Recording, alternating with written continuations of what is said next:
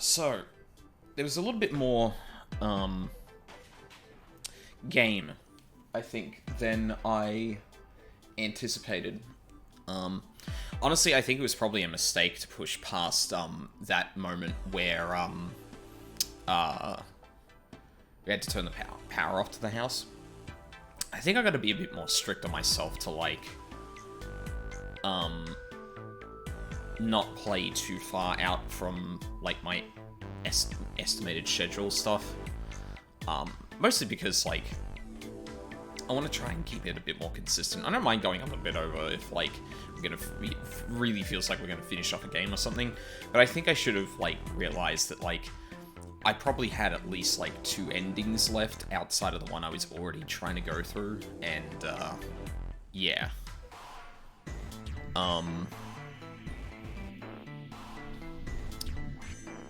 That was kind of a mistake. So, like, today's stream might, like, be a little shorter. I don't know how much, I don't know how much there is in each of the endings going forward. So, it definitely seemed like, one thing I could check to basically figure out how much time I had left with the game, was Memories of the Escape, which gives you, all of the, escape room puzzles. And I noticed that there are 2 that are missing. And I haven't gone through what I believe are 2 paths. Like, if I were to guess, I think there's something past the coffin, part of the flowchart. So there is still, like, a decent amount of game left, and probably a lot of dialogue and me talking and stuff. Yeah, but I think going forward I need to be a little bit more strict on, like, am I going to finish the game within the next half hour? Yes, no. Then throw it into the next day I do it. A little bit different on a Sunday when I can kind of, like, bookend it on the weekend, but, yeah. So, we have another, top to bottom, we have another,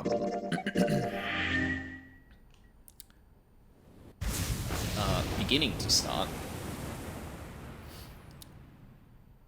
And then I'll talk about, like, what I'm gonna plan, which endings I'm gonna do, in what order. Yeah, loud noise, thank you. Huh? Oh, that's the wrong button. So, we're gonna do this one first, which I can basically jump to right now. I think what it's gonna do is probably, well, hell, I can, like, jump to here to make sure it, like, I don't go down, unlocking the white keys, and then hit here, and that should be fine. You can see what happens. And then after that, we will obviously be going to the coffin. So, I think the best way to do this is to go here.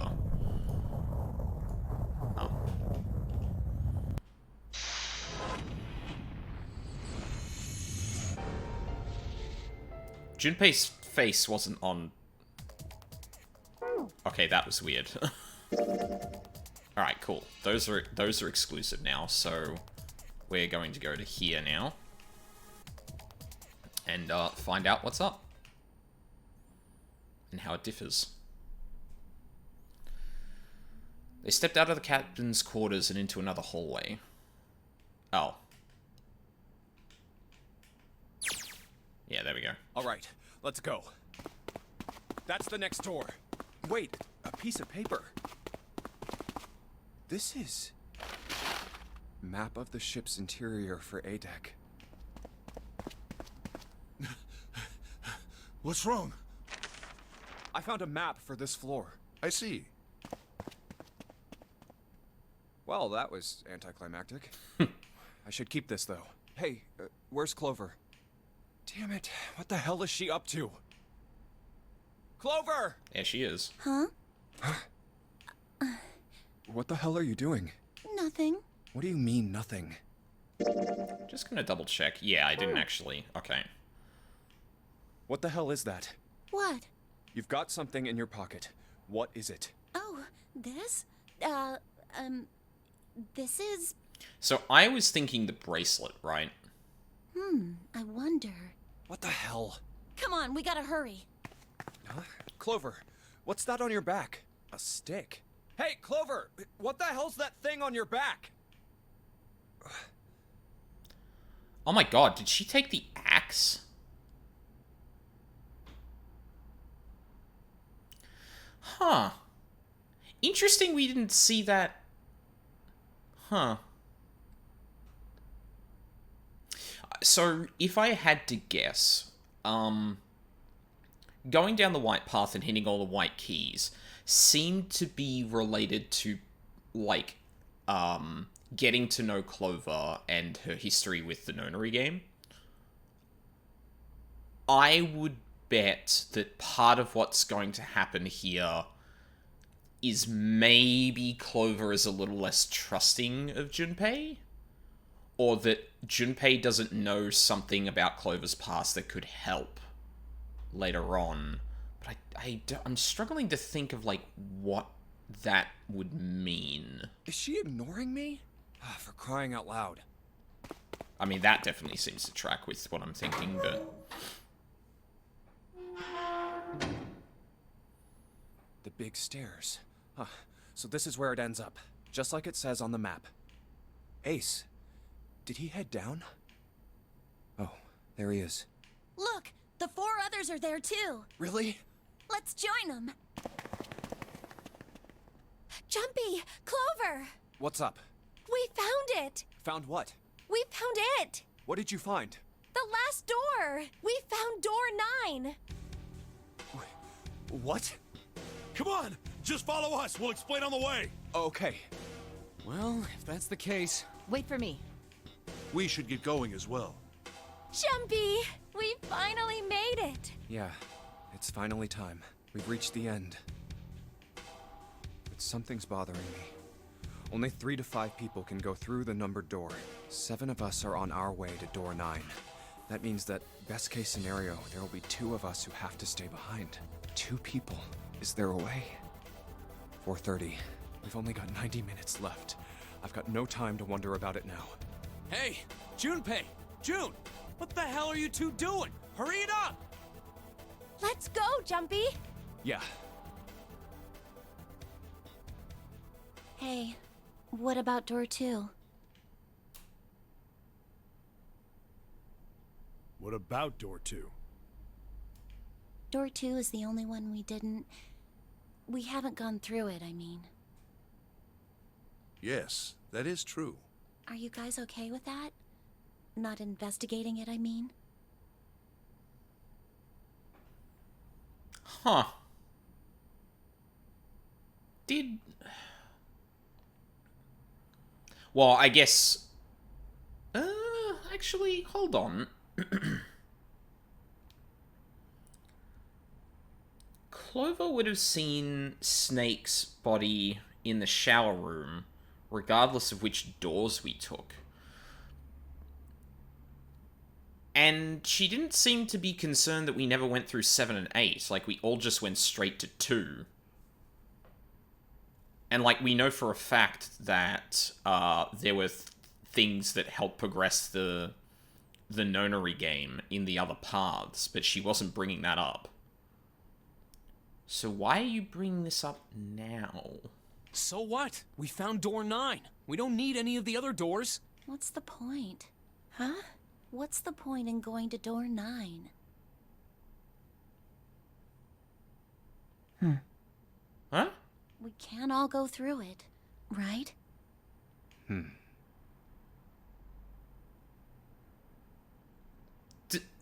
Wait, hold on. They've been to the room with the 2 door 9s.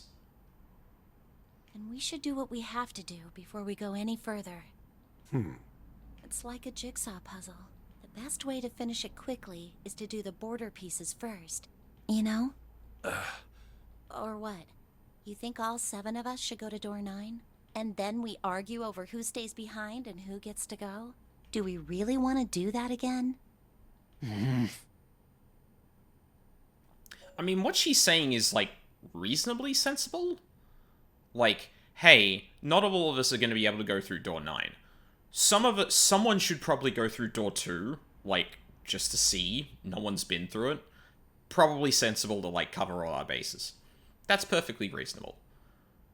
A, doesn't everyone who saw the 9 door know that there are 2 doors there? B,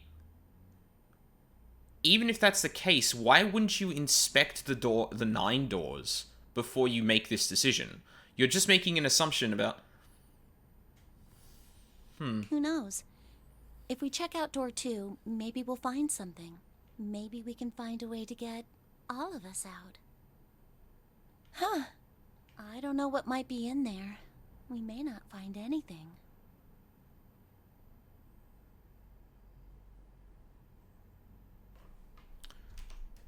I don't have my notepad up.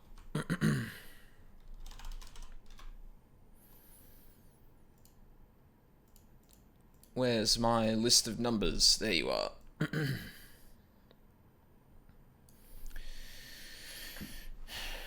So, I am going to work off the assumption here that Clover has taken the Zero bracelet. I think it would be dumb not to. Especially because she's somewhat familiar with the Nonary game. I feel like seeing... Well, oh shit, but the Zero bracelet doesn't actually output 0. But but nobody knows that yet. Because it outputs a 6. I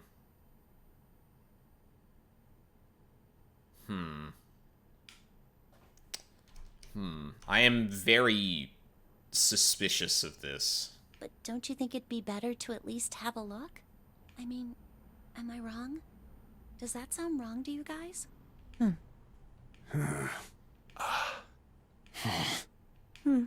Yeah, you do have a point. The last time I checked the clock, it was 4:30. It's not like we've got a lot of time, but if we're quick about it, we might have time to take a look. You're right. Let's go take a look at door 2.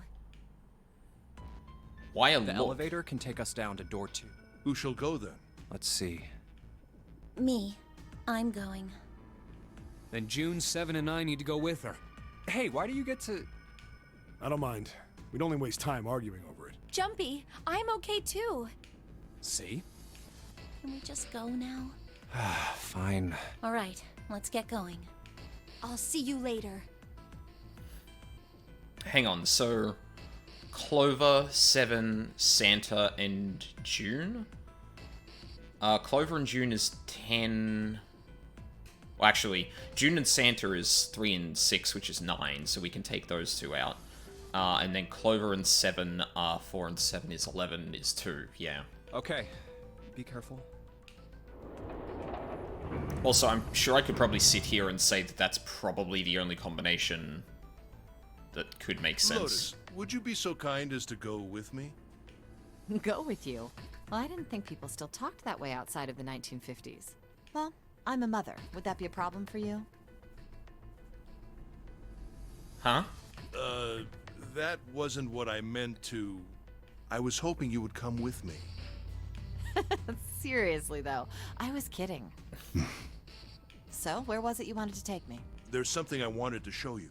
Hey man, what the hell? I'm not important enough? Well, it's not like that. Once I've shown Lotus, I'll show you. Really? Of course. Fine. Do whatever you want. Thanks, Junpei. Are you coming, Lotus? Fine. Doesn't look like they're going to be back anytime soon. I might as well go and see whatever it is you think is so important. Thank you. Well then, shall we go?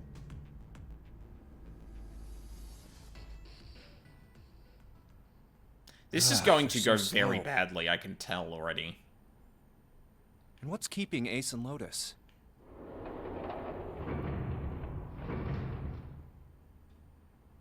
Clover! I guess you're the first one back. Where's everybody else? What happened? Where are Ace and Lotus? Oh, Ace said he wanted to show Lotus something, so they went into that hallway. Oh, then they went over there? Yeah, I think so. So where are June, Santa, and 7? Why aren't they with you? You really want to know?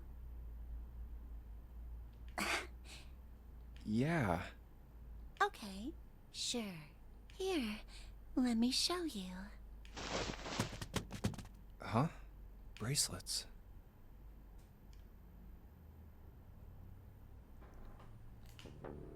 Oh my god.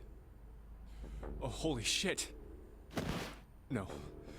No way. No way. This has got to be some kind of joke. This can't be real.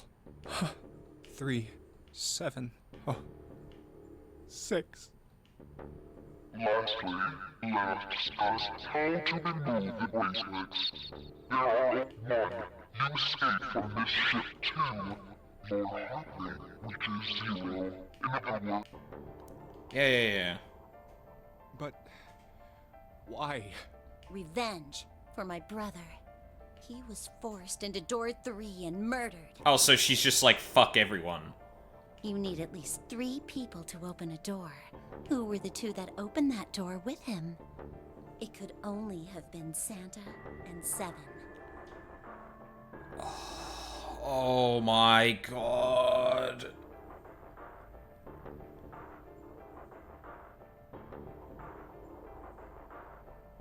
That's why she wanted to go through door 2. Because one of the only combinations that would work in that situation involves Santa and 7. Also, holy fuck! How the fuck did Clover manage to kill 7? That's why I killed them. Why? Why June? Why did you kill June? Because she tried to protect them. She was in my way.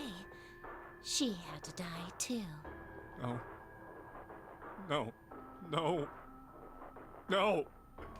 Hey, Junpei.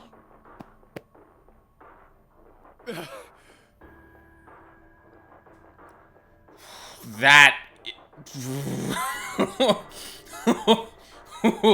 Ooh, that's a fucking sprite. Let's go. Huh? Let's get out of here. Let's leave this ship.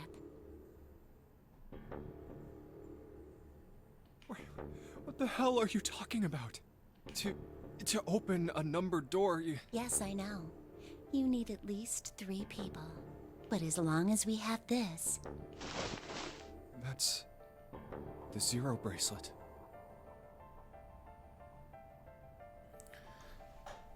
Okay, look. I don't think it's unrealistic to think that Clover is so stricken with grief that she wouldn't have thought of this. If you can just open it with the bracelet, isn't it not possible that someone... Well, actually, Clover may not be aware that the 9 bracelet is still accessible.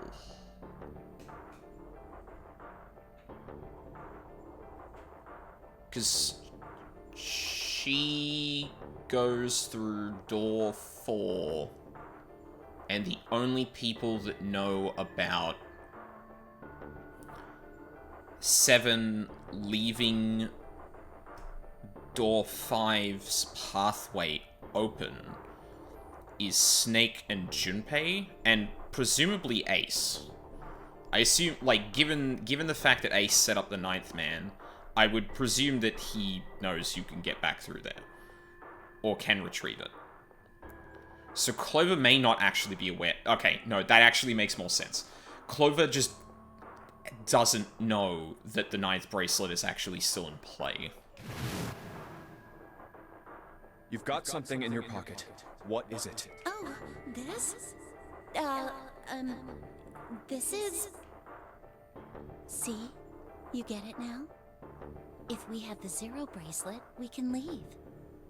You and I can open door 9 with just the 2 of us. See? So let's go. Come on. Hurry up.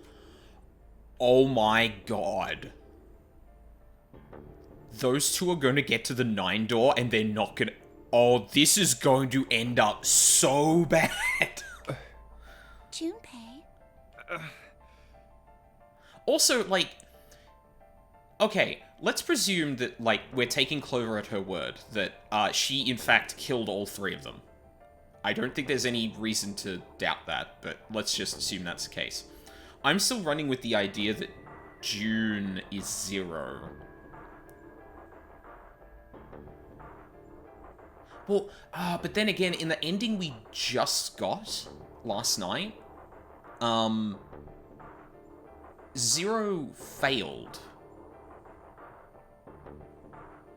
So maybe this isn't a situation where, like, Zero always has all the answers, but, like, no, this is actually kind of going down to chance.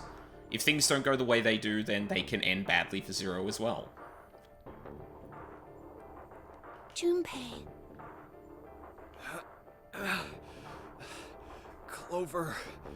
Yeah?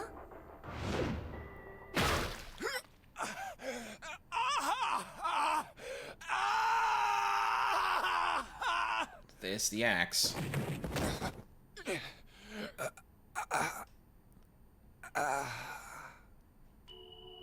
Thanks, Junpei.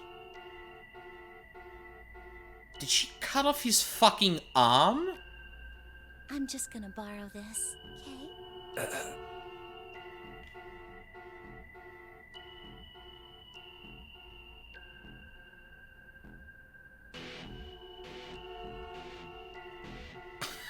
Whoa!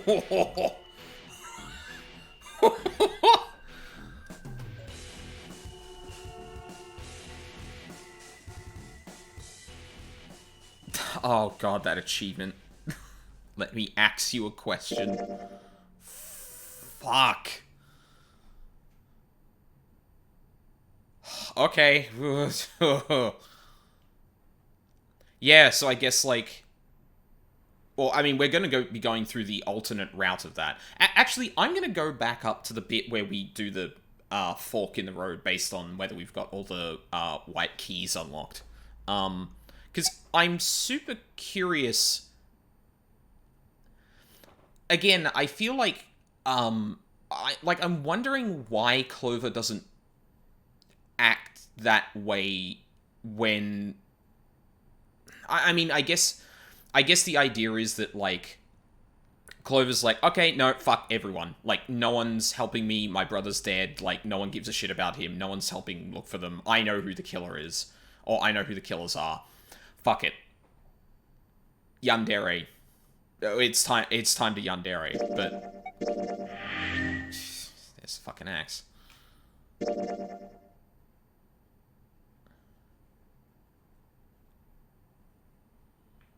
God damn.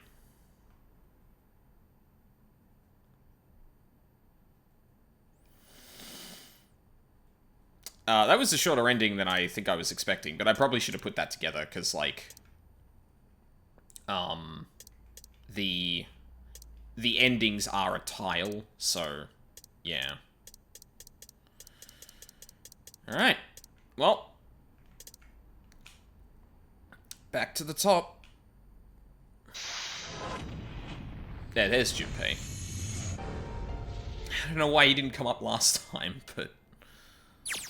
There you go. Oh, this is the menu music. Alright. So we got the keys there. So we'll go to the operating room next, grab those as well.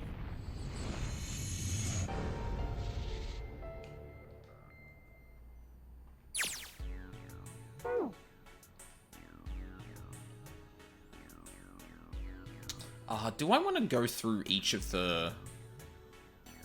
I mean, I think I went through them last time, honestly, so, like, I was wondering if I should go back and remind myself what all the white keys are, but, like, it's pretty much all the conversations we have with Clover, so, like, it's not, it's honestly probably not, worth reminding myself, because, yeah. Okay, so we're gonna do this again, but now with the thing unlocked. Alright, let's go. That's the next door. Wait, a piece of paper. Yeah, we still do this where we find the map and then Ace is like, oh, cool, and then runs off. Map of the ship's interior for A-Deck.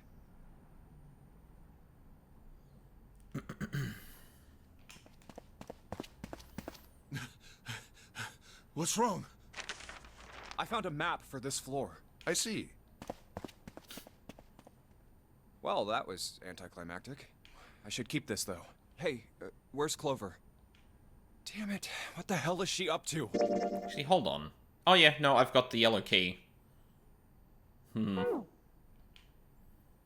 Clover! Huh? What the hell are you doing? Nothing. What do you mean, nothing?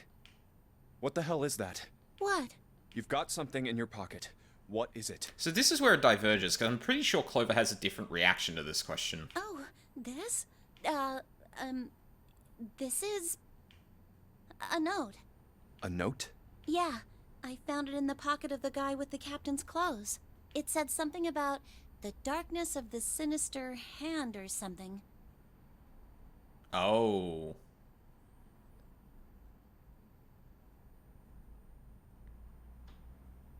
Huh.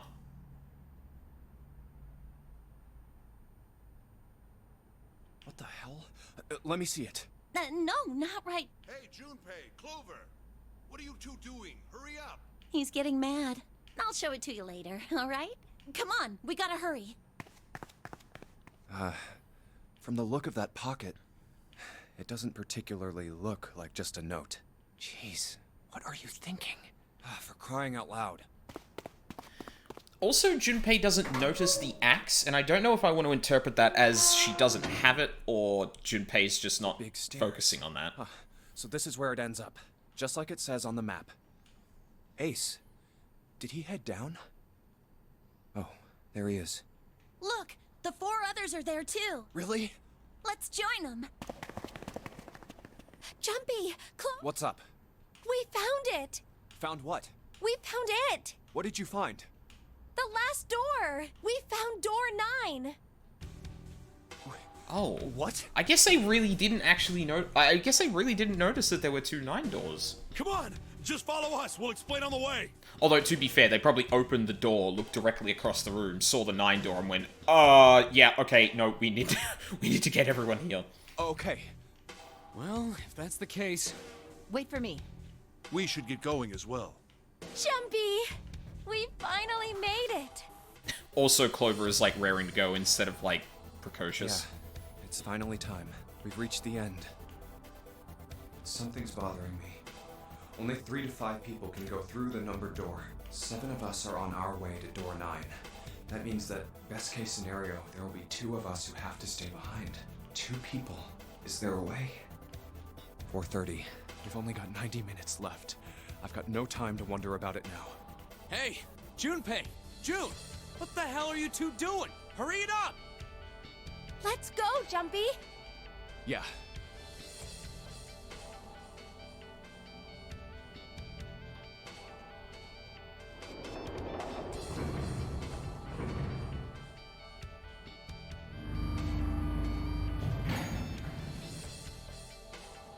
I know I told you I'd explain it earlier, but honestly, there ain't much to explain. After we split off from you guys, the 4 of us got into the elevator on the left, and that took us to the other side of the grate. After that, we headed down another hallway. It took us toward the bow, and eventually to the number 6 that you two found earlier. We opened it and kept going. There was another locked door behind it, like usual, but this time we had to complete 2 different areas before we could unlock it. Once we were through that door, there was another hallway that went the other direction, toward the stern. So, on your way, you found the elevator. That's right. So, in other words, you kinda did a lap, huh? You came from that side to this side. Yeah, So, where's the number 9 door? over here. Follow me.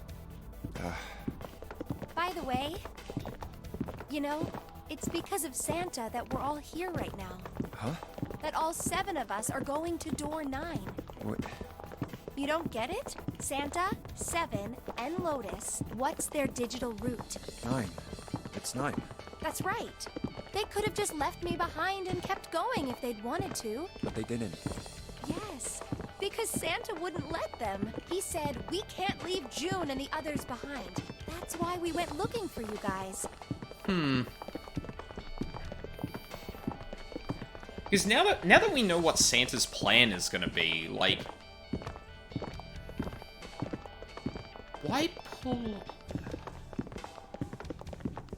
Why specifically go back to get everyone before pulling the gun to force everyone through the 9 door? And then you got on the elevator and went back to the central staircase. That's right. Well, I wouldn't have called that one. that Santa would be the one to stick up for you. Oh, don't get me wrong. I don't mean that Seven and Lotus said they wanted to leave me behind. We were just talking about it, and Santa objected to it first. Is that so? We're here. So, is this... Yeah. There's no other place for us to go. Nope. Just look around. There's a big old iron wall at the end of the hallway. The other hallways on the left and right are blocked by metal grates. I see. All right, let's get moving. Oh. No way. The 9 door. We're finally here. No doubt about it. This is door 9. Oh, finally! This is the last... Junpei, look behind you. Behind? What? Why? A door and a 9. There's another one? Hey, what the hell? What the hell is going on here? There's a red there too. That means... And of course it won't open. But why?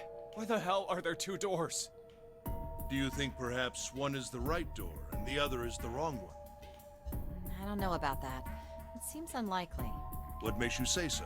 Well, think about all the rooms we've been through so far. They're full of puzzles, but there are always hints about how to solve them. I'm pretty sure there aren't any rooms where we just had to go with our best guess and leave it to instinct to solve the puzzle. Do you... Oh, for fuck's sake.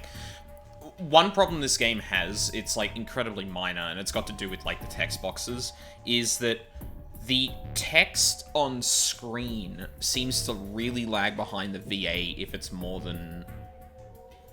if it's over more than like 2 lines.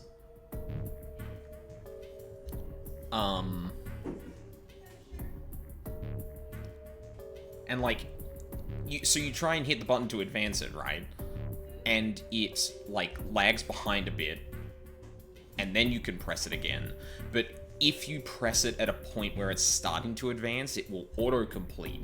And then if you hit it again, or sorry, it'll autocomplete and move to the next set of text. And then if you hit it again, it just auto-advances. And if there are multiple lines, it cuts off the entire line, where it doesn't do that for just a 2-line thing. It's like, that's like a kind of like polish thing, but Jesus, is it annoying. Then you're saying there's some sort of hint in this room? No, I don't think there's a hint anywhere in here. I searched it very well when I was in here before. I didn't find anything that might have been a hint, though. If you searched this room before, why didn't you say there were 2 9 doors? Well then, that means...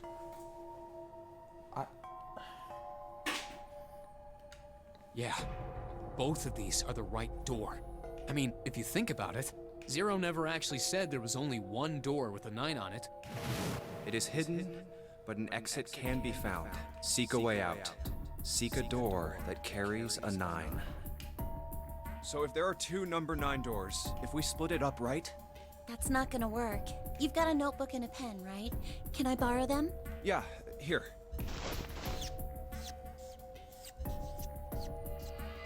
Look at this.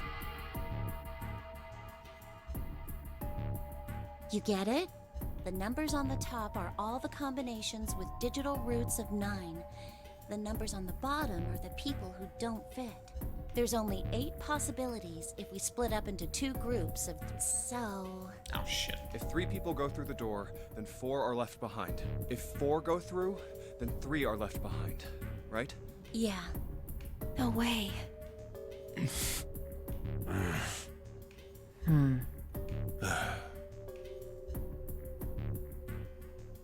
Come to think of it, what is this room? It looks like it's set up for some kind of ceremony, but what kind? Is that an altar? A coffin? No, it couldn't possibly be. Okay, I give up. I give up. I figured if we sat around here long enough, someone would volunteer. But I guess nobody's got the guts to do it. What are you talking about? What? You guys didn't figure it out yet?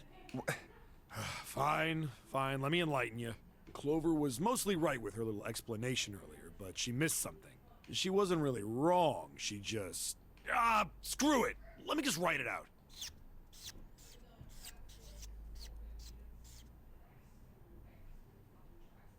If you're trying to leave with a group of 3 and a group of 4 and get everybody out, Clover's right. But there's another way. Only one combination, though. If you split us up into groups of 3, 3, and 1, you can make this combination. Wait, this means... Don't get me wrong here, I'm not trying to copy Ace or anything like that. Even if he hadn't been the hero back in the big hospital room, I'd still be saying the same thing. The same thing? Are you saying? Yeah, I am. I'll stay behind.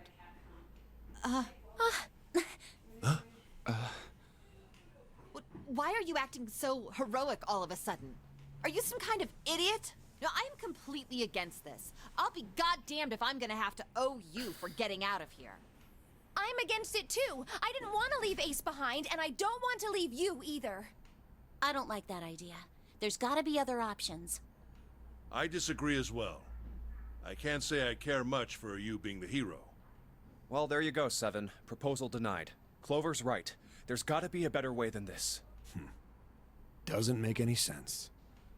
Whoa, hold on a minute. I haven't said anything yet. Are you... agreeing? You want to leave him here? Nah, I'm against it. I don't want to leave Seven here alone. Then I don't see how it matters. I said alone. Huh? I said I don't want to leave Seven alone. What the hell are you... What? You don't get it? I can't leave just one person. I need 2 more.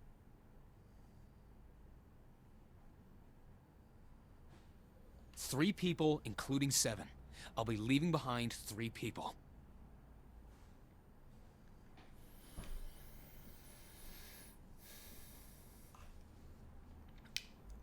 I feel like Santa knows something, but I can't for the life of me think what that might be. That's my proposal.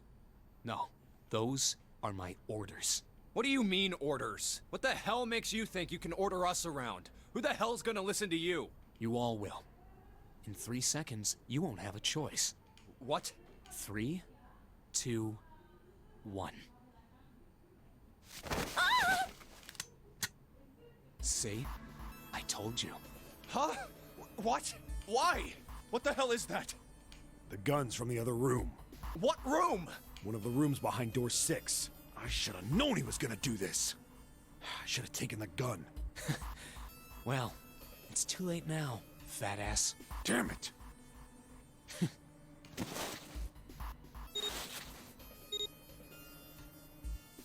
Now, time for you to start following my orders.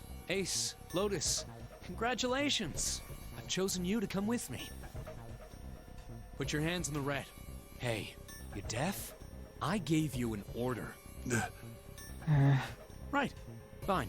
I didn't want to waste any bullets, but you guys just don't get it. Ha! He's got 5 left. He really shot it? But why? Santa, why are you Santa? I thought you were one of us. I thought we were friends. What? You knew about the leaf words and the 4-leaf clover. What the hell is that shit? I've got no idea. You're lying. Shut up! Just shut up! You stupid bitch! You want me to put a bullet in your fucking head? Santa. Alright, assholes. What are you still standing there for? Get over here and scan those bracelets. I don't have all day. Oh, what's the matter? Your hearing's starting to go? Going senile, maybe?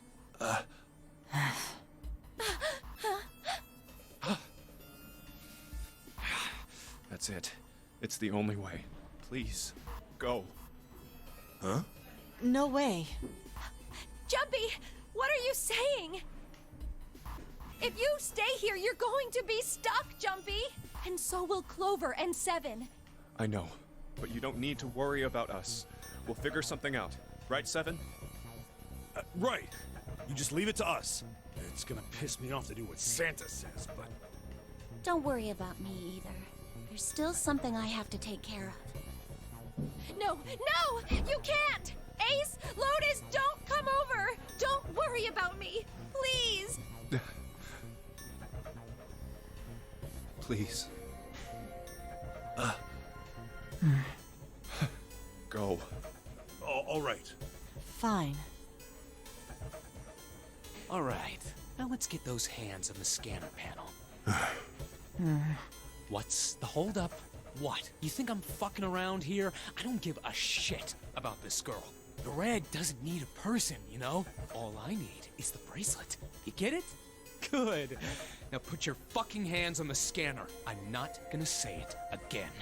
Fine.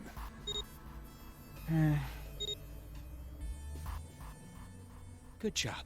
Now, Lotus, pull that lever. Soon as the door opens, you get your ass in there. Try anything stupid, and you know what happens, right? Damn it.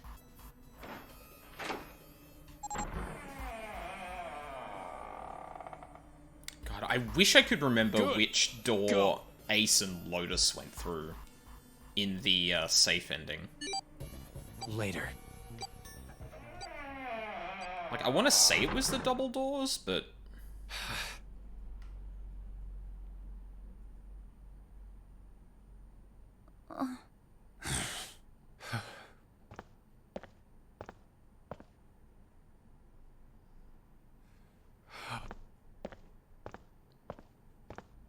Actually, no, maybe it was the single door. June. So, what do you want to do, Junpei? What do you mean, what do I want to do? What can we do?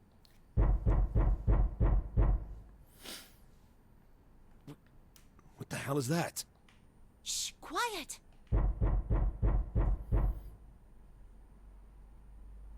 Where is it coming from? I like that it panned to the fucking, the hole in the ground from the gunshot.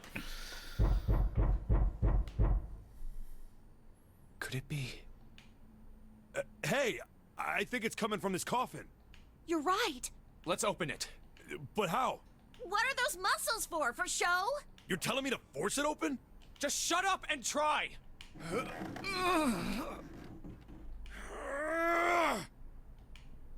Damn it! Man, it won't even budge. Not another one. Yeah, looks like it. Do you think we have to put in the right password or it won't open? I think so. Whoever or whatever's inside this thing wants out. And now. I know that. But how? Without a passcode, I don't think there's much we can do. Isn't there a hint somewhere? Well, let's look for one. Ugh, there's nothing here. Not making this easy, are they?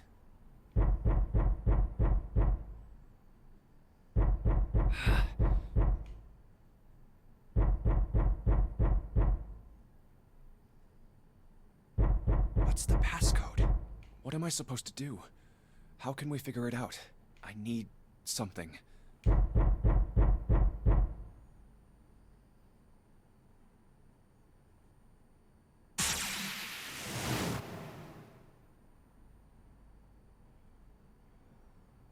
Truth had gone, truth had gone, and truth had gone. Ah, now truth is asleep in the darkness of the sinister hand. Wait, what? What the hell was that? That voice? Huh? What? Well, there it is. What's up? Huh? Oh, nothing. Press the buttons. Right, left, right, left, right, left.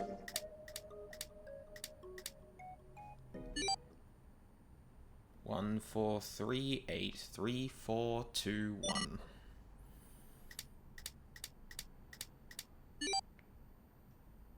One, 4, 3, 8, 3, 4, 2, 1.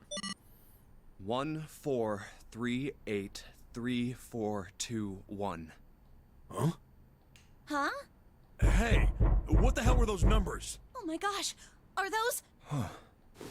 1, 4, 3, 8, 3, 4, 2, 1. 1, 4, 3, 8, 3, 4, 2, 1.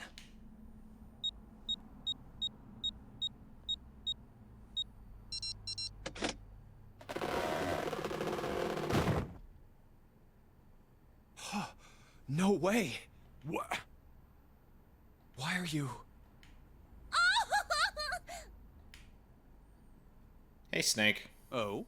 Is that you, Clover? I apologize for worrying you. Snake! You?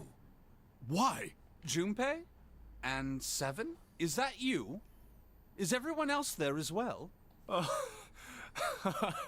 Jeez. You're back! Aw. Gently now. My body's still a little weak. Oh, you're back! Snake, you take 5 bullets. You take like an entire revolver's worth of fucking bullets to the chest. I think you're gonna be fine. You're back! You're really here! You're back! So, I want to pause here because the game. So there are 2 possible explanations for what just happened in terms of Junpei, like, suddenly having inspiration and understanding. Well, actually, hang on. He doesn't even know about the... He doesn't know about the note that Clover has, right?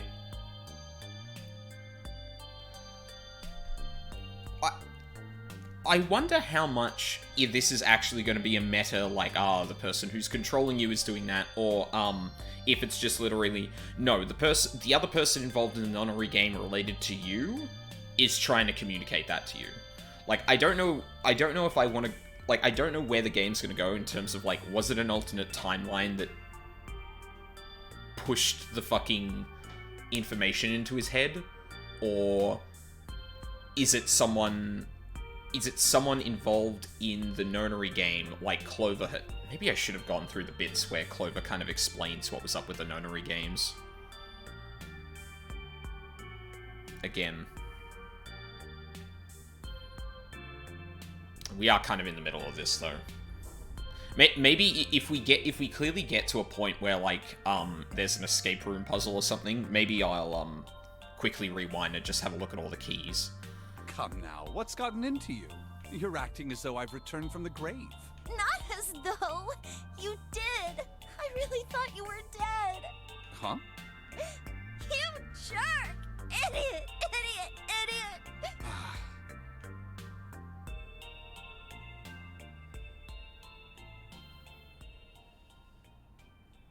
I see. I believe I understand things rather well now, thank you. In the shower room, there is a dead body wearing my clothes. Because of that, you thought that I was dead, correct? Yeah. You also discovered a corpse in the captain's quarters, and Santa turned on you here, in this room. Do I have it straight? Well, the dead body in the captain's quarters is a surprise. Sorry, there wasn't a good time to tell you. Don't worry about it. Well then, I've got a pretty decent idea of what happened while I was indisposed, but it's still something of a mystery who did all this, and why. Holy shit!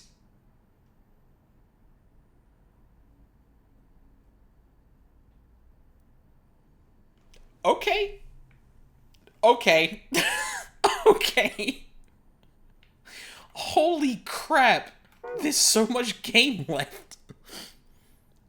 The corpse in the shower room that looked like me, and the corpse in the captain's quarters. Why were they killed in the way they were? You don't know? No. Why would I? The guy in the shower room. We don't know who he is, so let's just call him Mr. X. Anyway, this Mr. X is wearing Snake's clothes. Gonna give it to you. Sorry, I have to. Is it? Yeah. I love that emote. But you're wearing some kind of weird robes. That means someone took your clothes and put them on Mr. X. We need to figure out who that was. I apologize, but I have no idea who might have done this to me. I only just now woke up. I was unconscious during all the events you just described to me. They must have undressed me and changed my clothes during that time. When were you knocked out? When we split up to look for the red. Where did they get you? Do you remember? It was a small room in one of the hallways on C deck. What happened? The same thing that happened to every one of us when we were abducted. A canister releasing some sort of gas was thrown into the room. I believe the gas is some sort of incapacitating agent. Then that means it was Zero. Looks that way, huh? There's nothing else I have to tell you. When I woke up, I was in this coffin. Why? Why did Zero make Mr. X wear Snake's clothes? How would that benefit Zero? I don't get it. What the hell does any of it mean? And I have no idea how I got the passcode for the coffin either. Truth had gone, and truth had gone. Where did those words come from?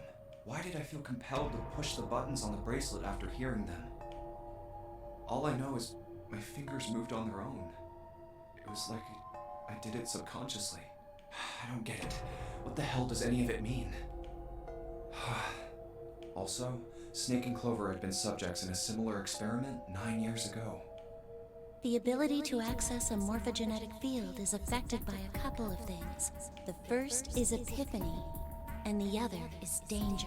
And someone did actually die. A girl. Her name was... There had been another experiment conducted on this same ship 9 years ago, and a girl had died during it. Morphogenetic field theory. The two murders. Switching clothes. The nonary game.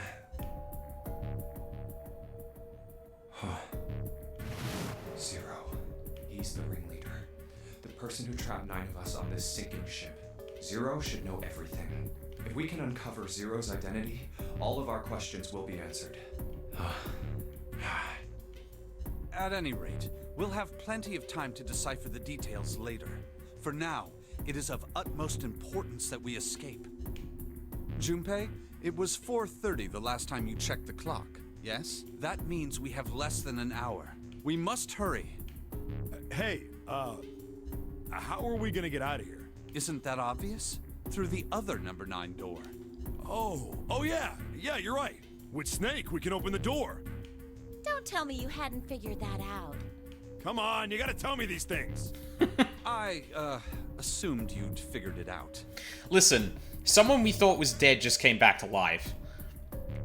I think you can give Seven some leeway of not thinking about the numbers right now. Forget it. Let's just get going.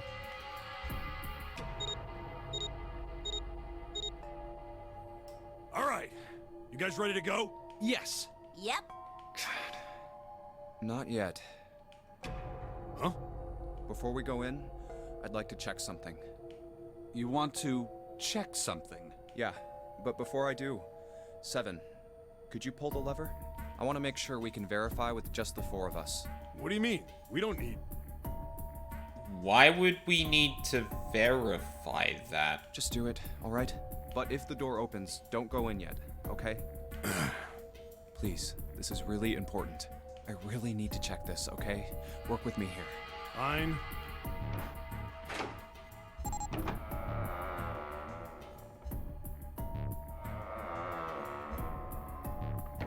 That was a little less than 9 seconds, but... All right.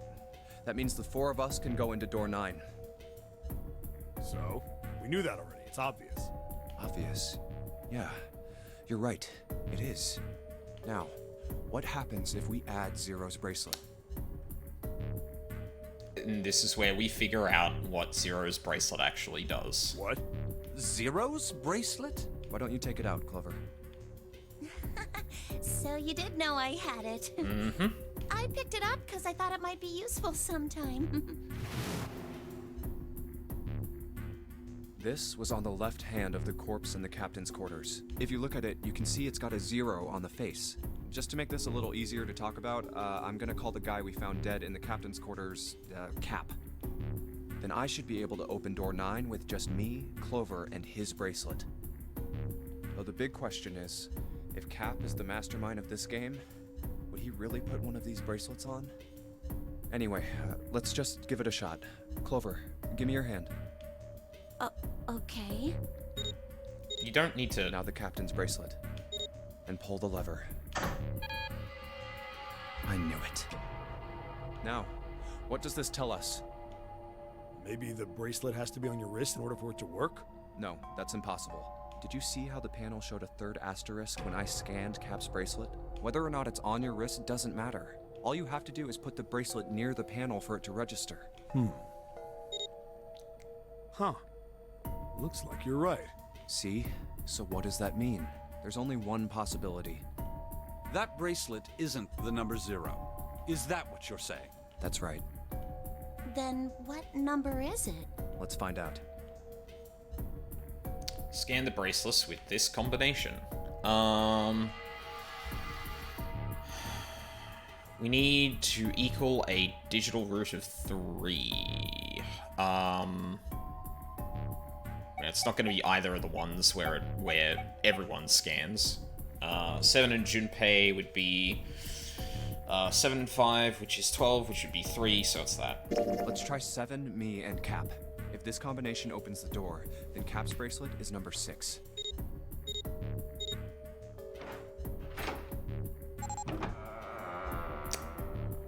Yep. Hey, it opened! The door opened! What? Why? What does that mean?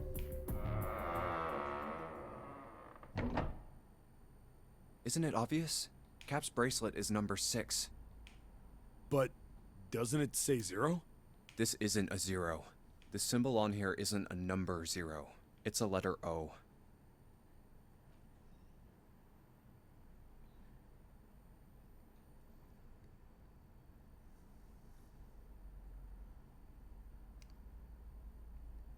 Okay. Oh. Whoa, wait a minute. I don't get it. I mean, we figured out that Cap's bracelet is 6, right? Yeah. Does that mean there are 2 people with 6s? There is most likely only one person with a 6. But I don't get it. What about June? Well, this is only an educated guess, but I think June's number was never 6 to begin with.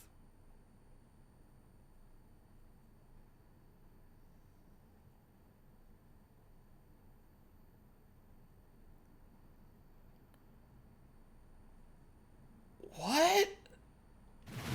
Her bracelet was flipped. Oh, shut the fuck up. Oh my god, that's actually good. Oh my god, that's really good. She actually had the number 9. Holy fuck. Wait, does that... Oh god, I almost want to go back through the path we came and figure out which doors June went in. Because 6 and 9 don't have the same effect on the digital root as other as each other. So if you tried to use June to open a door, well, I mean, here's a long shot. Maybe any door that June tries to open just opens to conceal that, maybe.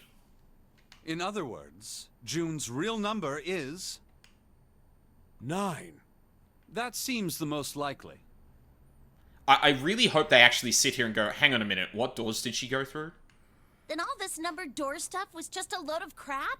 Why would you say that? Because if June is 9, then the numbers wouldn't match up. Thank you, Clover. Here, look. List of all the numbered doors June's gone through. Literally what I was talking about. I'll let you know what I'm writing, okay, Snake?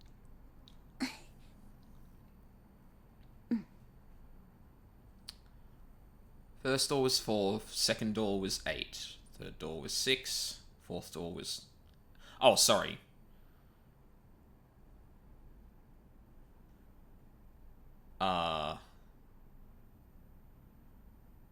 Wait, I'm confused.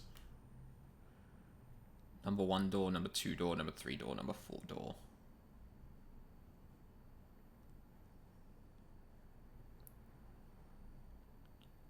And that's everything. I wrote down which door she went into and with whom.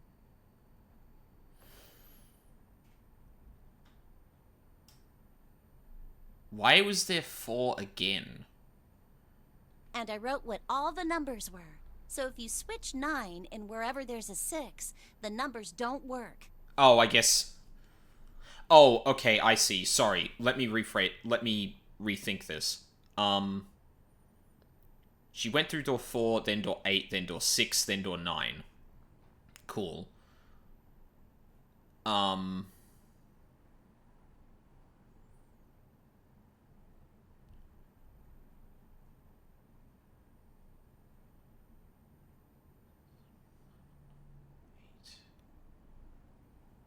No, wait, we didn't go through door... Oh, God, I'm confused now.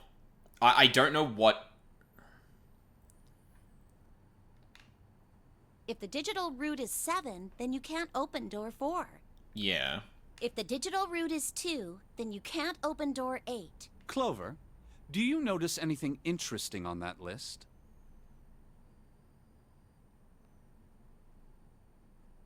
It's... Santa was always with her. What do you mean? You're talking about 3, right? 3? Santa's always in the room with her. That's what you're saying, isn't it? Yes, that's right. What about it? That's quite simple, really. You told me that the first time you came to this room, Santa was the first to refuse to leave June behind. Because maybe his bracelet doesn't have his number either. Now, doesn't that beg the question why? Why would Santa do such a thing? The answer is easy. Because Santa can't open door 9 with only 7 and Lotus. Of course, there's only one reason for that. His number isn't actually 3. Santa's real number, 7? Would you be so kind as to modify my sister's equations? Yeah, sure. This is what you were getting at, right, Snake?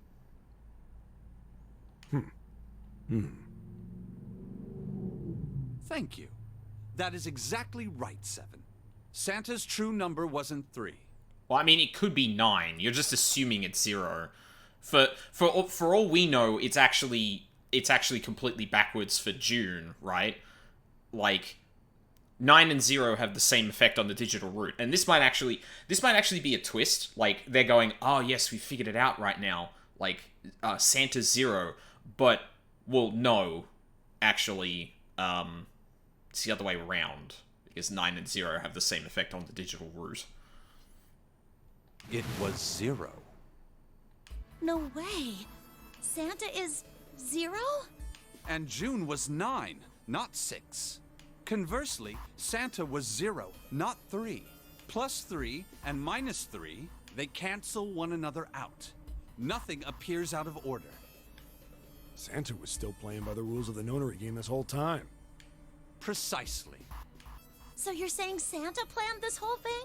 I'm not sure if he acted alone or not, but I think it is safe to conclude that he is 0, if my hypothesis is correct. Snake's hypothesis. Something doesn't seem right. June's bracelet being flipped. Even if that were possible, that would mean there are 2 number 9 bracelets. And if that's the case... All right, that's enough talking. Let's go. It's high time we went through that door.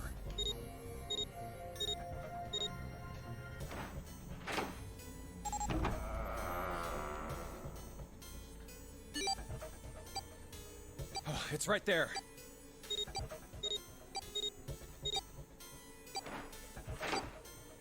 Oh. All right, let's keep going. I think these stairs go to the bottom deck. Looks dry. Let's head down. Hey, it's a... This is the Neptune symbol. There must be a key around here somewhere. Neptune key. I only have the Uranus key card. It's a different planet. Plus, it's the wrong kind of key. Let's turn around and go back for now. Yeah. Hey, another door. And a card reader this time. It's the Uranus symbol. This is the place. Oh, shit.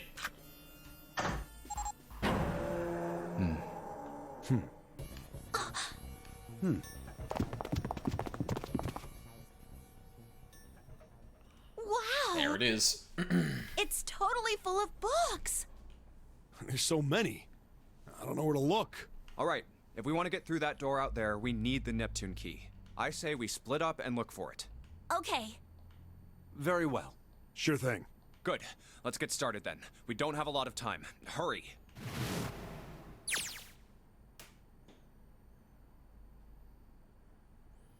Alice sleeps in a small chamber past the Forest of Knowledge. As he began his search for reasons he didn't fully understand, Junpei felt those particular words float through his mind.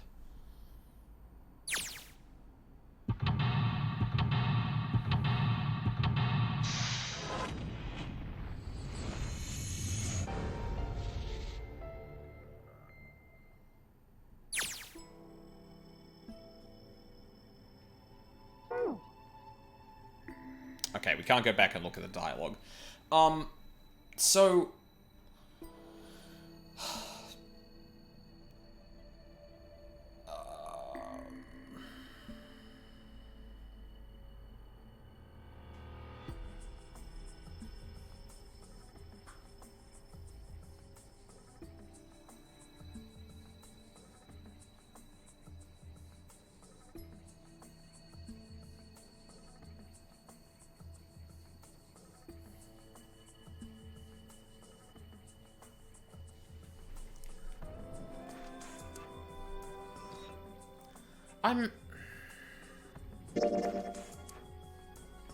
God, there's a long way to go.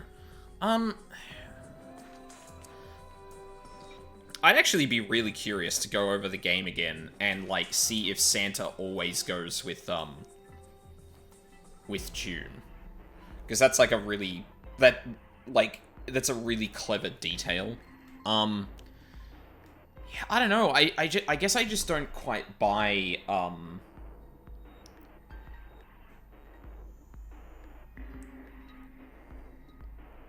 like, I think the theory is sound, right? If... Oh, God, I really wish I could remember... I don't know why it's not sticking out to me right now, but, like, I really wish I could remember what Junpei said about, like, the Zero bracelet. Or, sorry, the O bracelet.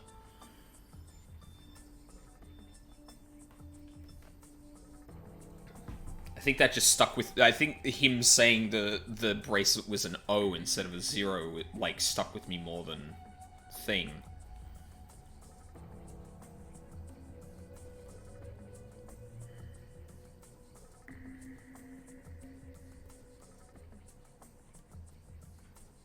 Like...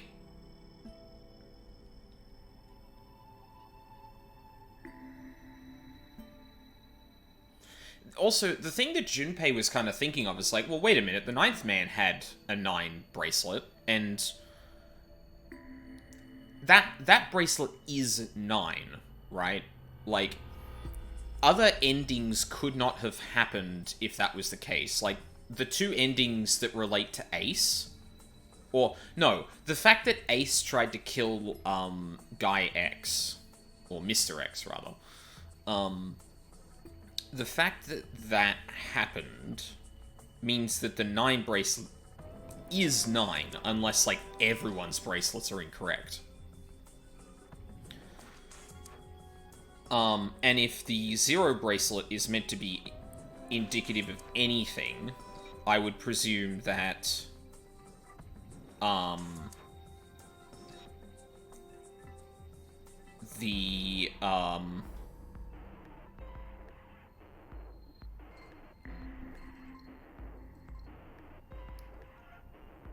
like, it returns a 6, which, like, my immediate guess would be that, well, then June's is a 0.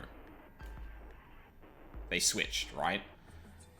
Now, it is true that Santa's bracelet has to be different if that is the case, right? But there's a couple of possibilities there. Both of their bracelets say 9, one of them says 0, one of them says 9, or both of them are 0. Like, for all we know, both of them are in on it.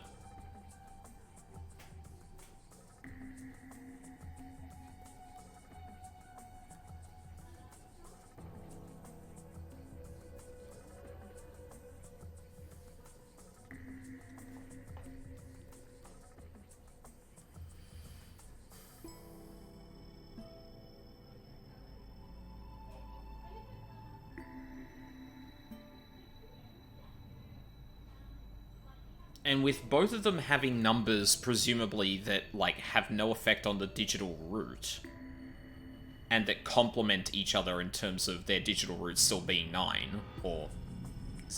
Well, hang on.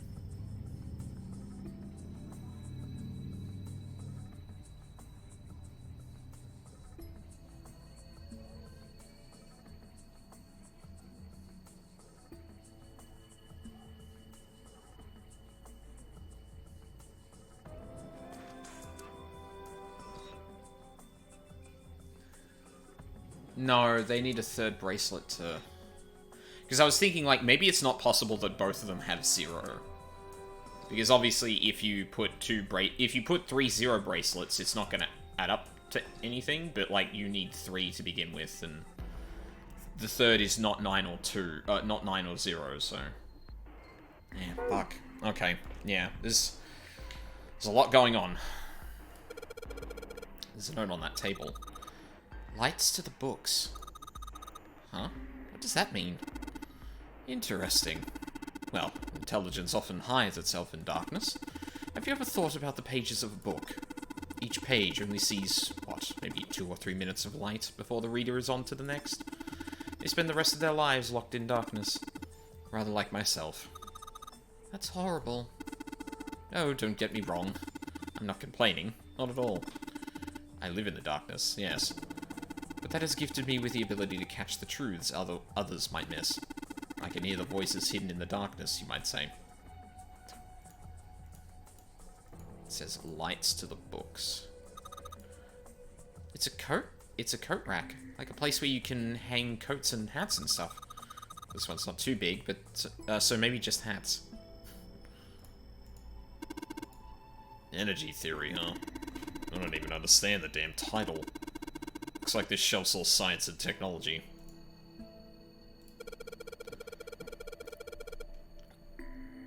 Teletemperation and telepathy. What the hell is this one about? Well, I know what telepathy is, but I've never heard of teletemperation. It refers to having the ability to travel through time. This one says the golden rabbit and the moon on it. Does that mean it's about a rabbit that lives on the moon? Rabbits are pretty cute, but what's the moon stuff about? It's talking about the Judas tree that is said to grow on the moon, according to the Chinese legend. Okay. Kitab al-Azif. Why does al-Azif seem familiar? Man, they've got some weird stuff here. Can't even pronounce this one. Who's that? Some famous guy? It's not a person's name. It's the name of a fictional book created by Abdul al-Hazred. Oh no! Oh god, I think that's actually a Persona thing.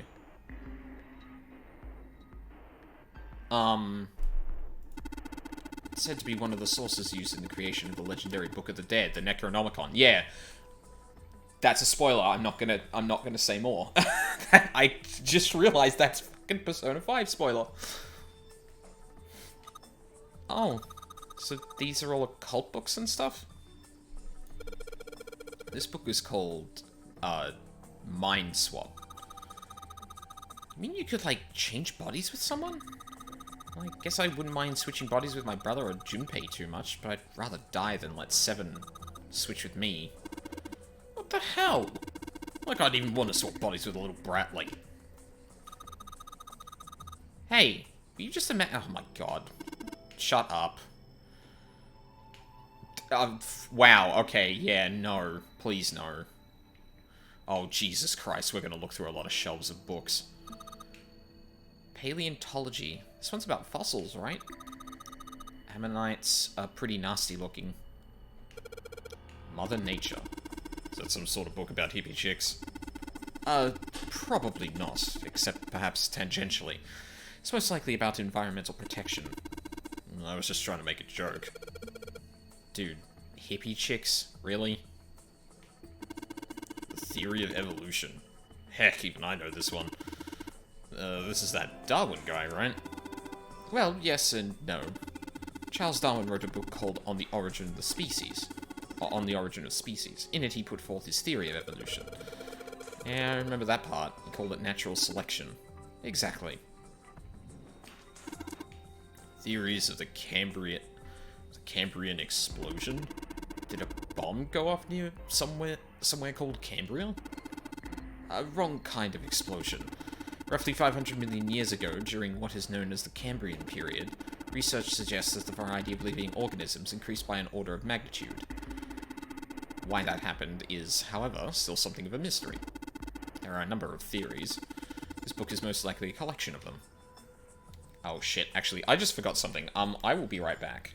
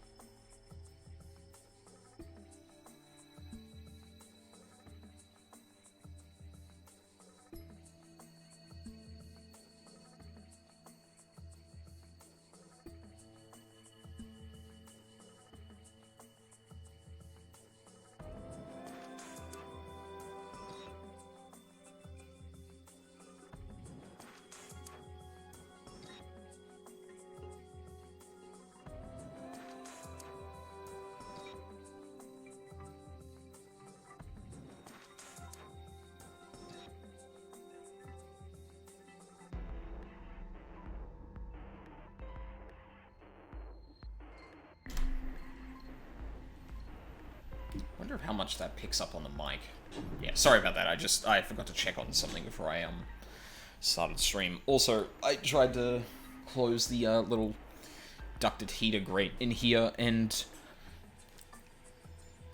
like it's making like a really high pitched noise. So I hope that doesn't pick up too much. Actually, you know what? I'm gonna really quickly unmute my mod view. My mod view.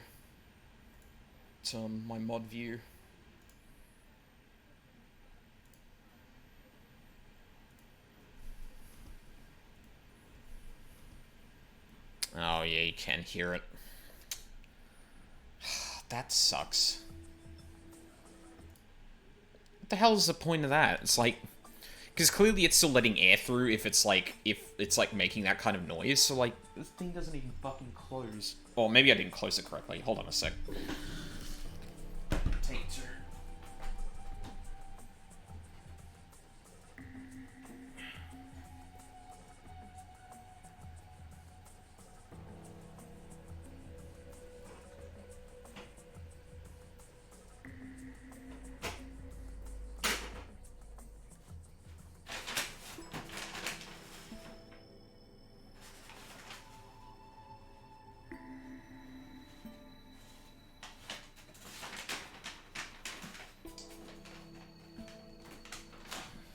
I'm just gonna walk it some other way. Hold on a sec.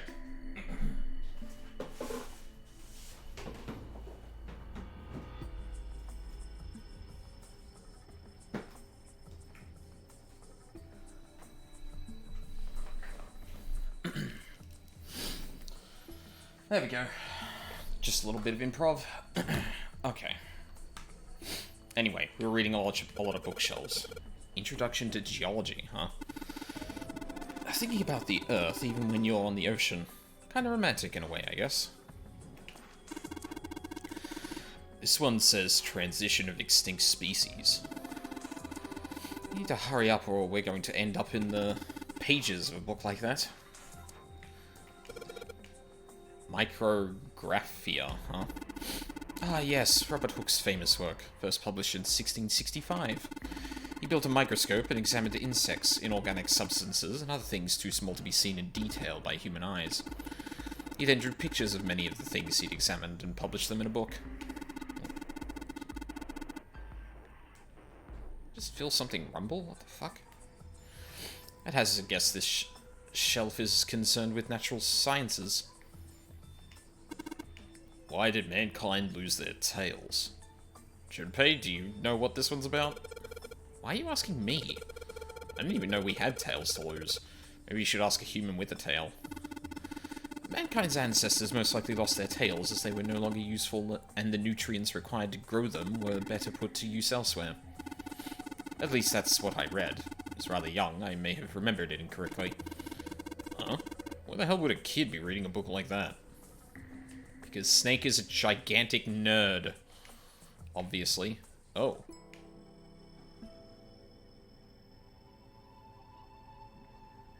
Huh. What's the deal with these titles? They're all just gibberish. Hey, what if we, like, switch them around? Switch them around? Yeah. If we move them around, maybe they'll spell something. Oh, I get it. Yeah. Heck, it's worth a shot. Okay.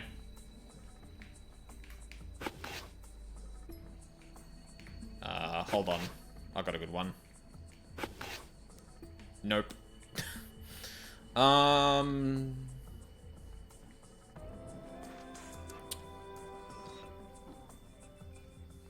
Oh, open is in the top there. Yeah, maybe that's just the only one.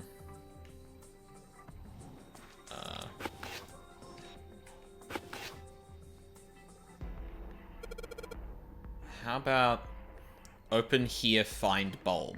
Oh. Literally. I was like, oh, is that going to be a clue? No. Here's bulb. It's like putting those books in the right order. Open this thing right up. That was a piece of cake. Hooray! You did it, Junpei. I guess that turned out well enough. Select the letters from the title spell. So the letters from the title spell out. Open here, find bulb. Powerful light bulb. Light bulb looks like it's brand new, and it's really big, so it'll make a lot of light. Yes, because that's how that works. A property value's going up out in space too these days. Yeah, guess times are tough for aliens too. This one says cosmic inflation. Oh, 7. Supersymmetric string theory and 10-dimensional space-time. They're just talking about superstring theory. It's a theory of reality where... How to explain? It says that all elements of the universe are governed by the vibrations and harmonics of tiny supersymmetric strings. I'd say that's a very literal description of what that is. What's this? An overview of conformal field theory. Ah, well, it's a theory that posits an invariant quantum field where conformal transformation can take place. Knock it off with this science voodoo stuff. You're trying to put me to sleep. Theory of general relativity. Huh. Oh, I know this one. That's Einstein, right? Quantum gravity. 7, do you have any idea what this is? How about you start by using real words? Then maybe we'll get somewhere. I don't think we can search up there. Cool. Okay. So I think that was all the quadrants I could look at. Yeah. For some reason we can closely examine the other ones, but... Okay, that was one screen. Oh my god. Automated robotic assembly line techniques. Huh. What's that? Some sort of comic book? Jeez, I guess boys really like that stuff, huh? No, you're thinking of a different sort of robot. This book is talking about automated machinery that's used to build things like cars. Communication and computer science, huh? That's a pretty generic title. To be honest, it's so vague I don't know what it might be about. Yeah, that's very, very, very vague. An overview of photochemistry. I think whoever set this up wanted to see us wanted us to see the cover, not the spine. Let's look at it, okay? Huh. Looks like there's a whole lot of space behind these books. Look, Junpei. I think there's something hidden behind the books. There certainly is. Oh god. Now that it's done this, now I have to look through all the fucking bookcases. I have to. What's that one called? It says Foundations of DNA and Genetic Engineering.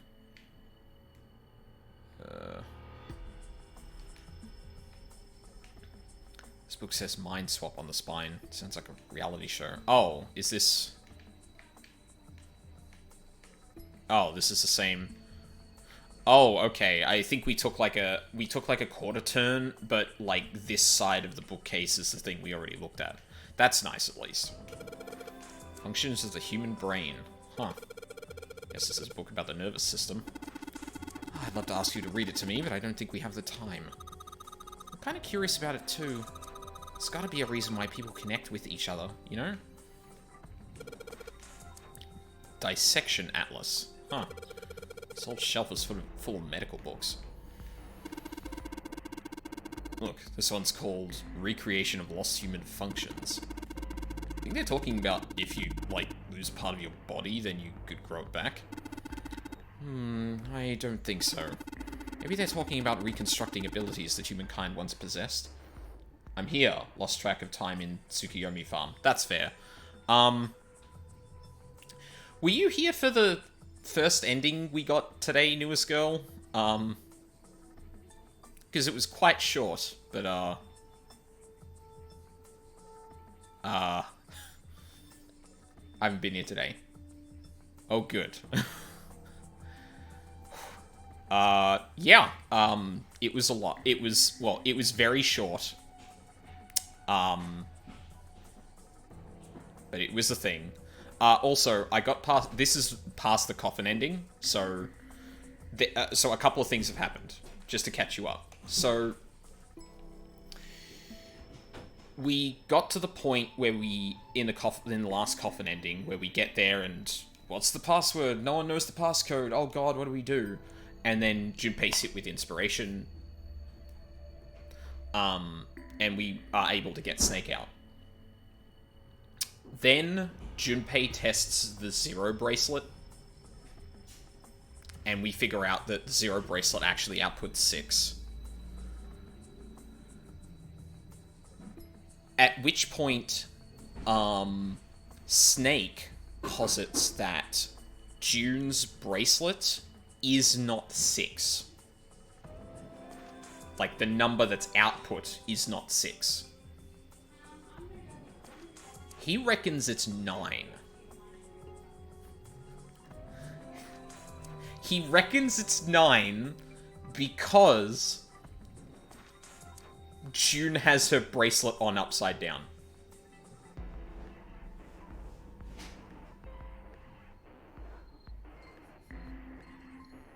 Now, whether that's a trick or not, we don't know. But there is something interesting to note about that. Because if her number is actually 9, then the door she went through doesn't make sense, right? Because, well, if we thought it was 6, and we went up to validate against a door, but it was actually 9, the digital route shouldn't work. Interestingly, though, every door that June goes through, Santa went through as well. So Snake posits that Santa's number is also not 3. He reckons it's 0.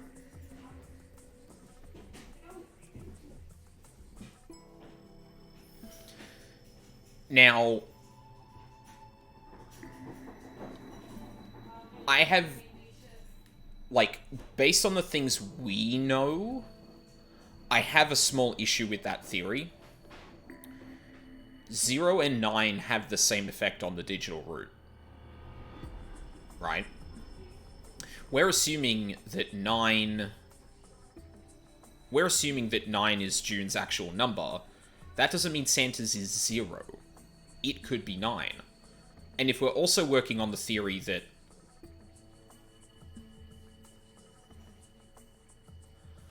Oh, fuck. Hold on. Something just occurred to me.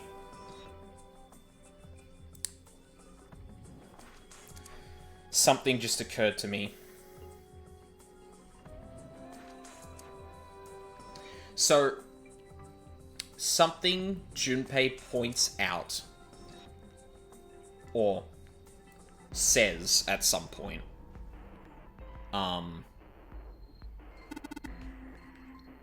you know what? I actually want to go back and look at that dialogue again. I know, I just went through it, but I honestly don't remember it because the 0 thing, the O thing threw me for a loop. No. I want to go back to the flowchart. I think it's here?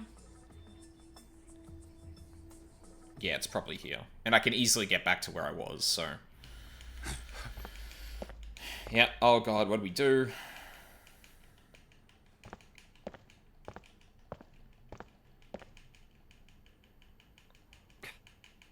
June. So, What do you mean?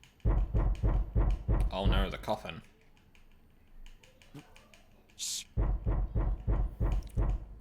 Because I actually want to hear this explanation again, and I'm really glad I can just go back through the thing. So, Could it be? hey, You're right. Let's open. What? you're telling... Just. Damn it! No. Yeah, Do you think we have... I think so. Whoever. I know that, but how? Without. Isn't there a hint? Well, let's look for... Ah, there's no... Not making this...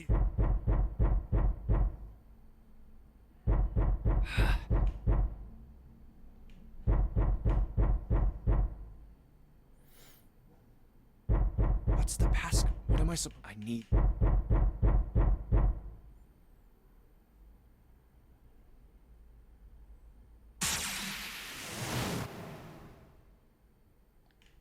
and this is where we get the information from our other What the hell was playthrough. that? That. What's up? Oh, nothing.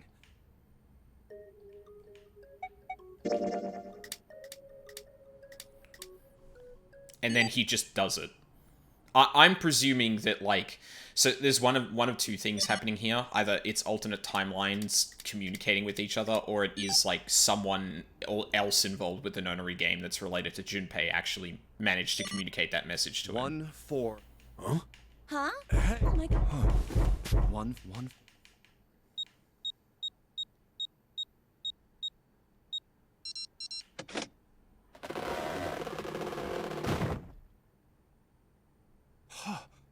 Why are you?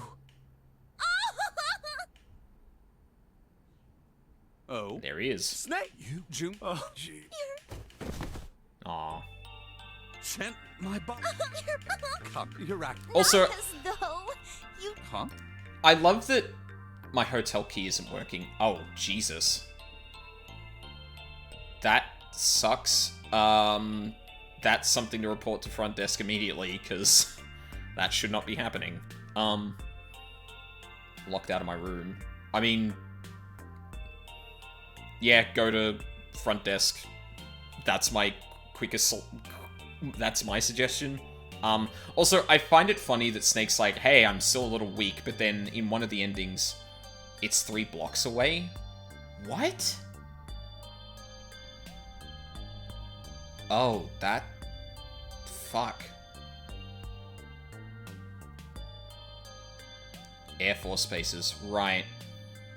Yeah, give them a call too, that's the other option. Also, hey Valk.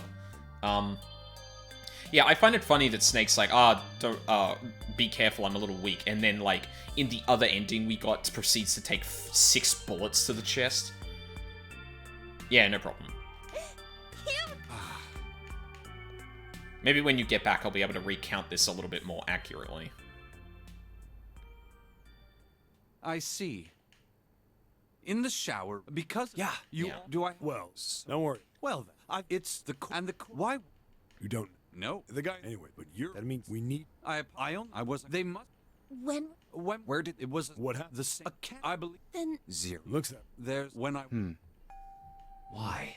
Why did Zero make Mr. X? How would that benefit Zero? I don't get it. And I have no idea how I got the passcode for the coffin either. Truth had gone.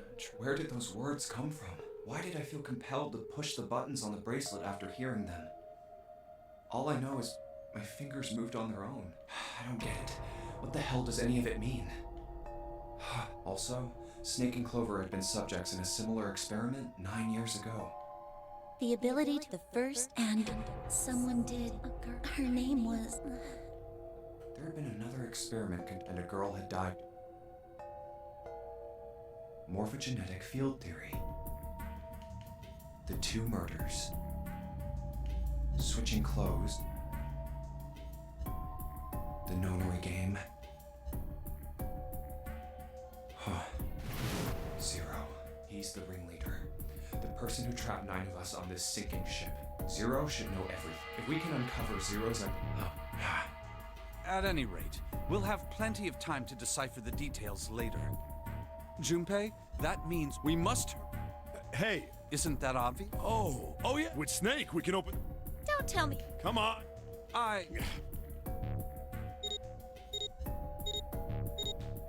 Okay, here we go. All right. You guys ready to go? Yes. Yep. Not yet. Huh? Before we go in, I'd like to check something. You want to check something? Yeah, but before I do, Seven, could you pull the lever? I want to make sure we can verify with just the 4 of us. What do you mean? We don't need... Just do it, but if the door opens, don't go in yet. Please, this is really important. I really need to check this, okay? Fine.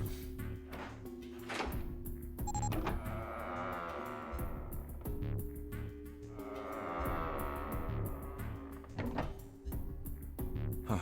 All right. That means the 4 of us can go into door 9.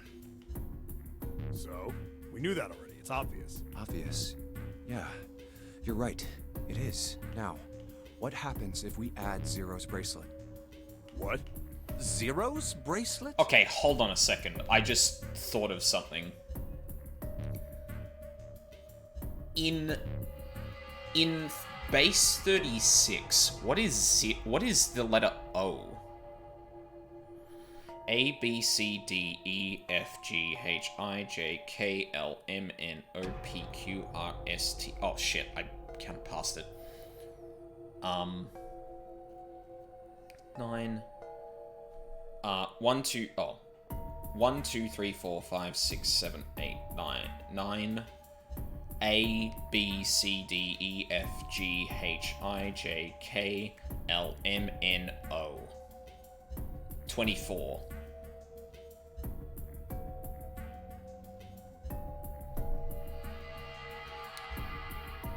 That has a digital root of 6.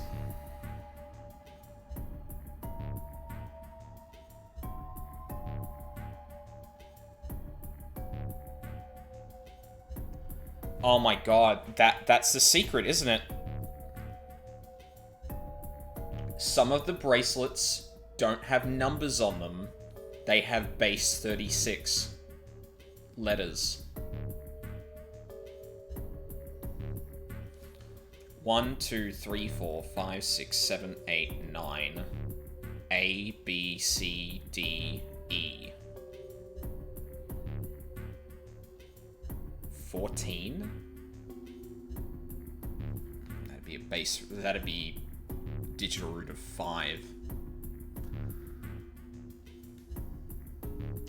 Because the thing I realized about Junpei pointing out that the bracelet was an O was that there could be other bracelets that are actually letters.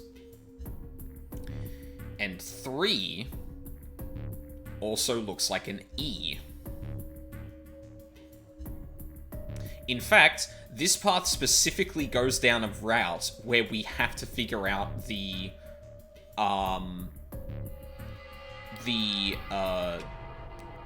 what each of the letters in 0 would be in base 36.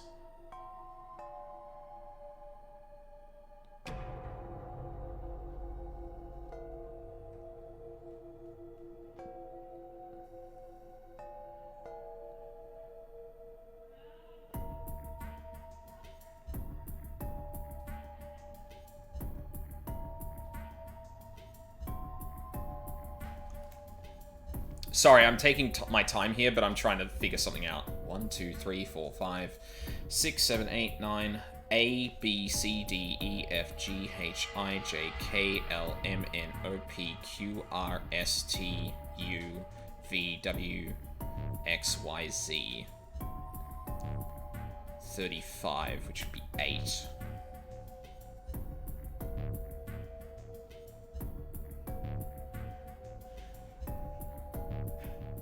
I don't think that works.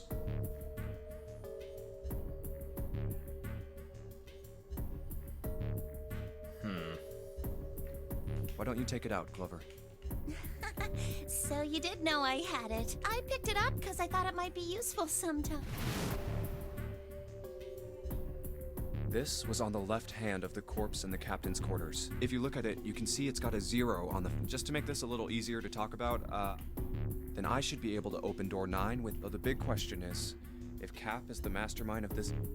Anyway, let's just... Oh. Now the captain's bracelet. And pull the lever. I knew it. Now, what does this tell us? Maybe the bracelet has to be on your wrist in order for it to work? No, that's impossible. Did you see how the panel showed a 3rd asterisk when I scanned Cap's bracelet? Probably a mistake not to actually show that in that sequence, but... Whether or not it's on your wrist doesn't matter. All you have to do is put the bracelet near the panel for it to register. Huh. Looks like you're right. See? So what does that mean? There's only one possibility. That bracelet isn't the number 0. Is that what you're saying? That's right. Then what number is it? Let's find out. Let's try 7, me, and Cap. If this combination opens the door, then Cap's bracelet is number 6.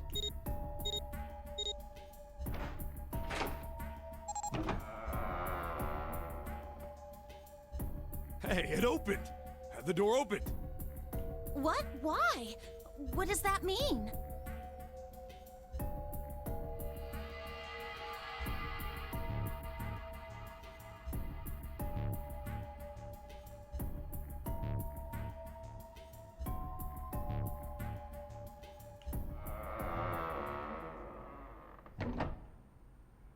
Isn't it obvious? Cap's bracelet is number 6. But doesn't it say 0? This isn't a 0. The symbol on here isn't a number 0. It's a letter O.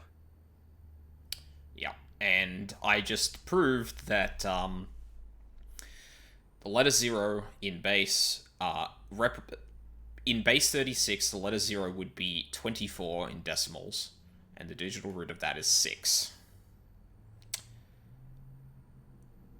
Which may actually lend credence to the idea that Santa is 0. Oh.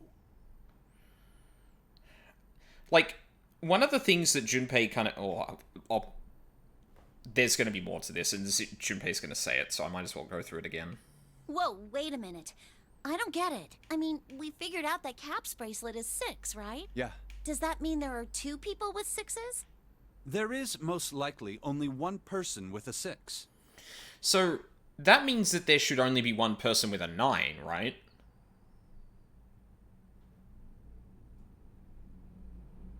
Like, if we're assuming that there's only a single version of each number, then, like, 9...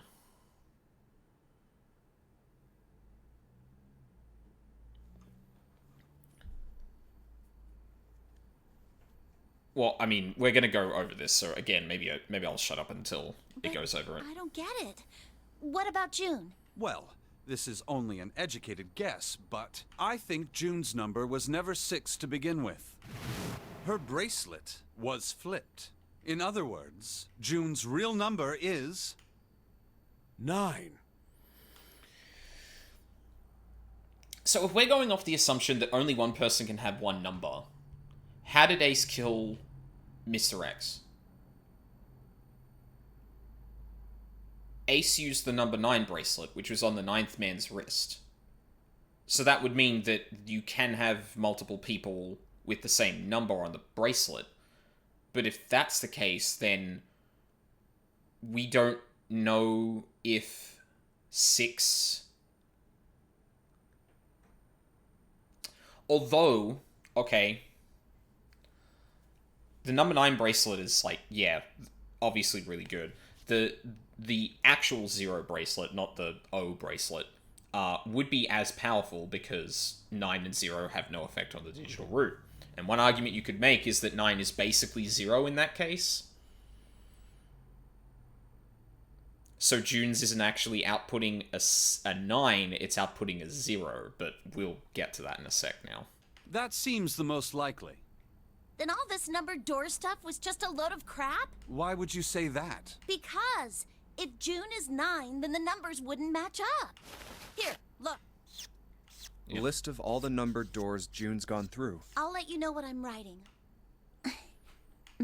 And that's everything. I wrote down which door she went into and with whom. And I wrote what all the numbers were. So if you switch 9 and wherever there's a 6, the numbers don't work. Sending someone to check the lock and key. Cool. Yeah, so I don't know if you've been listening to us, girl, but what we're doing at the moment is trying to figure out what's up with the doors June is going through, because if she doesn't have a 6, then yeah. No, just got off the phone. Okay, fair enough. So so also something I figured out in the interim was Junpei specifically says that the bracelet has an O on it. In base 36, the letter O would equal 24, the digital root of which would be 6. Which would explain why that bracelet outputs a 6. Which means that some people's bracelets could represent letters and not numbers. Which could also explain how you have people with multiple... Well, I mean, again, like, Snake makes the assumption that, like, only one person could have the bracelet number 6. But if that's the case, then surely the 9th man is the one that has a 6, right? Because both of their bracelets were flipped. But if that's the case, he wouldn't have been able to get through the number 5 door? Because he uses Clover and Ace to add up to 5, and his own bracelet to hit 9. And that doesn't have an effect on the digital root. So, like, obviously this isn't explaining the whole thing right now, but I'm trying to think more on this problem, because I don't think this lines up completely. If the digital root is 7, then you can't open door 4. If the digital root is 2, then you can't open door 8. Clover, do you notice anything interesting on that list? What do you mean? You're talking about 3, right? 3? Santa's always in the room with her. That's what you're saying, isn't it? Yes, that's right. What about it? That's quite simple, really. You told me that the first time you came to this room, Santa was the first to refuse to leave June behind. Now, doesn't that beg the question why? Why would Santa do such a thing? The answer is easy. Because Santa can't open door 9 with only 7 and Lotus. Of course, there's only one reason for that. His number isn't actually 3. And I thought his is going to be E instead. So, like, I quickly did the math, and that would come out as 5, using the same theory as the O bracelet, which doesn't seem to line up with this, unfortunately. So, Santa's real number, 7? Would you be so kind as to modify my sister's equations? Yeah, sure. This is what you were getting at, right, Snake? Thank you. That is exactly right, 7. So the mistake, so there is straight up a mistaken assumption here. Well, Snake's about to say it actually. So Santa's true number wasn't 3; it was 0. No way. Santa is 0? And June was 9, not 6. Conversely, Santa was 0, not 3. Plus 3 and minus 3, they cancel one another out. Nothing appears out of order. So that is not how digital roots work. Or, sorry, this assumption is assuming that these numbers need to be the same every time, right? Because if you're looking at an equation and you raise one of the numbers by 3, if you lower one of them by 3, the equation equals the same thing. But that's not the end of the equation. This is the important thing. And because the circumstances in this surround, like, the number 9, we're presuming in June's case, 0 and 9 have the same influence on the digital root. Like, they both don't affect it. If you've got 5 and 8, for example, 5 and 8 is 13, 1 and 3, which is 4, and you add 0 to it, the digital root is 4. If you add 9 to it, it's 13. Digital root is 4. So, like, the assumption Snake is making here is just flat out incorrect. That is not how this works. If you add or minus numbers that end up equaling to 9, you can make the same digital root. That's actually the rule he's, like, getting at, but, like, hasn't got to. This is the reason I think there's something up. Oh, BRB to bullet person here. No worries. Fingers crossed. Good luck. Yeah, like, this is just an incorrect assumption that is how this equation needs to work. And I think that's going to be, like, a twist coming up, is that flaw in Snake's reasoning is going to be important. Also interesting is that Lotus went through all of these as well.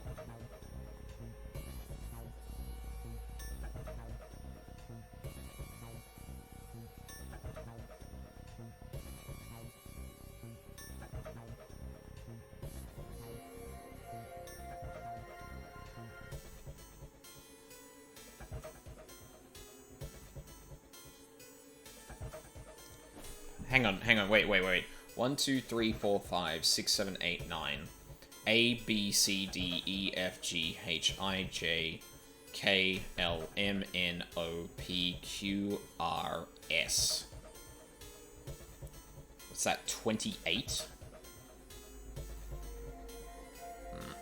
I'm starting to think in wild directions now. Like, what if everyone whose letters could be, or sorry, numbers could actually be letters is actually the, like, what if none of them have, what if none that couldn't be numbers actually have numbers? Or, sorry, what if the symbol on everyone's bracelets that can be letters is actually letters and not numbers? But Santa was still playing by the rules of the nonary game this whole time. Precisely.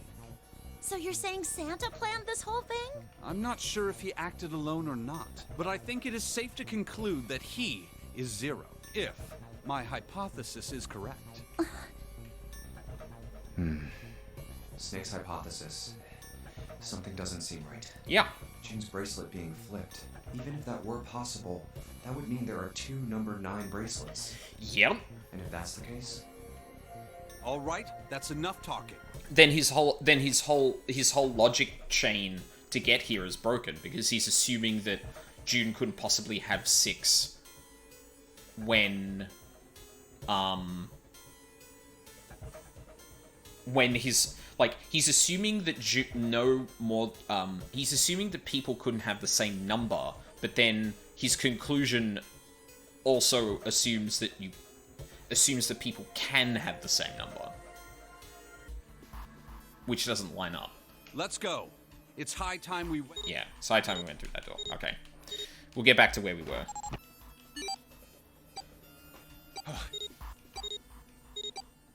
I'm actually glad I took the time to go back over that, because that was a bit more complicated than Let's head. I had realized. And realizing now that Hey, there it's is a- actually some credence to the idea that Yeah. the captain's bracelets Hey, another door. outputting 6 makes sense. And a car. It's the... This is... Yeah, now we use the library card key, and we get into the library.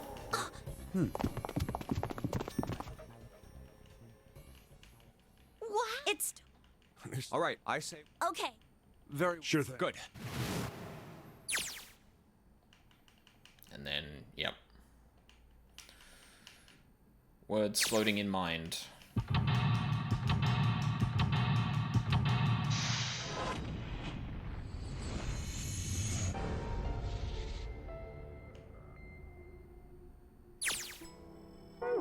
Cool, okay. Note on the table, lights to the books.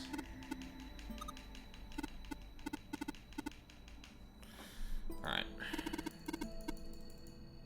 Let's quickly blast through all of this. Gross.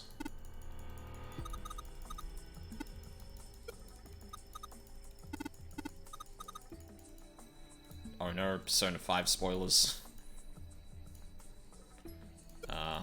Yep. Oh god, what if you change them around? Cool, that sounds like a great idea.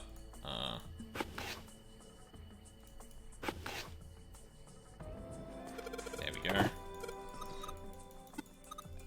Bulb get. Cool. Number 1.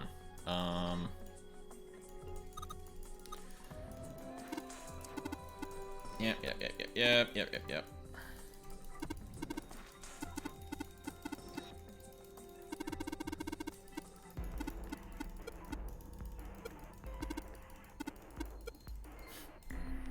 Alright, we did everything here. Handrail is made of metal. Coat rack. Hat rack. Cool. We got to here. We were looking at shit.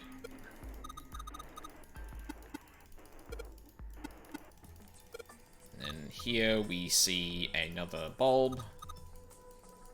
Cool. We're exactly where we were last time. Nice. Okay, back in my room and settled. Nice. Oh, also, actually, I don't think I can show you just yet. Don't shove. I'm not kidding. Don't push me. What the heck, man? I wasn't gonna, but now that you bring it up. Wow, mean, Junpei. So, I was kind of, like, pondering, oh, maybe I could have got it done last night. You know, maybe I'll only have, like, an hour or so to do, today. And obviously we've got me going for 2 hours now, but that's beside the point. Turns out there's a lot to get through after the coffin.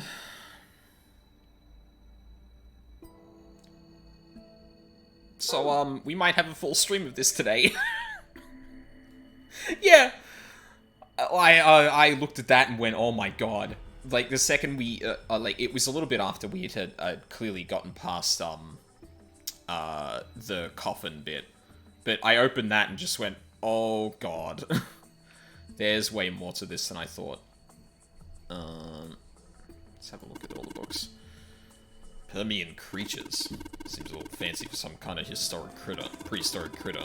Not to mention most of them were likely reptiles and amphibians. Without hair, I can't imagine they had much need of perms. That's got nothing to do with this. Look, this one says cultural heritage of Rome. But that's gonna be a serious inheritance tax.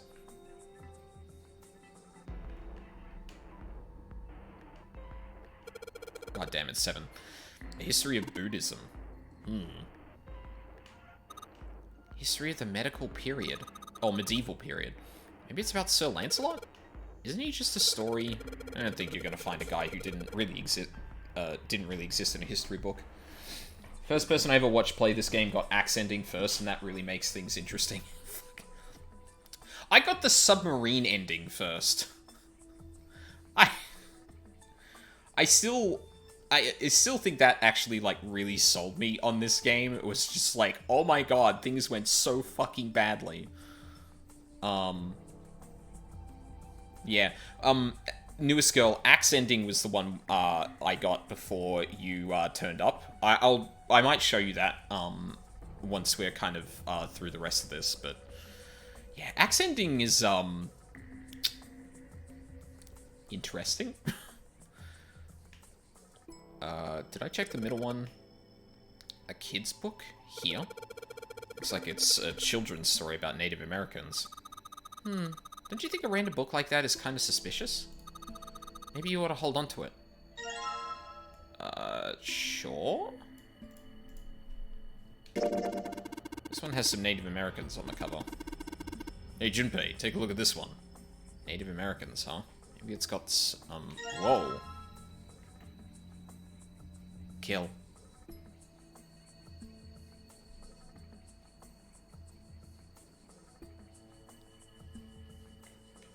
What's that? It's one of the pop-up books. LRK. That doesn't mean anything. Does it? Well, you could make them curl. Like curl or Carl. Thanks, 7.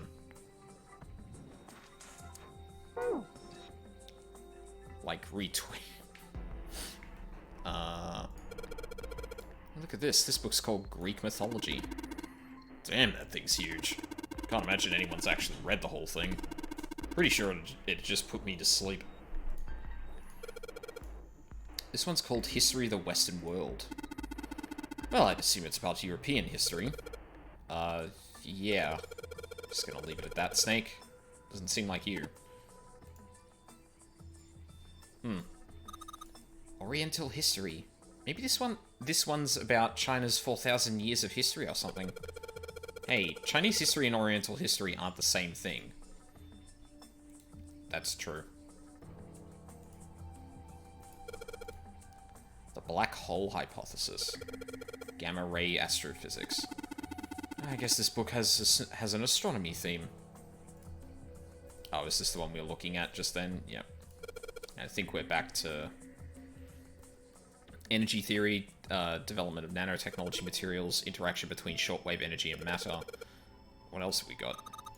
Just listening to you read those titles is giving me a headache. Can't say fancy technology stuff and I get along real well.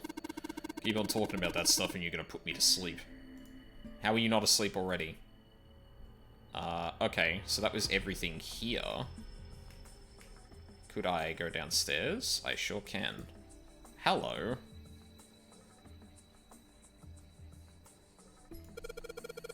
Dad Kind.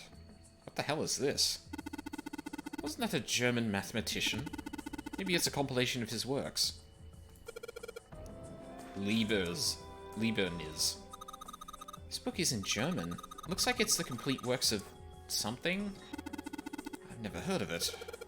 Well, if Snake doesn't know what it is, I don't think we'll ever know. Owen, huh? Owen isn't enough to go on. Perhaps it's about the English Revolutionary? Sheldrake. Sheldrake. Isn't Sheldrake... It's got the volume number written on the lower part of it. Oh, okay, I guess we're not. Pythagorean theorem. This is a famous one. Sounds like there are a number of math books in this section. Algebraic number theory. Math, huh? Juicy, juicy math. There's another one like that over here. You mean something like primary number theory, or analytical number theory, or geometry? Oh my gosh, how did you know? Nobody said anything about those. Well, number theory is usually split into 4 chief disciplines. If there was a book named Algebraic Number Theory, I took a wild guess that the other 3 would be there as well. Looks like I was right. He's right. This one's Goldback's Conjecture. Conjecture? What's it about? Like, magic or psychic stuff or something? Right. I bet it's about jewelry, isn't it?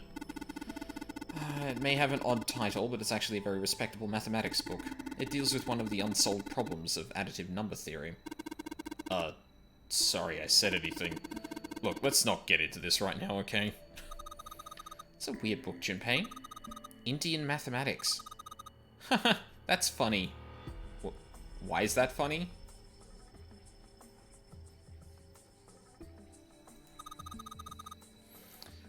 It says Riemann hypothesis. Oh, Christ.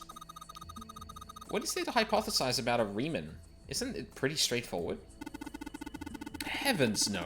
There are many factors. Length, girth, lubrication, or lack of. It's an exciting, rapidly growing field. Whoa. What the hell is this? Oh. There are 3 lights in this thing. They aren't very bright, though. Hey, didn't we find some kind of really powerful light bulb earlier? Why don't you put it into one of those lights? Yeah. Well, it'll get a lot brighter, but if there are 3 lights, that means 3 light bulbs. There won't be much point unless we can replace all 3 bulbs. We need 3 light bulbs, huh? It's a small enclosure with 9 sides. There are 3 of these things that kind of look like music stands. Hey, Junpei, you think maybe you're supposed to put those pop-up books on the stands? Then you could open them up. Oh, yeah. If we do that, they might, then make a shadow on the bottom there. True, but there are 3 stands, right? We don't have enough picture books. In other words, we need 3 picture books. Okay. What's this? Origin of Japanese folklore? Looks like there are a bunch of books about Japanese culture here. Mostly ones about folklore, though. Well, folklore can cover a wide range of subjects. History, urban life, religious trends, environmental changes, oral traditions. Folklore can cover all those things if you know where to look. This looks pretty deep. Modern Japanese literature. Huh. Hey, there's another one of those picture books here. There's something about these things feels kind of nice, you know? Brings back good memories. I guess even people like 7 were kids once. No shit, you little brat. Hey guys, cool it. Alright, I think I'm gonna take this picture book with me. It's got a magic wand on it. Okay. So, what's inside? Well, aren't you going to open it? Pretty sure it's just gonna have pages inside. Smarter. Whoa! Okay. Yeah, we already got that. Agriculture and historical organizations and folklore. Let's see what we've got here. So many books here. I wonder what this one's... Whoa.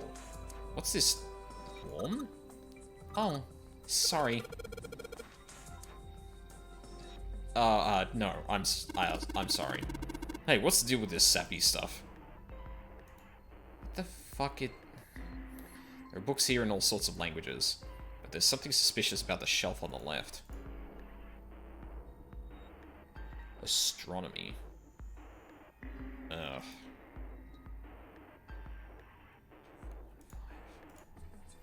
In the middle of the glass door is a cylinder lock. You know, the kind of lock where you rotate the numbers around until you've got the right ones to open. What the hell is this? It's like they just gave us the answer. So might as well give it a shot. Oh, he's gonna... Yeah, 632415. Oh, shit. 6... 3, 2, 1... Oh. 1, 5. There we go. You did it, Junpei! Yay! I don't know why, but I don't really feel particularly happy about being praised for that.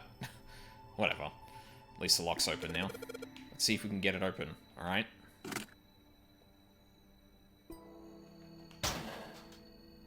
Bingo.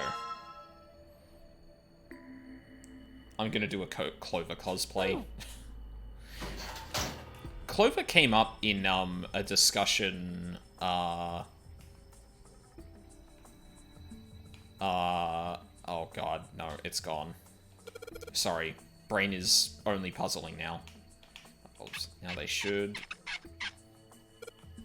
Whoa, these light bulbs really make a difference. It's pretty bright in here now. Put the picture books on top of them, yeah.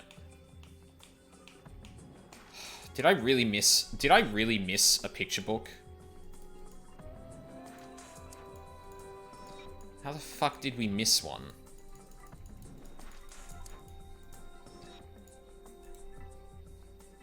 That was that one, right?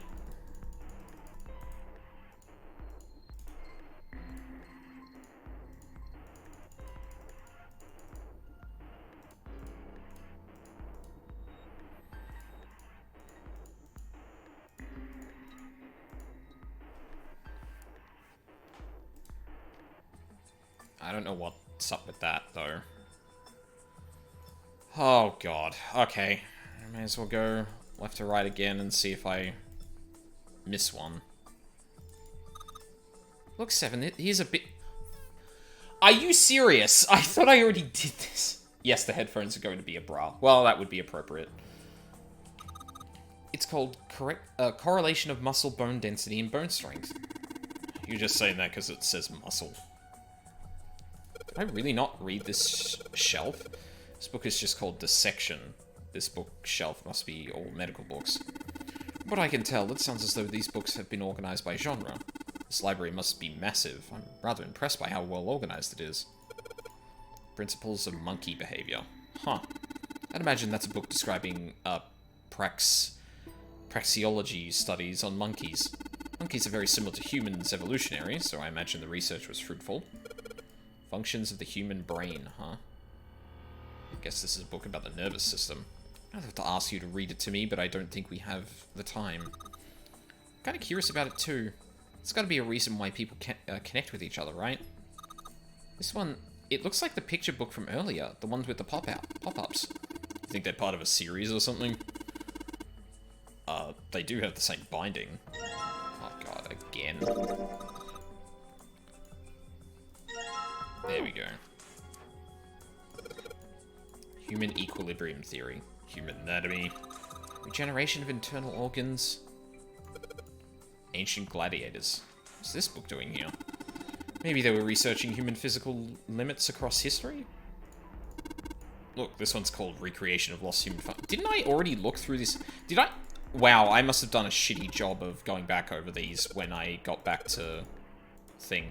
Oh no, you know what? That was probably the bookcase that I decided to head back on, and I never fully went through going over it again. That feels... I feel dumb. Small enclosure with 9 sides. Okay, how about we try putting these picture books on the stands? Then... Sheldrake 5. Awesome. It looks like it worked. Way to go, Junpei. Good job, buddy. There's something projecting on the bottom. These letters, they seem familiar. Sheldrake 5. It says Sheldrake on the spine of this book. It's got the volume number written on them.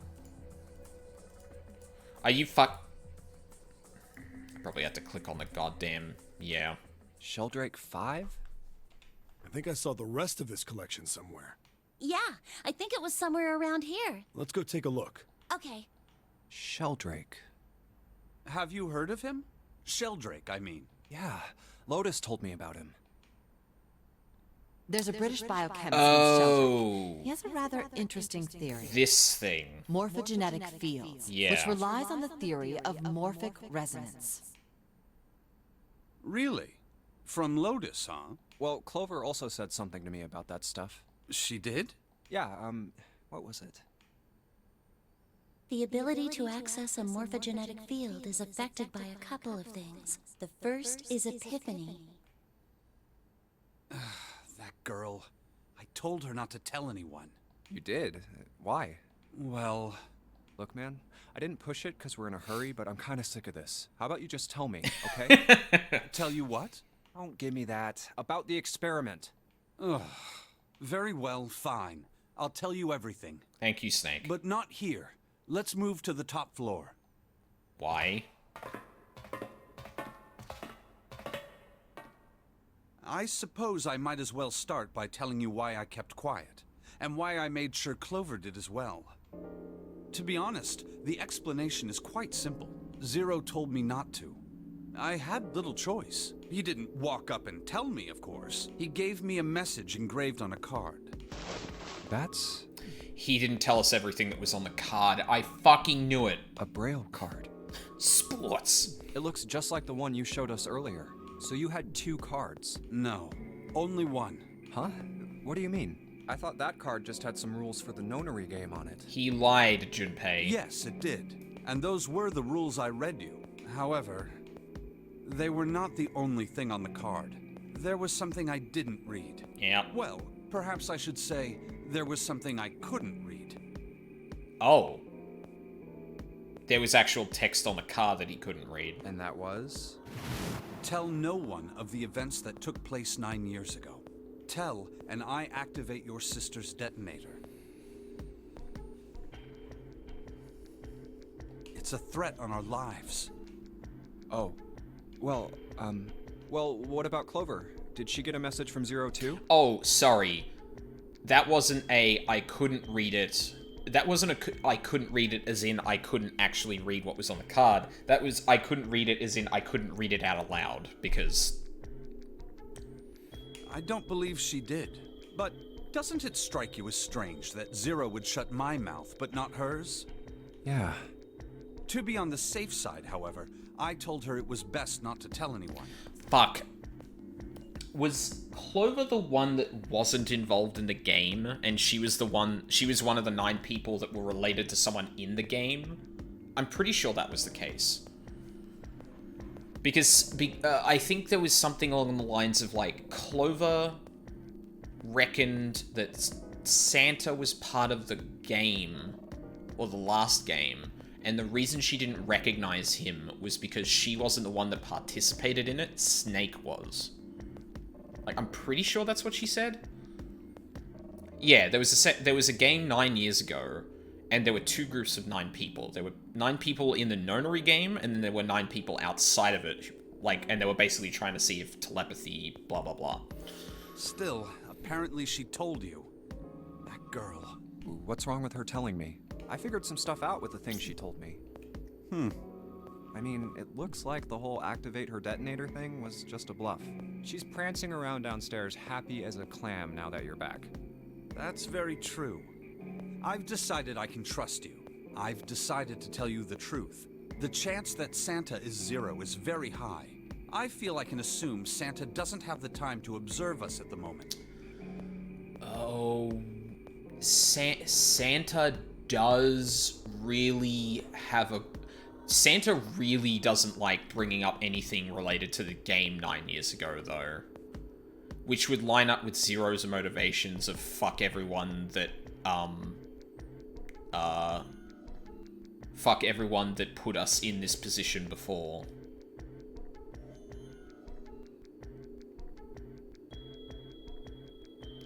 And Santa would know... Fuck, actually, that's a really good point, too.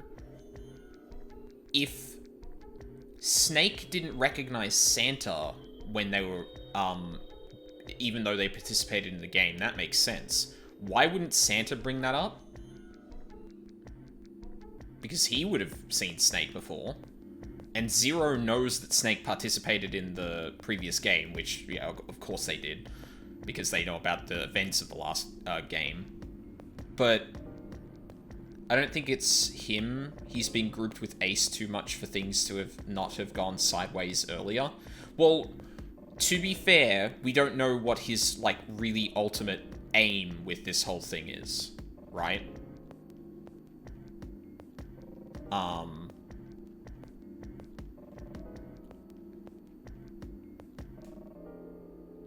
Like,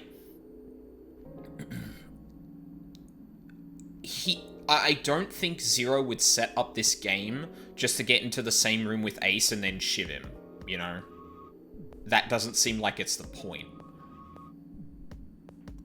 That's still the missing thing there, right? Like, a lot does seem to line up with Santa, and I'm still of the opinion that the way that Snake approached that in terms of the number theory is just incorrect. Like, it leaves a lot of assumptions on the table that he specifically makes incorrectly. But that doesn't mean that there's some plausible evidence that Zero, like... Or that Santa couldn't be Zero. Put it this way, Newest Girl, if Santa wanted Ace dead, he could have done it without doing the Nonary game. There is a specific reason the Nonary game is being used here, and that's the thing we haven't been able to grasp yet. But, yeah, anyway. And at any rate, even if he were, I very much doubt he would kill us. Why? Clover told me about the 4-leaf clover, about the words. If he knew about that, then he was in my group during the first experiment. I'm sure of it. Yep. He wouldn't kill us, no matter what the situation was.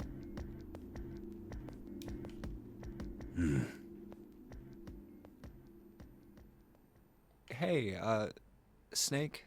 Yes, I know. You want to know what happened during the experiment. Yeah. How much do you know? Clover told me about... I see. The morphogenetic field in the experiments 9 years prior. How the experiments had taken place simultaneously at 2 locations, one being the ship and the other being a building in Nevada. And the girl that died during the experiment. She told you all that, did she? At any rate, I now know how much you've learned. All that remains for us to determine is who did this and why, right? Yes. Can you tell me what happened? Yes. The people who organized the initial experiment were from a company called Cradle Pharmaceuticals. There it is. Do we think there's a second game going on now, too? It's possible. There were 4 of them running the show. Gentaro Hongo, Nagisa Nijisaki, Teruaki Kubota, Kagechika Musashido. Hongo was the CEO of Cradle Pharmaceuticals. Nijisaki was his right-hand man, and did the lion's share of the planning.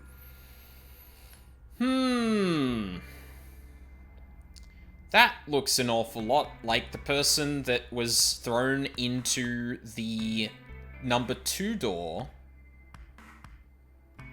by Ace in the safe ending, when he explained everything. Kubota led the company's research and development division.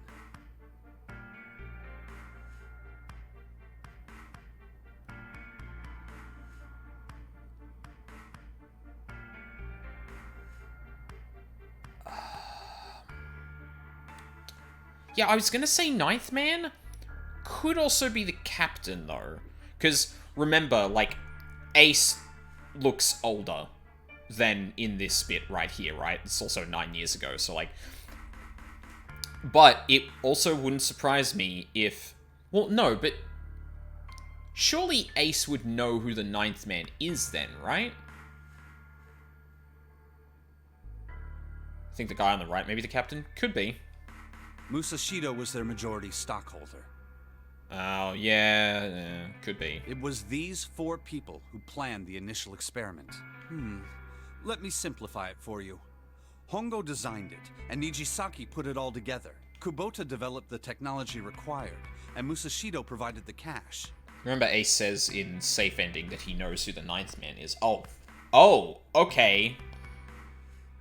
Oh, shit. No, he did. Oh, fuck, I forgot about that.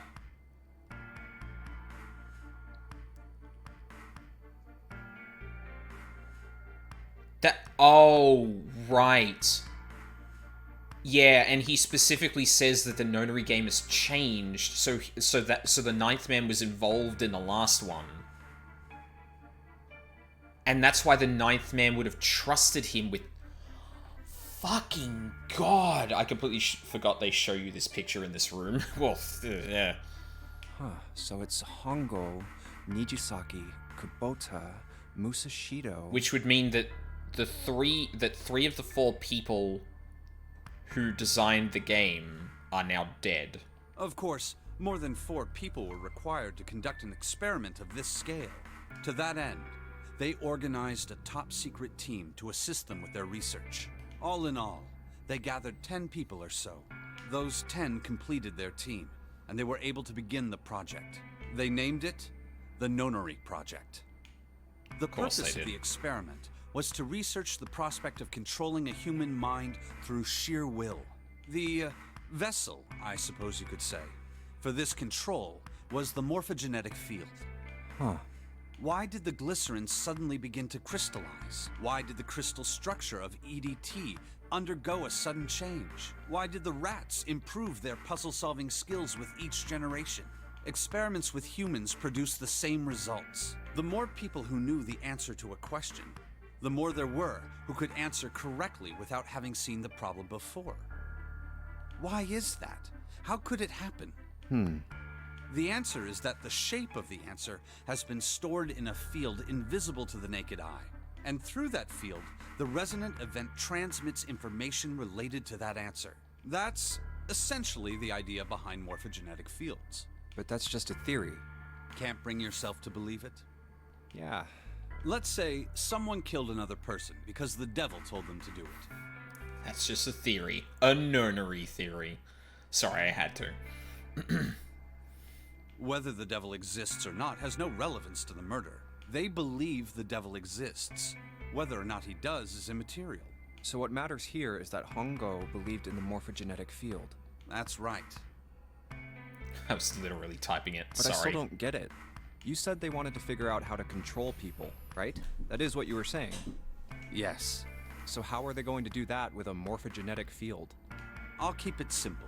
Let's suppose 10,000 people have solved a certain problem. The chance of you knowing that answer, even if no one has told you, will go up. Let's have another example, shall we? Say 1 million people were to do a handstand right now. Tomorrow, the chances of you doing a handstand would be higher, even if you had heard nothing of this hypothetical mass handstanding. Mankind's thought process and actions are all part of a resonant event. All of the resonant events encoded in the fields are projected onto you. Of course, this assumes you believe in this theory. Do you follow so far? Yeah. Now, if there was a person who had the same effect as those millions of people, what would happen? If that one person were to do a handstand, other people would find themselves wanting to do handstands as well. Can you imagine what a person with powers like that would be able to do? Come on, there's no way. I'm not done. Imagine another scenario. Imagine another person. This is an ordinary person. Let's say he does a handstand. What if there was someone who could grab the resonant event he created by doing that and use it to make other people do handstands? What would happen then? A person who has the power to write to the field, and someone who can read from the same. You could think of them as the writer and the reader, or the transmitter and the receiver. What would the world be like if there were people with abilities like these? So the transmitter's resonant event can be transmitted through the field and sent to the receiver. And then the transmitter can control the receiver however they wish. That's what you're saying, right? Yes. Close enough, at least. Come on, that's just crazy. Well, if you want to prove that, then you'll have to test it first. At least, that was how they thought. That was why they decided to do their experiment. That was how the Nonary project began. By the way, Junpei, have you ever heard of the Gansfeld experiment? Yeah, that was an experiment in telepathy, right? You place a pair of subjects in separate rooms. Then you show one a picture and ask the other what they see. Interesting. I'm impressed. Yes, that is exactly correct. So, why did you bring up the Gansfeld experiment? It was used to screen subjects for the Nonary project. The hospital in a remote town was affiliated with Cradle Pharmaceuticals. Hongo used it to conduct experiments on visiting children in secret. Some of them, he found, had potential. He began to gather children that showed promise. Children that seemed as though they might be able to access the field. Of course, none of them volunteered. They were kidnapped. There were 9 pairs of siblings taken, for 18 children total. For reasons that were not fully understood at the time, each pair had 1 transmitter and 1 receiver. They were split perfectly. As such, the 18 children were split into 2 groups of 9. The children who were put into Group Q were the ones who excelled at transmitting. They were transferred to the mock experiment building known as Building Q in the Nevada desert. The children who excelled at receiving were put in Group A. Q and A. That's good. Group A was then placed on the former hospital ship Gigantic. From the experiments he had conducted so far, Hongo had learned the following. There are 2 things that can increase one's resonance with the fields. The first is epiphany. The other is danger. Have you ever been faced with an especially difficult problem and thought about it very long and very hard until finally an answer suddenly appeared in your mind? It may seem obvious to say so, but that is what is meant by epiphany. The information obtained through that epiphany can be easily transmitted through the fields, where it can be easily interpreted. Adding danger to that equation allows for even easier field access. That's where Hongo came in. They set up a number of puzzles across the Gigantic. The participants had to solve each one before they could move to the next room. Of course, he hadn't forgotten to include danger. He had detonated a bomb on the hull of the Gigantic. The children in Group A were forced to play the nonary game as the ship sunk. By forcing the children into a life-or-death situation, Hongo hoped to increase the likelihood of their tapping into the fields. The children from Group Q, on the other hand, were confined to the mock experiment building, Building Q. Building Q duplicated the interior and puzzles of the Gigantic exactly. Oh. Every detail was exactly the same. Hongo explained the situation to the children in Group Q. Solve the puzzles you find throughout the rooms. When you have the answers, transmit that information to the children in Group A. If you succeed, they will be able to solve the puzzles and escape. So...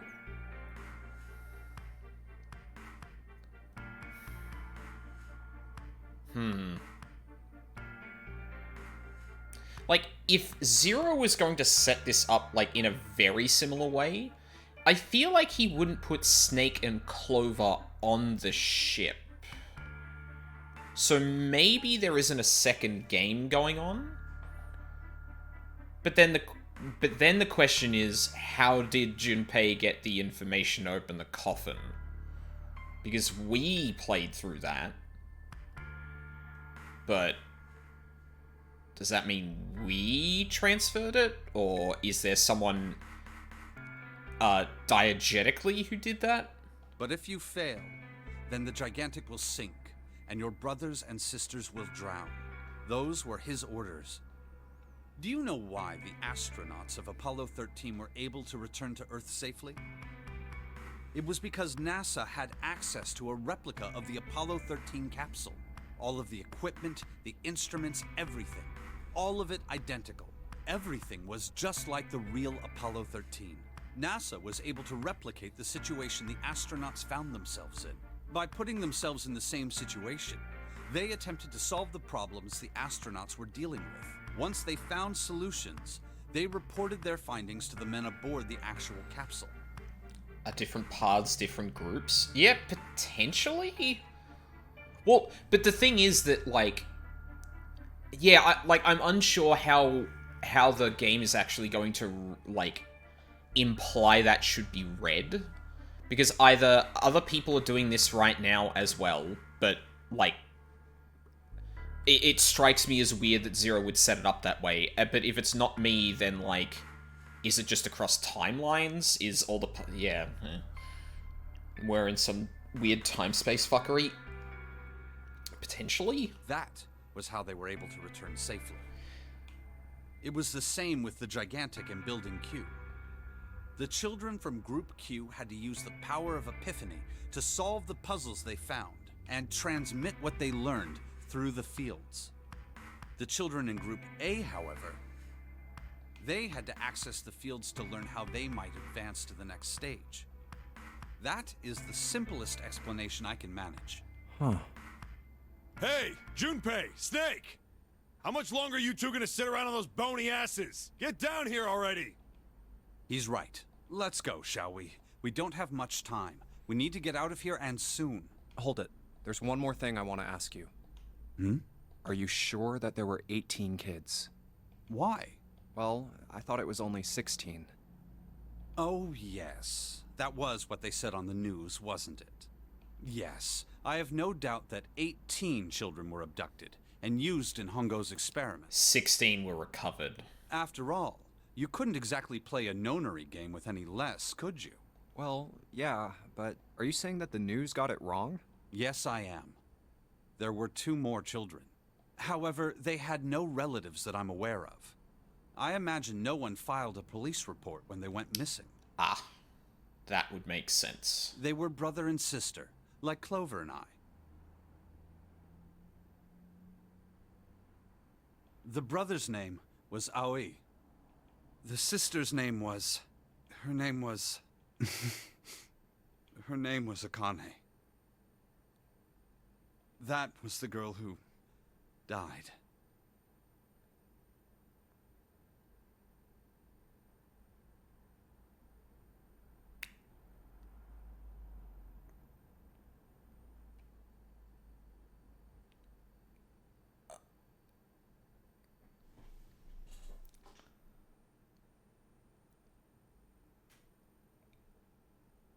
Huh? Akane Kurashiki died?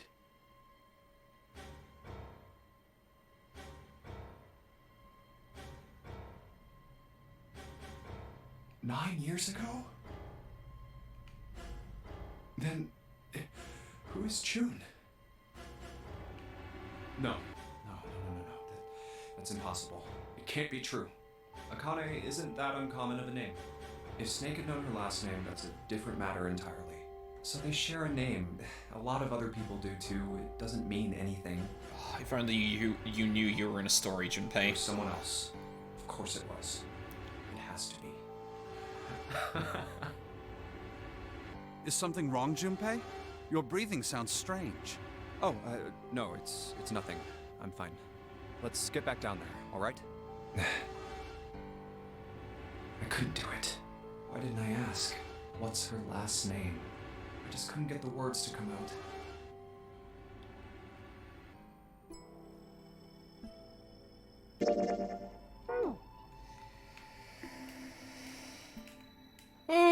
Okay. That's what the shadowy picture was pointing at. Didn't it say 5 at the end of the shadow picture? Yes, I think we need to find the 5th volume. Nani? So June is somehow alive and taking revenge on them for killing her or something? Or everyone thought that Akane died, but it was actually her brother, Aoi. Potentially? I don't know. That would be my immediate guess. Oh, would you look at that? There's a big red button behind this book. Guess we should press this button. Boop.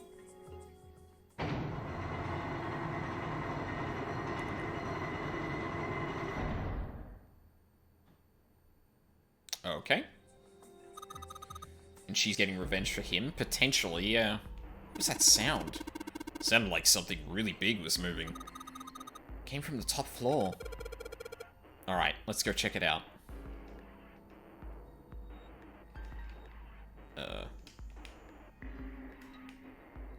Also, I think the music has changed again, which is very appropriate. The hell is this? 13, 14, 10, 13. I bet you've got to type something on that keyboard. Yeah, but you can only type... You can only enter letters. And it looks like you only enter 4 letters. Let's see how it works. Guess you need to hit enter once you type in letters. And you can erase what you typed with control. Clear. Okay, I get the basic operations. Let's give it a shot. Oh my god, at least show me the fucking... Oh, okay, no, you do. A, B, C, D. So it's D, E, A, D.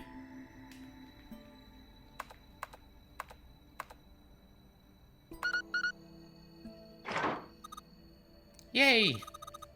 You did it, Junpei. It's unlocked now. Good job, Junpei. Whoa there, don't get too excited. Password was dead, remember? Well, I mean, reds and deads. We already definitely jumped to the crazy one, locked my ass off. Yeah, I mean, it's not unwarranted with this game. we've gone through some wild shit already, so just makes me think whatever's waiting for us isn't good. So what? Jeez, you're such an old lady. We can't be worrying about stuff like that. I mean, come on. We got it to unlock, didn't we? Let's go. Hurry up.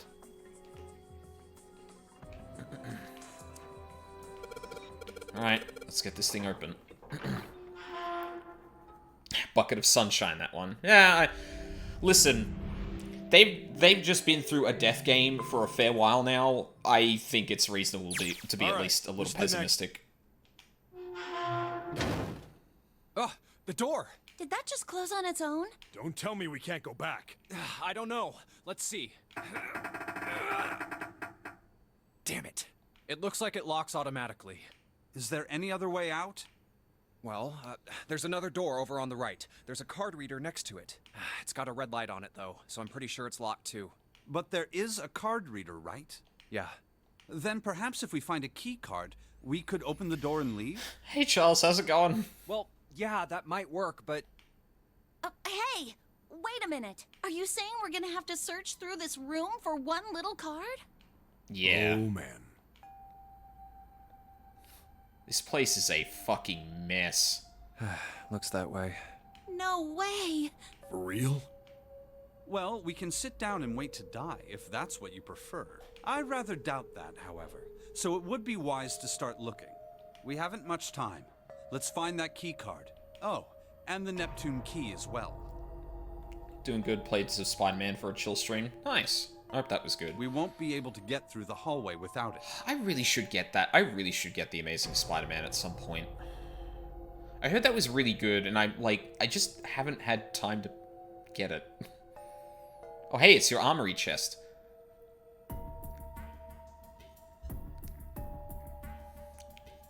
I mean, it's true, but you shouldn't say it.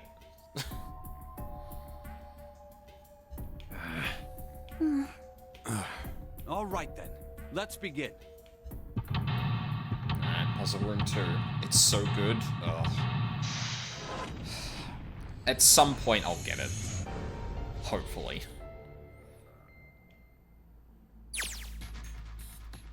Oh boy.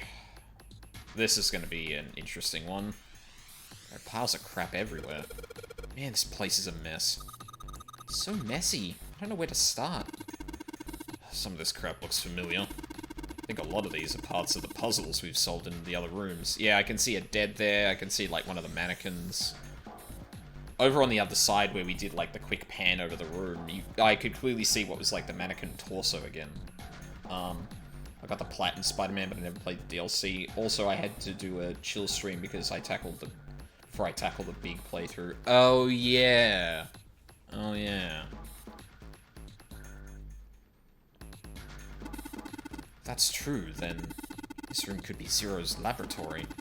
Perhaps Zero would shut himself in this room to devise the machines and puzzles he'd need to see his plan come to fruition. Yeah, okay. Oh my god, it's the fucking navigation puzzle. Wait, no. It's different. Hey, Junpei, isn't this a nautical table? Yeah, I feel like I've seen this before. The material has been added to the file screen. Alright, we got it at least. It's a pile of junk. There's something useful here. There's some really old computer... there's some old computer monitors on this desk. You don't see CRT monitors that much anymore. Pipe, great. Look, Junpei, the rust on here looks like Elvis's face. Yeah. How exciting. Okay, I don't agree. I think these fans are for ventilation. Probably there to circulate air. Thank you, Captain Obvious. Oh. Here we go. What the fuck? The screen is huge. I wonder why it's blue. Maybe if I touch it...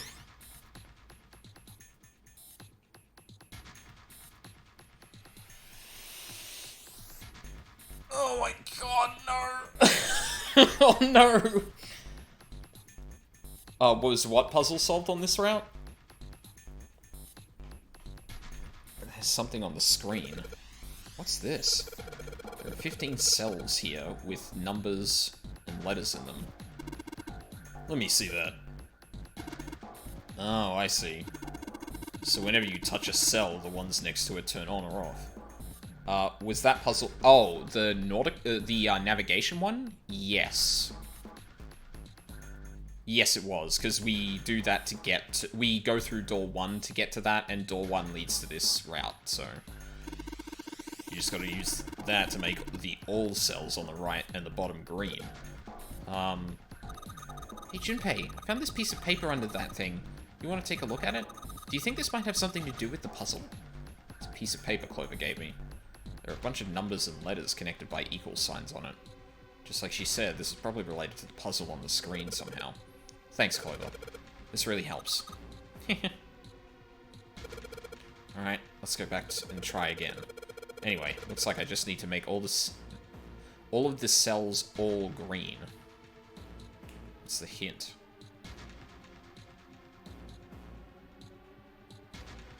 Oh, okay. It's just, yeah, right. Alright, so 1 and F is 16 and 5 is 21. Yep, okay. So 9 and B is 20, so this... Oh. Oh my god, why? Why? Oh my god, this is a combination of like 3 puzzles in this game. What the shit? Fuck, I forget how to correct this.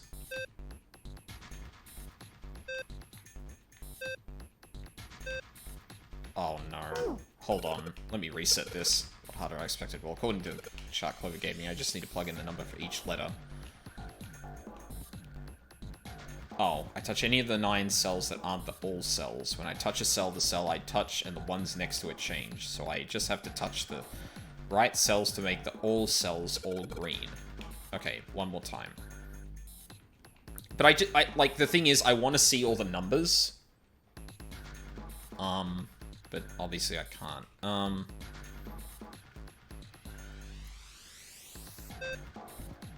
Fucking god.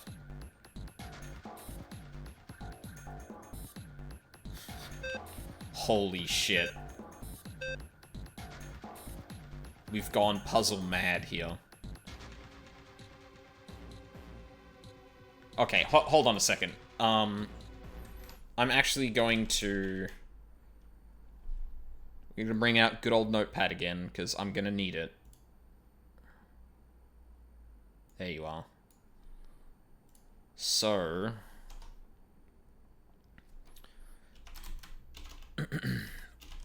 We're going to try and construct a similar thing here, just so I have everything for reference. 1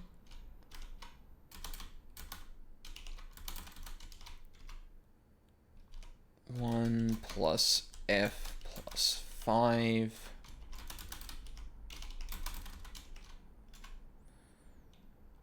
Nine plus B plus C, I think it was. Okay. BRB switching laundry over. Okay, so...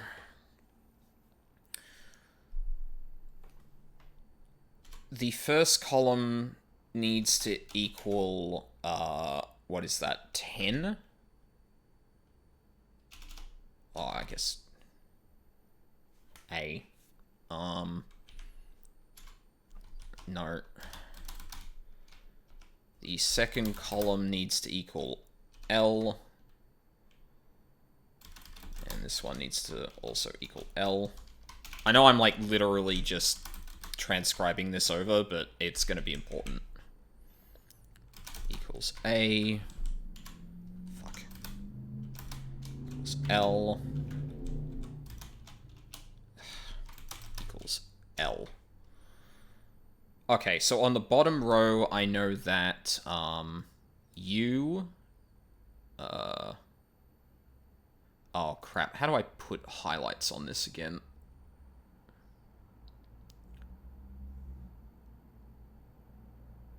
Coding, language settings, tools, macro, run, plugins, no. Edit. Indent, convert, line operations... Blank operations. No, I just want to...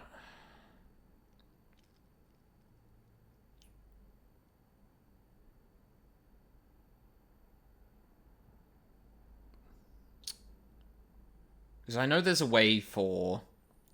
Am I trying to multi-highlight? I'm just trying to highlight, particular, letters. Actually, I'm going to move this a bit more down here and... make it a bit bigger. Just so it's visible. Well, actually, it probably doesn't need to be... The window probably doesn't need to be as big as that, so I can, like... make it, like, that big, and then... make it a bit bigger there. Yeah, that's easier to kind of see. God. Notepad... highlight text. I forget how to do this. Oh, it's in a context menu. I'm an idiot.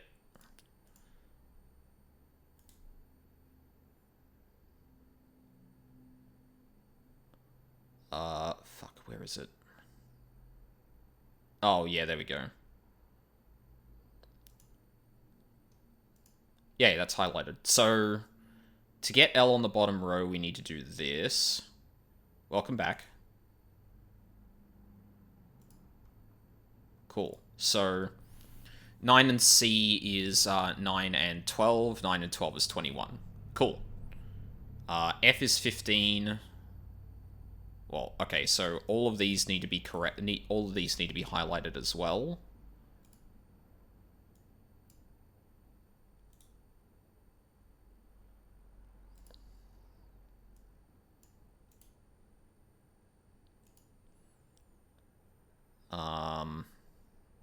So for the top row, D is what again? Probably have the hint up. That's probably more useful to me at the moment. D is 13, so we need 6. So it would be U2.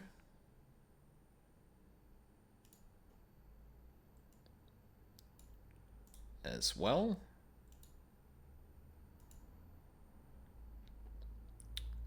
So D and 1 is 14. Oh, hold on. That might not work.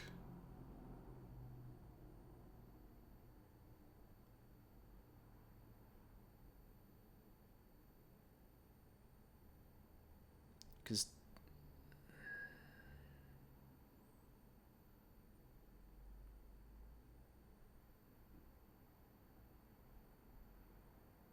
Wait. That doesn't seem to make sense, right? Oh, it's not... Hang on. Did I just...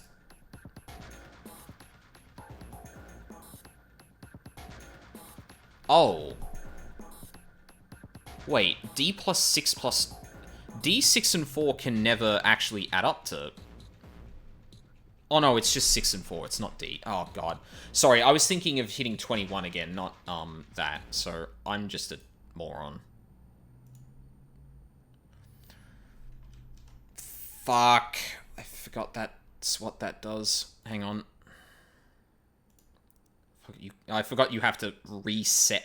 I forgot you had to set the style again to highlight that. That's alright, because I remember them relatively well. And C.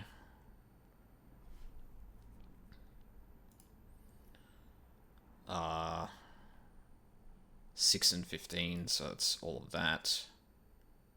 Yeah, I think that lines up then. So this is the pattern I need.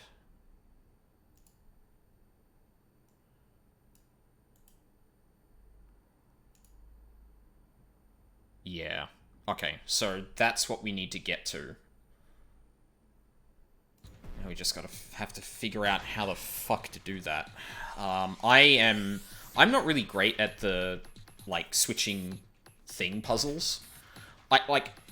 Usually I can get to a point where I can see all of them, or, like, have all of them highlighted, but getting specific patterns I'm not the best at. So this is going to be interesting. Okay. The bottom row is actually good here, so that's fine. We need to get rid of D.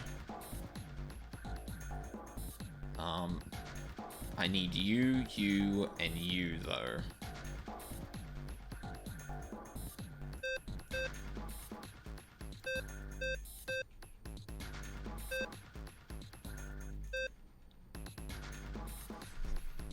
Oh, I'm so close.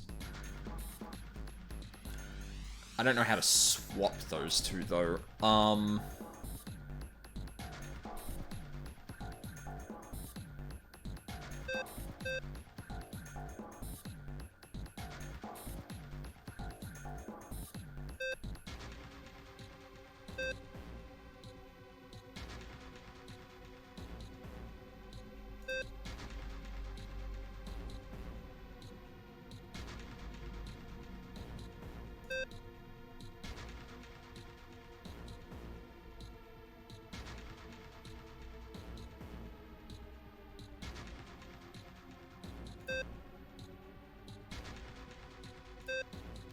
I somehow managed to get all of them, which is kind of funny, considering I said, like, oh, I'm usually pretty good at doing this, but...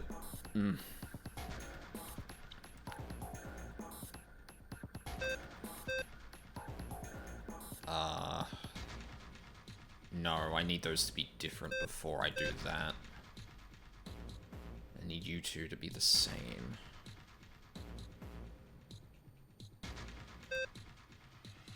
Oh?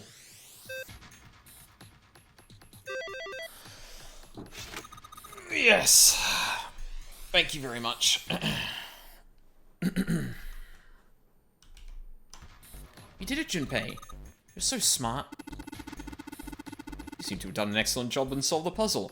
Do not ask how I actually did that. I was just, like, I was pretty much just playing around and trying to, like, match up tiles with, like, the state they should have been if I touch one of the ones that are connected to it. And I basically had to guess of, like, the periphery before I hit. Like, I had to get, like, I didn't really care about what happened outside of the directly connected buttons. I just needed to make those match before I moved on. That was about the only rule of thumb I used there. Just what I would have expected of you, Junpei. Hey, come on, you're embarrassing me. Whoa, whoa, don't get cocky, kid. We don't got time for that. Look at this. Check out the right edge of the control panel. The lid slid open and something came out. Cross emblem. Alright. Control panel for this thing. Nothing happens when I press the buttons. Now the screen, all in green. Cool. Ah. Keyboard. Let's just tap a few keys, see if we can wake this thing up. Damn, no dice. Let me grab the pens. Alright, I put the emblems into the 4 indentations on the desk, but... Huh? Nothing's happening. Wait, what's Snake doing? I feel symbols engraved just above each indentation. On the upper left is the steering wheel symbol. On the upper right, the cross symbol. On the bottom left, the mysterious circle symbol. And lastly, the waffle pattern is engraved near the bottom right indentation. Additionally, each symbol seems to have been given a number. 1 steering wheel, 2 cross, 3 mysterious circle, and 4 waffle patterns. Perhaps we need to insert the emblems in this order? That order, huh? It's so small. Wonder what it is. I got no idea. Mouse. Nothing happens when I mess with it, though. Okay. Well, clearly I need to look around the room a bit more. The monitor is part of this machine. It's really dim, though. It's got a map of the world on it, but I can barely see it.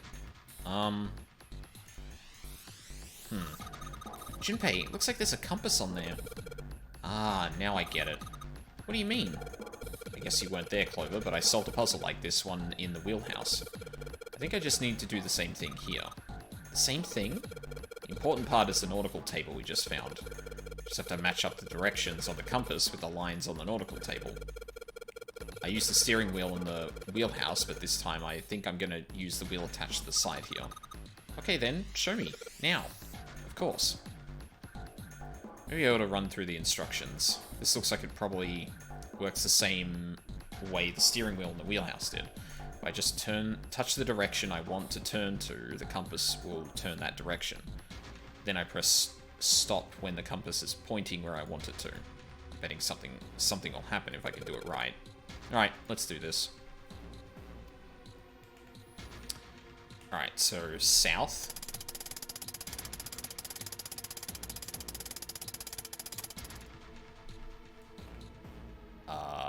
West.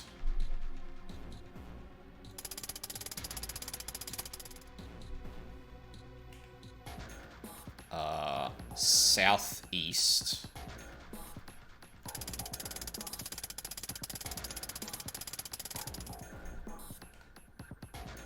Northeast.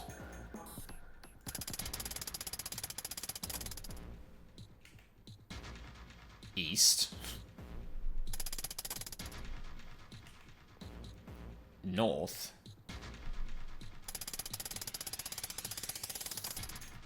And then east. There we go. Yay, you did it, Junpei.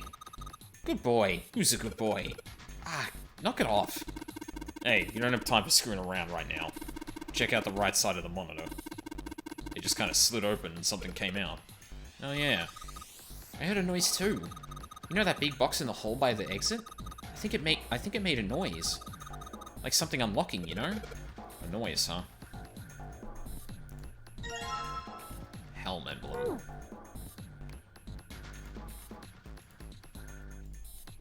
Let's see what happens when I... Whoa. Well, now we've got something on the screen at least. Huh?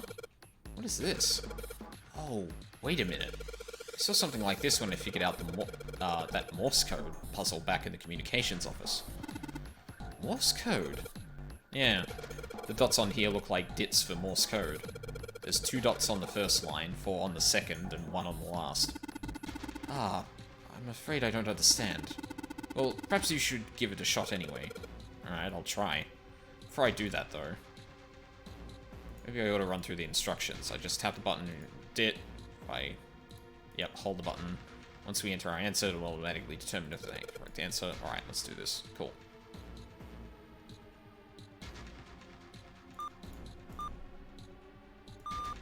Oh, shit.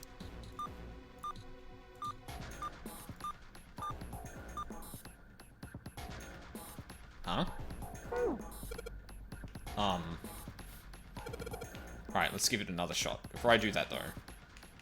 No, I want to see the screen again.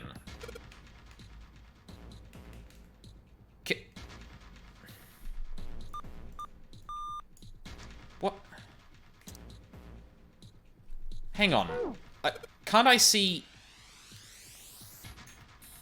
It was 2, and then 4, and then 1 at the end, right? Like, it was just dots.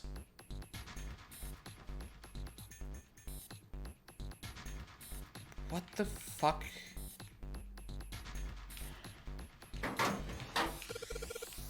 Something written on these pieces of paper.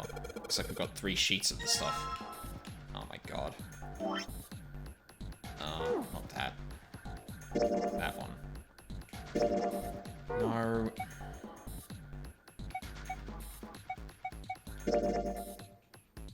Morse code chart. It was found on the sealed shelf in the small cluttered room. It's the Morse code for S to Z, J to R. But...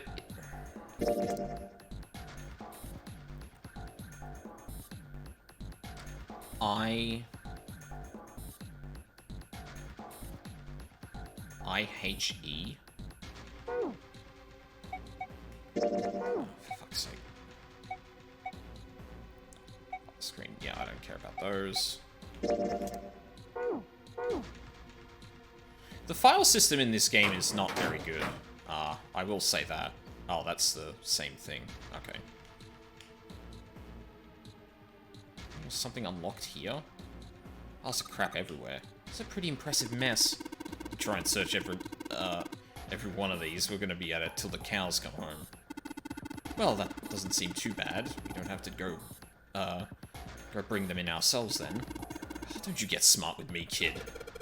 How about we deal with this area later, okay, guys? Maybe we should try something more promising.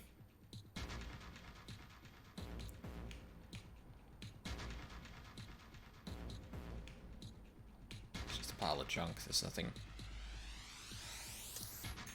I really wish I could go back through the dialogue, because I feel like...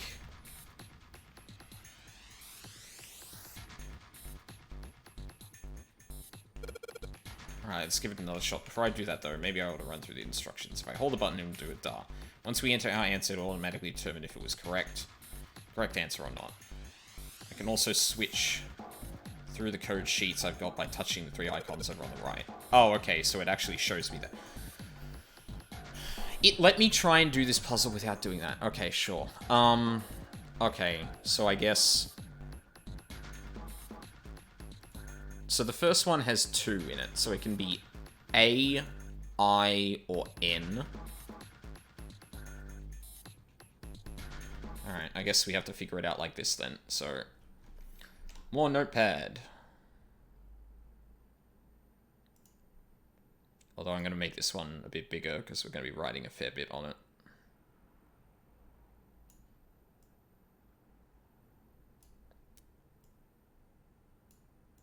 You know what? I'm just going to put it right over here. Well, actually, no. I'll put it down with the reset button, because that makes more sense. Okay, so if the first one is only 2 characters, then it can either be A...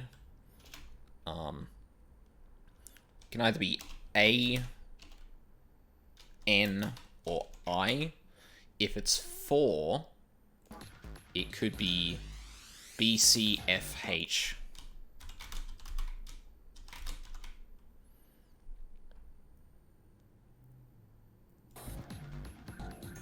J, L, Q.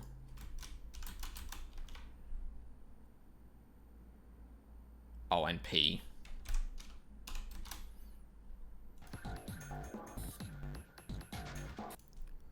And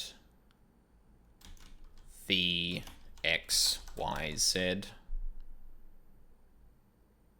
And if it's 1, it can only be E.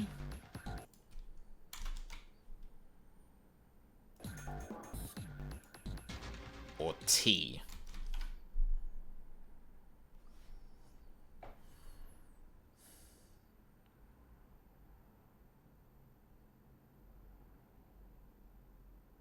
Interesting that there's very few vowels. Or there's no vowels in the 4 character ones.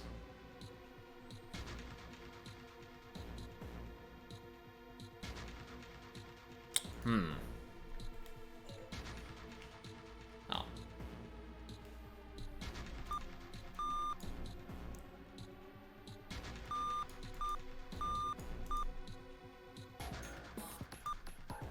No, I tried ace.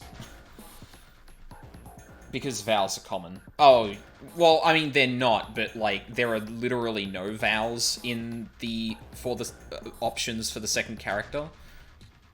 Or the second, letter here. Which narrows down the possibilities a lot. Oh, I know what it is. It's gonna be this.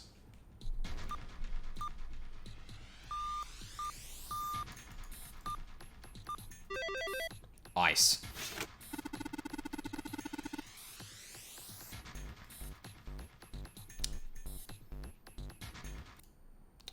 That makes sense. I see. It seems you have solved the puzzle, Junpei. Excellent work. The answer was ice. How did you know? All I had to do was listen to the sounds of the machine made. After that, it was a trivial matter to decode them. Ah, yes. I believe I heard a noise from somewhere on the right of the device after you solved the puzzle. It sounded rather like something sliding open. You see anything that could have made that noise? Yeah, that's true. Ah, yes, one more thing. I hear a noise from the back of this device. Rather like metal striking wood or something similar, I would say. Well, it's nothing we need to concern ourselves about. Are you sure about that? Code emblem. But I mean, Morse code assigns shorter codes to more common characters, so telegraph operators have to do less work on average. Yeah, no, I do recall that that was the case. I guess, like, because, like, counterintuitively, then, the more that there is of the more characters in that puzzle that had 4 beeps in it, the less combinations there are, because, like, vowels tend to be very, like... there tend to be a lot less combinations of only consonants, or more consonants in a word than vowels, if that makes sense. Especially when you're only working with a few characters. Also, what do you mean that there's something happening at the... Oh, there's something here. Metal Shuttle looks pretty sturdy. It's framed with black and yellow warning stripes. Alright, let's open it. Oh, holy shit. That is pretty damn creepy. There's a coffin in there. A coffin. A coffin. Oh, man. Does Seven think... Yeah, he's all pale. He's thinking the same thing I am. No way. Could this be... I'm sorry, but what's going on? It's a coffin. I wonder if there's a vampire in it. Right, I guess Clover and Snake don't know the story. Man, I can't bring myself to tell them. Well, at any rate, let's have a look around.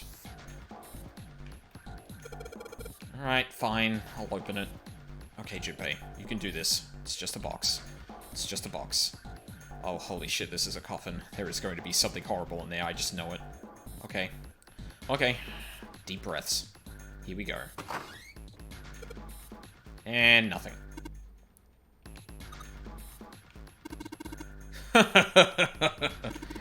Oh, man. There's nobody in there. Shit. Can't believe I was scared of something like that. What do you mean, nobody? Are you expecting someone to be in there? It's a long story. Ask Junpei about it sometime. Huh? Well, just like Seven said, there's nobody in there. There is something in there, though. Well, two somethings, actually. What is that?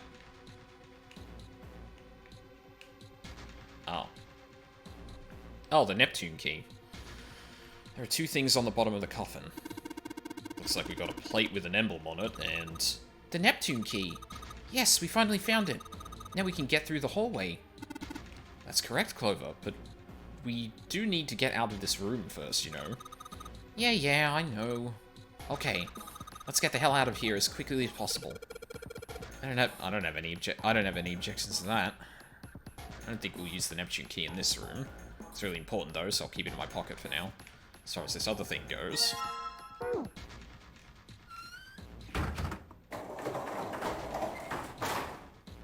Alright. You.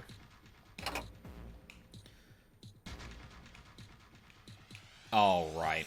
I have to do them in the right order. Steering wheel, cross, weird circle, waffle. Okay. Steering wheel. Oh, there we go. Oh, what the fuck? Whoa. Well, now we've got something on the monitors, at least. What's that? Looks like some kind of puzzle? Wonder if these are the rules. Here, I'll read them to you. When you touch a numbered area, that area will be selected, and it will turn blue to indicate this. Touching a number ball after selecting an area will cause that ball to be moved to that area. However, you cannot move the red balls. You can only move 3 to 5 balls into a single area. Press the check button to once you have moved all the balls except for the red ones, which you cannot move. The digital root of the balls in an area must match the number for that area. That's it. I still don't really get it. Whatever, like they say, practice makes perfect. Let's give it a shot. Don't you mean practice makes perfect? Wait, what did he say? Oh, I don't have a log here. Really? Fuck. Hey, let's see you solve the next one. Then you can make fun of me. Junpei, he's blind.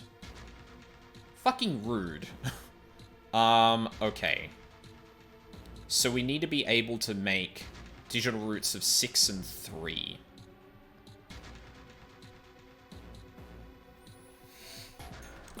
Alright. I mean, we can do some shenanigans. Oh, actually, no. Let's do this backwards. I need two numbers that will add up to 6. Let's say 2 and 4. Then add up to 3. The best way to do that is do 12. So, no. 5 and 7 can go there. Oh, awesome. There we go. Then it's just 1 and 8 there. 3, 3, and 6 there. Okay, this is it, right? But nothing's happening. There are still 3 more indentations left empty. I imagine something will happen when they are all filled. Doesn't that seem likely? Yeah, that does seem likely. Plus. Here's the cross next. Okay, let's put in the emblem of the cross. Hey, Junpei, something just showed up on the screen. This puzzle sure looks a lot like the last one. Yeah, but there's more of those red balls you can't move. Numbers for each area are different too. Looks like it's got the same rules as the last one, though. You sure you don't want to double check that? No, I'll be fine. If I get confused, I can just look at the screen over there, right? Anyway, like they say, a picture is worth 1,000 words. Let's give it a shot. Isn't that a picture is worth 1,000 words? Hey, shut it. At least I'm trying, alright? God, Junpei. Okay, so without the number 1, I need to make 1 and 7. So, We can make 1 by having 3 and 7, which would be 10, and then we can have 7 by doing that. However, we don't always have access to the number 9, which is going to be a problem. Okay, so maybe I can't do it that simply.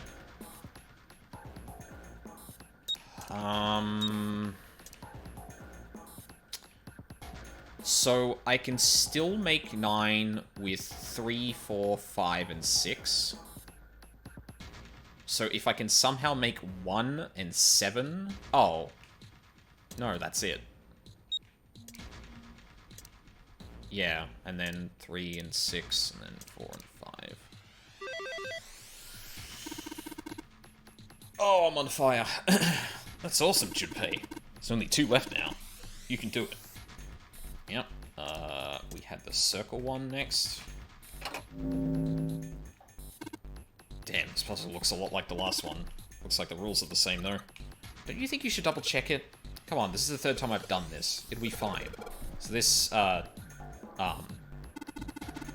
you can't think of anything clever, please don't strain yourself. It might hurt something. Ah, shut up. Just give me a break, alright? I'll think of something. 2 7s. And we have even less options for the number 9. Although if I use the same theory, it's actually really easy. So I have 9 there, and then 7, and then 2 and 8 at 10, which is 1 plus 6. Excellent work, Junpei. You've only got 1 left. You can see the light at the end of the tunnel. Let's see what happens when I put the emblem of the coffin to this indentation. This is the 4th one. This puzzle looks a lot like the last couple. I think this is probably the last one. Once we solve this puzzle, I'm sure something will happen. Alright. I'll solve it in no time.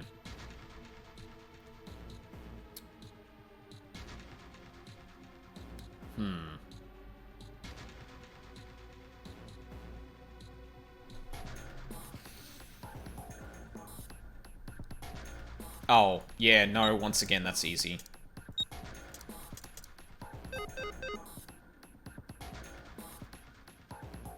Oh, wait a minute. Oh.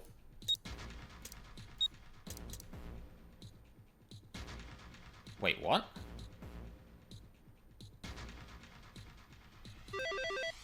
Oh, that must have been, it was at its limit. Sorry, I was confused for a second, but no, it's following that's following the rules of the Nonary game, so they couldn't all go through that. Huh? Where did that noise come from? Underneath the keyboard? Way to go, Junpei! We answered all the questions. Damn, Junpei, good job. Hey, did you hear something just now? Yes, I heard that as well. From the bottom left corner of the desk, I believe. Oh, God. A picture. What the? Yeah, that's definitely the 9th man, and that's definitely the captain. What the hell is this? This man with a mustache on the right. He's the same guy we found murdered in the captain's quarters. He had the Zero bracelet on his left arm. And this second man, with the glasses and a doctor's coat. He's the 9th man. The one with bracelet number 9. He died after he went into door 5. But this guy, the one in the striped suit? That's Ace. Oh man, that's Ace. Yeah, I guess it is. Yeah, we wouldn't have known this. We wouldn't have known this going through this route up until this point. No doubt about it. But what does it mean? What is Ace doing in this picture? Not only Ace, the 9th man and Cap too. And they look happy, like they knew each other well. Why? How? How in the world are these 4 men connected? You say Ace is in that picture? Yeah, it doesn't look like it was taken recently though. Ace, the 9th man, and Cap all look about 10 years younger. Ah, so the 9th man and the man you found murdered in the captain's quarters are also in the picture? Yeah. Is there anyone else? Or are there only 3 people in the picture? I'm afraid I can't see it. No, there's one more guy. He's got kinda long hair. He looks smart, but a little cold. He's the only one I don't recognize. What's the date of the photograph? It doesn't have one. Did you look on the back? Back? Yes, the reverse. The other side. Huh.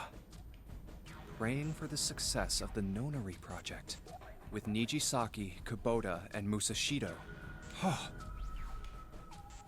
Then the 4 men in this picture were the organizers of the Nonary game 9 years ago. That means Ace, the 9th man, and Cap were all responsible for making it happen.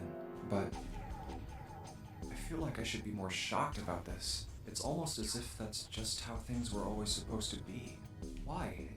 Why am I not surprised? Maybe because another you figured it out. Ace was the one in charge of the Nonary project. But then why? Why am I so calm? It's like I already knew. Ah, of course. I understand now. Ace was the CEO of Cradle Pharmaceuticals. He was the one who invented the game 9 years ago. He was Gentaro Hongo. Ace is Hongo? I had my suspicions from the beginning. Their voices were similar. Too similar to be a coincidence. I could never forget his voice.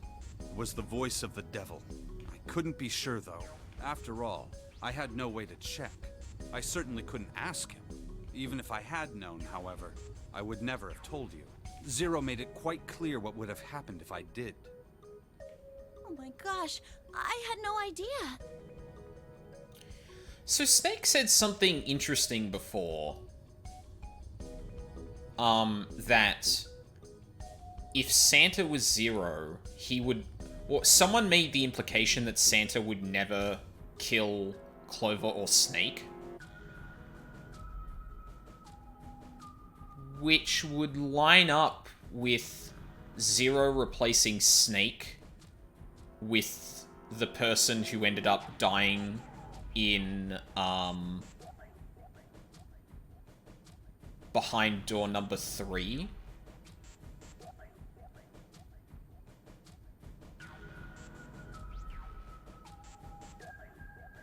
Huh? I didn't know that Ace was Hongo. Oh, yes. I suppose you wouldn't have. 9 years ago. You were in Building Q in Nevada, but Hongo was in the Gigantic with us. I know. That's why I didn't know what Hongo looked like. But why? Why didn't you tell me? I mean, I'm your sister, right? You could have told me. I'm sorry. I apologize for keeping this from you. But if I'd told you, Clover, you would have told everyone else. And if you did, then I would have been forced to tell them about what happened 9 years ago. I had to prevent that. Hey, Junpei. You think I could borrow that picture for a sec? Sure. Does he remember? Kubota, Nijisaki, Musashido. Hongo, Kubota, Nijisaki, Musashido. Hongo, Kubota, Nijisaki, Musashido. Hey, Seven, do you... Shut it! Just be quiet. I'm this close to remembering. This close. Hongo, Kubota, Nijisaki, Musashido. Cradle Pharmaceuticals. Nonary project. Shit. What? What's wrong? Holy shit, this is nuts. What's nuts? I remember Remember what? everything. Everything? Yeah, I remember all of it. My memory's back. I remember what happened before I got snatched. What? Let me tell you what happened. Like Snake said, Ace is Hongo from the right. The other 3 are Musashido, Nijisaki, and Kubota. Musashido was the man with the cash. Nijisaki was Hongo's right-hand man. And Kubota developed the actual technical details of the experiments. How do you know all this? Come on, man, I told you, I finally got my memory back. No, that's not what I mean. I'm trying to ask you why you knew all this stuff in the first place, before you forgot it. You really want to know? Of course. Me too. This is gonna take a while. Hell, it'll probably take me a good 3 days to tell you everything. Well, we don't have 3 days. Just give us the short version, all right? Short version, huh? All right, fine. I'll give it a shot. No promises, though. I'm a detective. It's a little awkward to say this about myself, but you could probably consider me a lone wolf type. I hold to my own code, because I think doing what's right is more important than doing what you're told. That's why I followed my gut that night. A slim lead brought me to the wharf. It was 9 years ago. The wharf had been cold as fuck, and I could barely see squat. I was investigating a mess of kidnappings, all of them children. It all had one thing in common. A history of visits to one particular hospital. Yeah, so this is stuff we all went over with, Seven... Seven, like, told us a lot of this stuff when we went through Door 2 in the lead up to the submarine ending. A hospital under the management of Cradle Pharmaceuticals. My investigation had turned up evidence that Cradle had been involved in the kidnappings. After a little sweet-talking, I managed to finally get a real lead from someone inside Cradle. My source told me this. Tonight, a ship is set to take the children to a large passenger liner docked offshore. So I headed to the wharf. In the shadows, I searched the harbor until I found the ship he was talking about. There was a bunch of movement near it. Men in black suits, many of them were carrying large bags. The bags... There was something about the way they moved as they were carried. No doubt about it. There were human beings in those bags. I moved before I realized it. I came out of hiding with my gun already in my hand. Don't move. I felt metal touch the back of my head. Drop the gun. I could kill you right now. It'd be easy to get away with it, too. Just tie an anchor to your feet. No one would find you for a week. Now what you want? The fish here would love a meal. I kept digging the cold metal thing into my skull. There was nothing I could do. I did what he said and laid my gun on the ground. Then suddenly, there was a sharp pain in my neck. A drug? That was my last thought. My face hit cold concrete. I was out like a light after that. I woke up on a hard floor. Damn it! Shit, my head hurts. I did a quick once-over of the room. Where am I? A small, shabby bed, a dirty sink, a toilet with no privacy. I'd seen it countless times as a cop. I'm in a cell, huh? Facing the toilet was a door set into the wall. I was still pretty woozy, but I made my way over to it. I pushed and pulled on it, but... Is this the exact same recounting of the story, I wonder? Not like I expected much else. Would be dumb enough to put me in a cell and leave it unlocked. Threw myself against the door a few times, but it would... I knew it. I gave up and made my way back to the bed. And sat down. I sat there for a very, very long time. Yes, but I think it diverges towards the end. Yeah, because I think the other times we've heard this story, Seven didn't quite remember anything, Then, so... I heard a faint voice.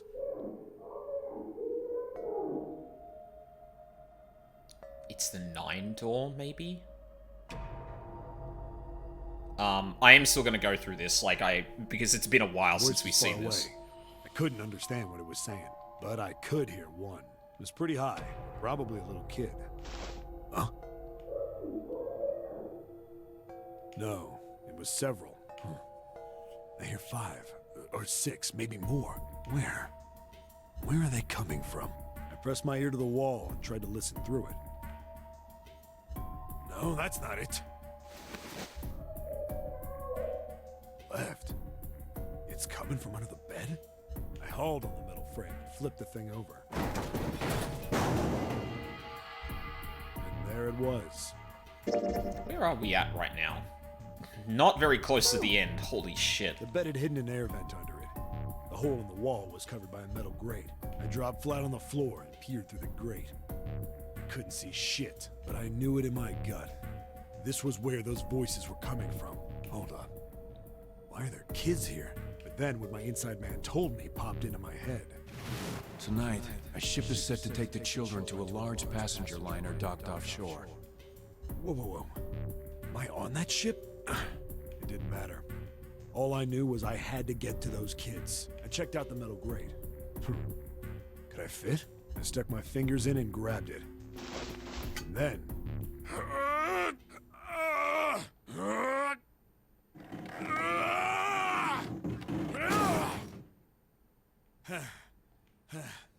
Yeah? I finally got the damn thing off. Sweat was dripping down my face. so I wiped it off and crawled inside. The first bit or so was tight. I had a wriggle on my belly. Wind up eventually, and there was space for me to crawl along on my hands and knees. I went from crawling like a worm in dirt to skittering like a bug. Couldn't say it was much better, but I'd take what I could get. And when I'd been in the thing long enough to start wondering where it'd take me, a massive sound nearly scared the piss out of me. It was like a heavy metal door had just been slammed shut. Then, there was a voice.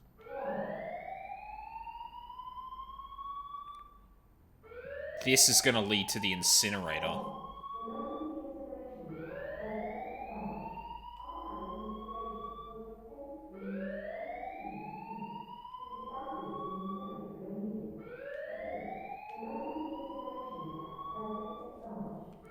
What?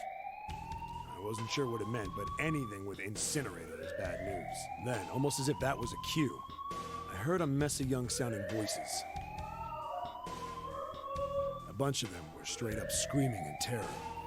And all the sounds together made a howl that made the hair on my neck stand straight up. Damn it! What the hell is going on here? I scrambled through the duct as fast as I could. I made a giant racket, but I didn't care at that point. I soon found a metal door on the left side of the duct. I should have said something before this came up, but when I was starting to remember Seven recounting this story, I remember the final image was like him emerging into what seemed like a very circular room, which bared some resemblance to the incinerator now that I think about it. The kids were screaming on the other side. I found it. I yanked the handle and threw the door open. I almost ripped the metal off its hinges. What the hell is this place? Yeah. I couldn't believe what I saw. The room had a dome up top, and there had to be about 9 walls, all the same size. Up in the ceiling was an upside-down funnel, almost like a chimney. I looked down. There they were, the kids I'd been searching for.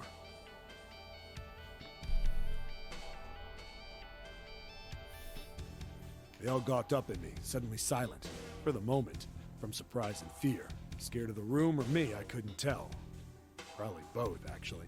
Not like I can blame them running into a mug like this when they're already scared shitless. I snorted at my own dig at myself and turned to the kids. Don't worry, kids, I'm not your enemy. I'm one of the good guys. All of them stood there, frozen. Well, except one. He was a boy, slightly older than the others, in a private school uniform. Who the hell are you? He stepped forward and glared at me suspiciously. I'm a detective. I'm here to rescue you. It looked like they relaxed some the second I got the words out. How are you gonna help us? Where's the exit? There isn't one. The doors we came in through won't open, and the door over there...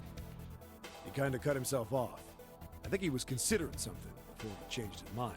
Anyway, there's no point. We can't all get out of here. If we don't get out of here, we're gonna be burned to death. They had to leave someone behind. Burned to death? Can't you hear it? That voice said the incinerator's gonna start up soon. So... The voice spoke again. Incineration will begin in 15 minutes. They only had 15 minutes. I looked back down at the kids. Looks like a good 20 or 30 feet to the floor. No way I could pull them up. Too big of a distance for any of us to reach. What the hell was I gonna do? But then I got an idea. Wait right there. I'm gonna be right back. What? Where is he going? Are you just gonna leave us here? They just got frightened again. I'm not the best at that kind of thing, but I tried to reassure them with a smile. Don't worry, all right? I'll be back, I promise. So just stay calm and wait right there. Got it? I didn't wait to hear them respond. There wasn't time. I had to hurry. Well, as fast as a guy could on his hands and knees. Didn't take me long to get back to my cell. Still no way out of there, but I had a plan. I needed something from the room. When I got it, I dove back into the hole and took off towards the incinerator. Then... Sorry to keep you waiting, guys. I tipped out the doorway and dropped down the rope I brought with me. Back in the cell, I'd torn the bed sheets into strips and tied them together to make a rope. It was sloppy, but it got the job done. All right, just tie that around yourself, okay? I'll pull you up one at a time. Right. Huh. Wait a sec. Something was off. There were more of you before. Where'd the rest of you go? The boy in the uniform answered. I let them go on ahead. We opened the number 9 door and they left. What? You're telling me you opened that door? That's what I said! Then what the hell are you doing here? We couldn't go with them! Why not? Look, the only people who can go through the numbered door... He was in the middle of explaining when...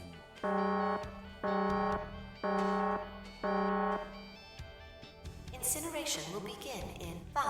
The wall shook a bit, and shit. the voice bouncing around. Look, that can wait, alright? Just get us out of here! Right. I grabbed onto the rope. First one I pulled on was a girl with a ponytail. Next was a girl with a red necktie. A boy in a jacket came after. He said he'd climb up on his own. The boy in the uniform was the last up. Like the other kid, he climbed up the rope himself. He looked pretty scrawny, but I guess he was stronger than he looked. He moved fast, but when he was almost to me, we heard some knocking. Everyone looked at the door. It had a thick, square window set into it. On the other side, an angry face was staring in. God damn it! What's going on here? Why is the room empty? Where the hell are those fucking kids? Ace. The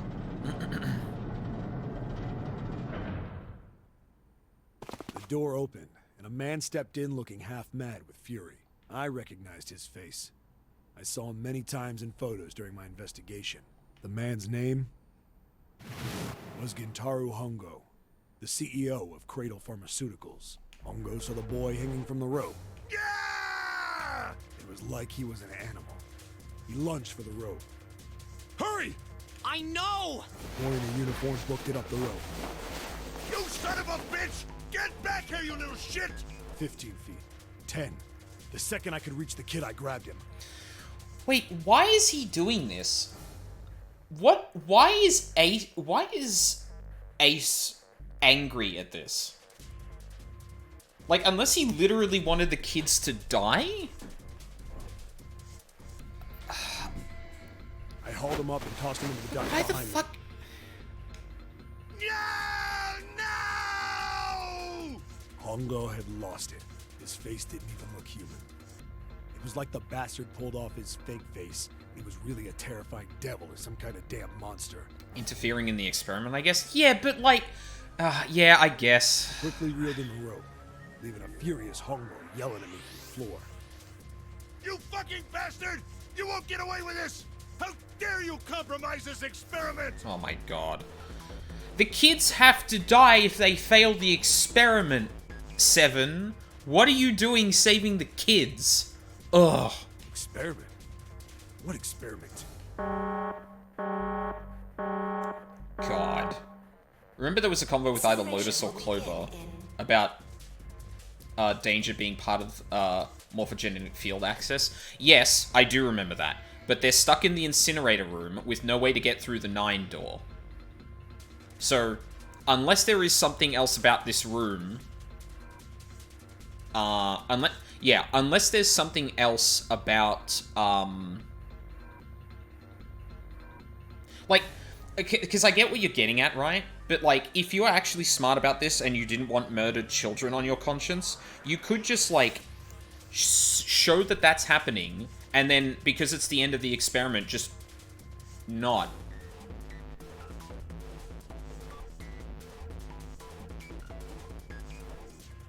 Like, I don't know why, like, introducing the element of danger is important, but it's the last bit of the entire experiment.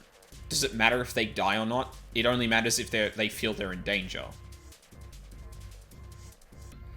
And clearly, like, I don't know if one of the kids had already died at this point, so maybe that's got something to do with it, but yeah. 1 minute. Hey, old man! What the hell are you doing? Hurry up! The boy in the uniform was trying to get my attention. I may have thrown a salute in a raging asshole's face before I closed the door behind me. No point to going back to the cell, so we went down the other direction instead. After about 30 feet, we came across another duct on the left. This one was heading down. Everybody nodded and took turns sliding down it. The duct emptied us out into a narrow hallway. There was a door on either side. The one on the left was a normal double door. But the one on the right was familiar. It had black and yellow stripes, and a device next to it on the wall. A plate on it read, Incinerator. Incinerator? Yeah, that's where we were. This is the other side of the 9 door. It was the girl with the red tie who answered me. We were inside an incinerator? Yeah. Hongo might still be there. It looks like it's been shut off, though. Wait, what? If he's still in there, Yeah, that's not good. That meant we better. we gotta get out of here. Go to the other door, hurry!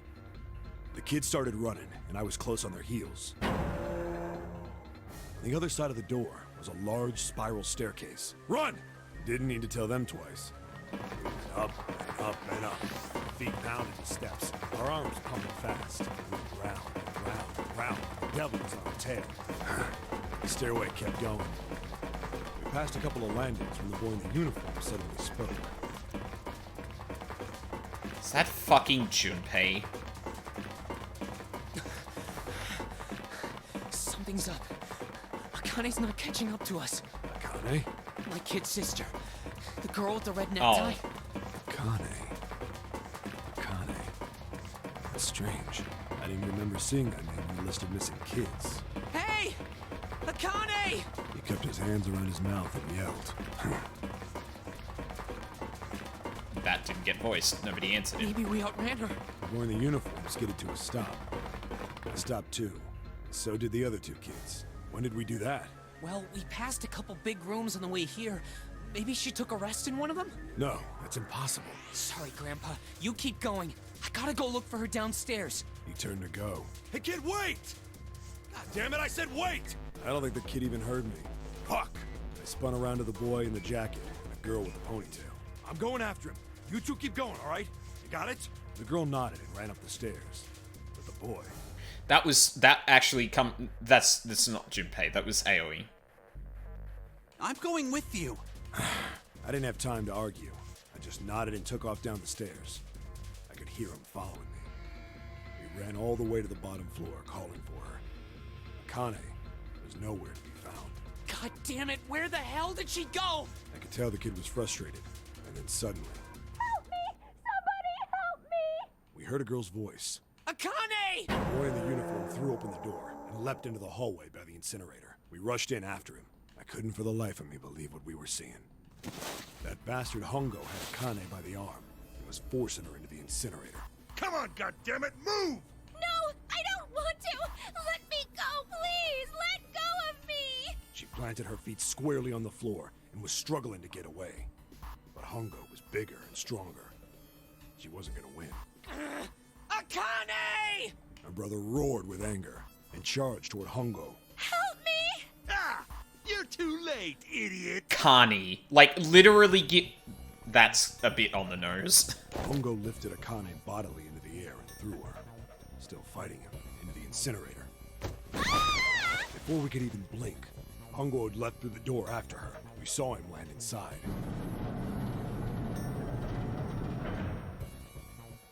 And then, the door slammed shut. We ran to the door. We did everything we could think of to get the thing open. But... Ah! Fuck! It's no use! The goddamn thing won't move an inch! He started slamming his fists against the door. He was close to shattering his knuckles with how hard he pounded on it. Akane! Akane! Are you okay? You came back! Her voice was muffled, but all of us could hear the sheer terror in it. What should I do? I think I'm trapped in here! Where's Hongo? He went out the other door! What? Warning. Warning. Emergency incineration command has been acknowledged. Automatic incineration will take place in 18 minutes. Please evacuate the incinerator immediately. Repeat. Emergency incineration. Yeah. You fucking kidding me? It's the same damn thing! Are you there? Why does he need the kids to... This is... like, it's not a plot hole. This is just unbelievably evil for no fucking reason. Yeah, we're here. Just hang on, alright? We're gonna figure out a way to save you. Like, I guess this getting out is bad, so he can't really let them escape, but the whole point of the fucking game is to get some to escape. His Like, words would have seemed like a sick joke to her if she'd been able to see how white and bloodless his face was right then. just go back through the vent? Incineration. Oh no, they actually slid down. They probably can't get back up through that. 17 minutes. Please help me! I'm really, really scared!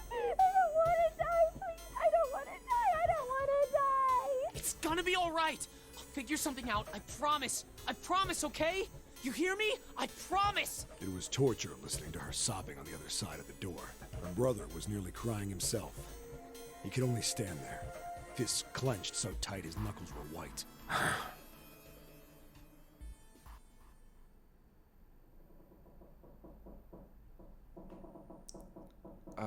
What happened then? Come on, man. Put yourself in my shoes. It doesn't end good. You think I want to remember that? Then... Yeah. Shit.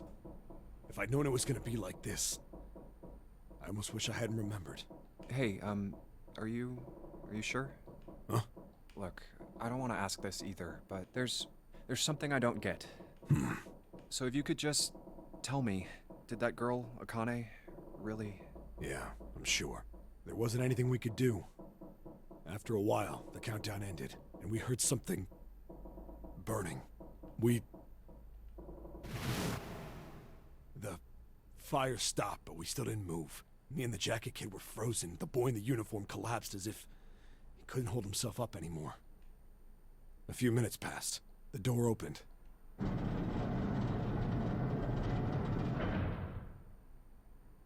The boy in the uniform tripped over his own feet running in. We followed, too numb to speak. The air in the incinerator was hot. Every breath made my lungs feel like they were on fire. It was like standing on hot asphalt. The air was wavering, and in the middle of the room, there it lay. The kid's legs were shaking so bad, I don't know how he managed to walk. I couldn't see his face, but his body somehow looked empty. Finally, he reached it. He fell to his knees as his legs gave out on him. And then...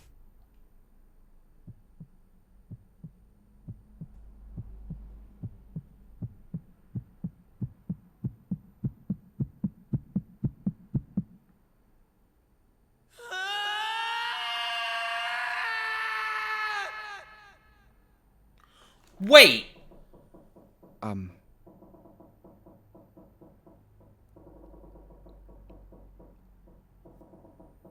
Hold on. I think I just made an incorrect assumption here. Was Akane Santa's sister?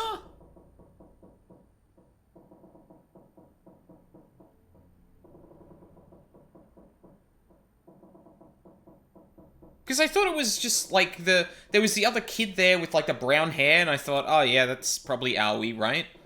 But Santa's the one that was, like,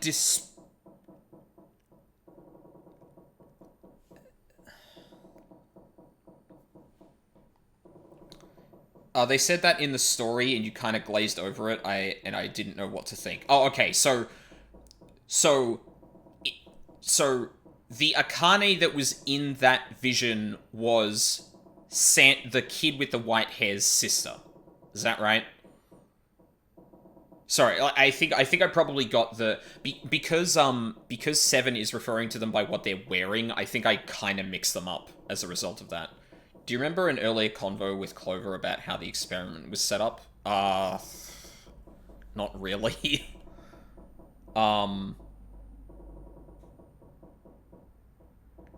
It was set up in such a way that,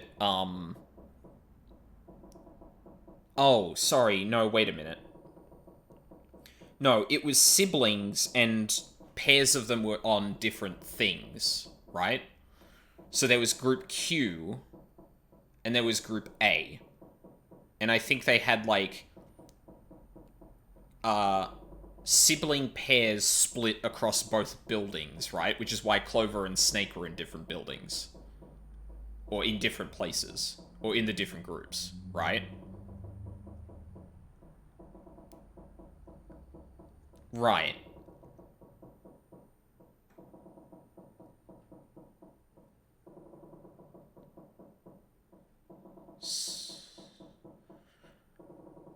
So, okay, maybe I'm misinterpreting this slightly then. So, if that's how the experiment was set up, Akane and Aoi were brother and sister. So Aoi would have been in building Q, right? So it could just be that Santa's just, like, despaired at the situation generically, not because his sister died. Maybe I jumped the gun there. Can I ask you one more thing? What's that? The girl, Akane. What was her last name? What does it matter to you? Just tell me, okay? Please? Kurashiki. Her name was Akane Kurashiki.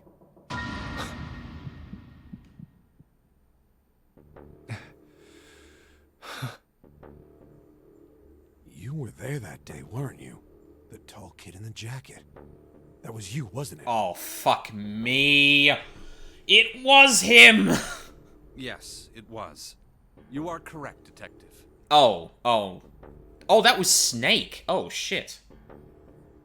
Don't misunderstand me. I told you before how Zero threatened me. There was nothing I could do. I couldn't say anything about what happened 9 years ago. So you're saying you're not working for Zero, right? Of course not. Clover, what about you? Hey, come on! You really think I'm working with Zero? I told you before, you idiot! I was in Nevada, in Building Q. I did hear that a detective rescued the kids on the boat, but I didn't know it was you. Well, I guess I believe you. Alright, let me ask you another question. Santa's real name is Aoi Kurashiki. He's Akane's brother. Right.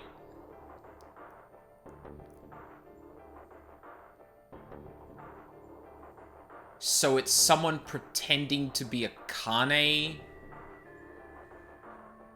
And that might... Like, is that specifically because Junpei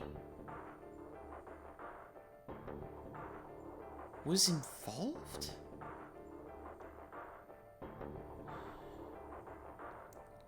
So why weren't they separated like the other siblings? That's a good question. You know that?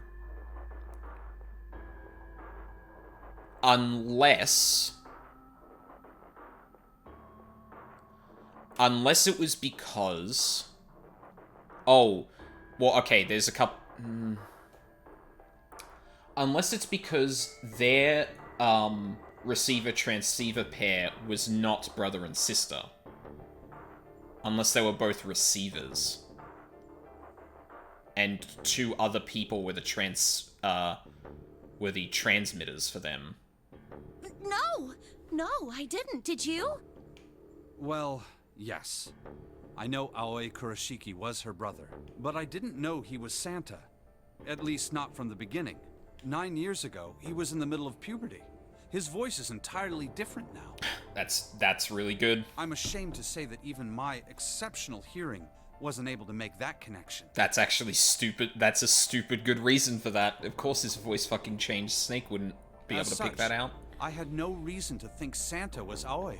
When did you figure it out? Clover told me that Santa might have been one of the subjects of the initial experiment. It was only a short while ago, while we were leaving the library. When she told me that, I had a feeling. Santa is Aoi? Akane Kurashiki, June's brother? There's still a lot we don't know. I mean, like, a lot. But there is one thing I think we can say we know. What's that? The body we found in the shower room. It had to be Nijisaki, dressed up to look like Snake. What? Come on, man. What kind of detective are you? You didn't figure that out already? Hey, ouch. Go easy on me, man. I just got my memory back, all right? Cut me some slack. Well, if he is, the 3 murders make sense then, don't they? Yeah, that's right. Murder. Kubota blew himself up, but that was murder too. So why did these murders take place? So I guess Santa and June are Zero together. Potentially, yeah. Which again, would be very, very apropos because... Or very appropriate, sorry. Because, 9 and 0 have the same effect on Digital Roots. They are the same. If Junpei is correct, and the body in the shower room was Nijisaki's, that means all of the people who were murdered were involved with the creation of the Nonary Project. Kubota, the person who conducted the actual experiments. Nijisaki, Hongo's assistant. Musashido, The man who financed the project. Oh, fuck me. I just realized I just realized something. Like, okay, correct me if I'm wrong, but in the safe ending, that's where Snake and Ace are incinerated, right? And after that, Junpei walks back to the room with the 2 9 doors to find June. And then Zero starts talking over the speakers and remarks that he lost. I wonder if that's because Snake died.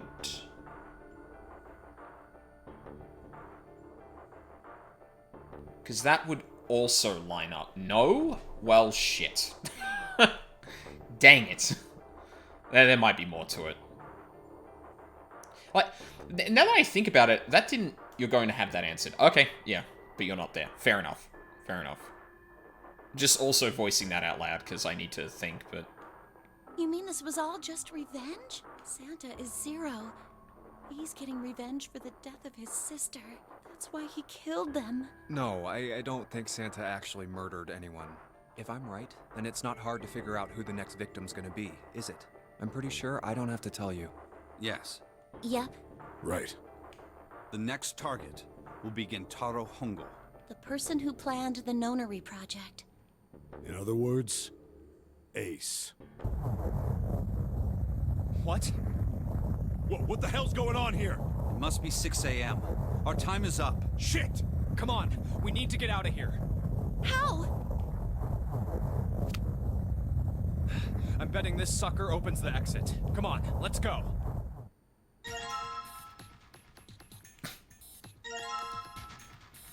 Zero card key. I can't believe we're still not out of this fucking room. Jesus Christ. Picture taken 9 years ago.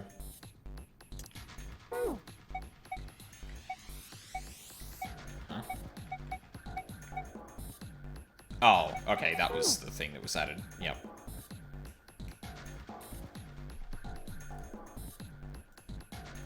Alright, let's just swipe this card. Junpei, look! It's unlocked! Yeah. Now we can go back to the library. Hurry up, Junpei. We don't have time. Let's go. Alright, let's go.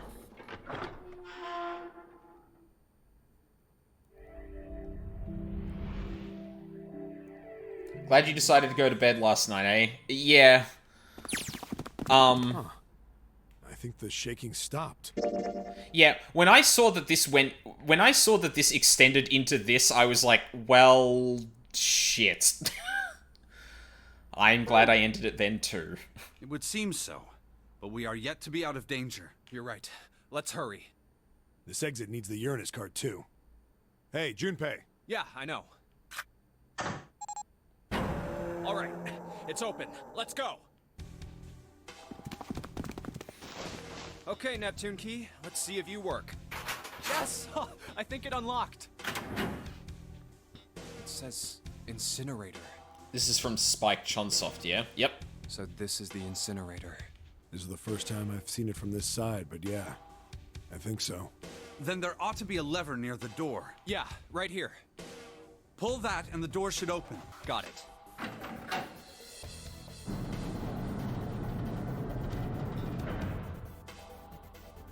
Let's go. Makes sense. Really similar to AI the Somnium Files. Yeah, and in a similar vein to Danganronpa as well. Oh, in story structuring. Oh, yeah, that is true. What the hell is going on? What's wrong? Are you okay? Jumpy, you came to get me. Of course I did. I made a promise. I'm so glad you're here. So glad. Hey, what happened to you? I'm fine. I just fainted. I wasn't feeling very good. Hold up. One more thing to throw in here. So, Aoi and Akane were on the boat, which implies they're both receivers. Akane dies, and then Santa decides to take revenge. Something that still has not been accounted for yet is the thing Snake explained, where what if someone was really good at transmitting and someone was really good at receiving?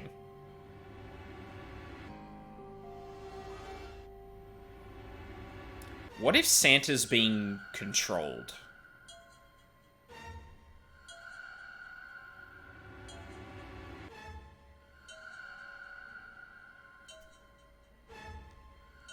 Someone being controlled in this situation seems like a possibility. I don't know whether I'd put that behind, like, Junpei forgetting the information or something like that, or Santa is literally being puppeted, or, like, influenced by whoever his transmitter is.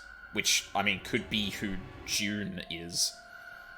I'm feeling a lot better now, though. Are you sure? Yes. I just need to rest a little longer.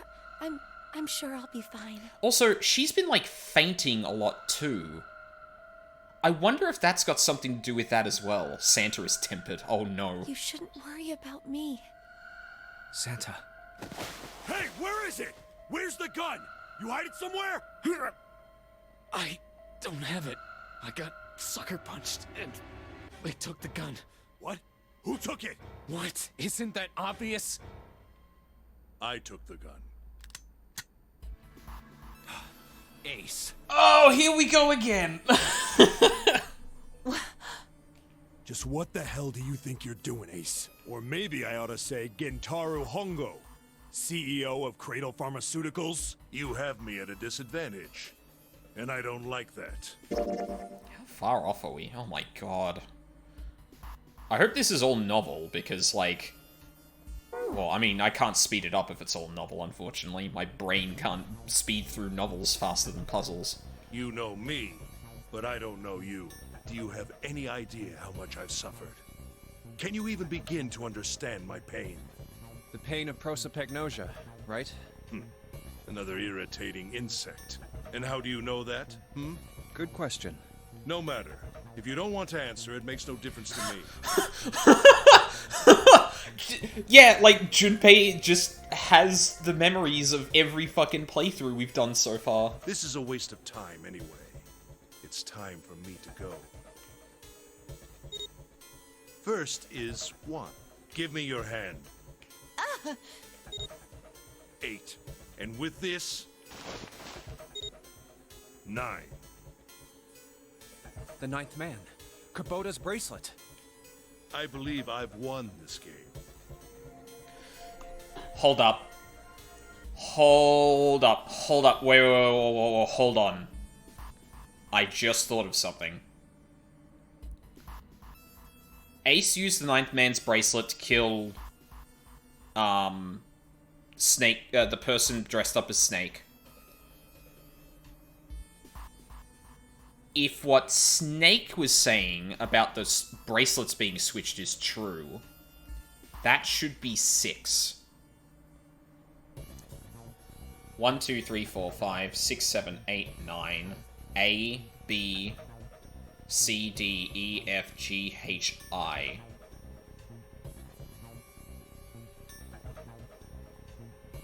That's 18? Which would be 9?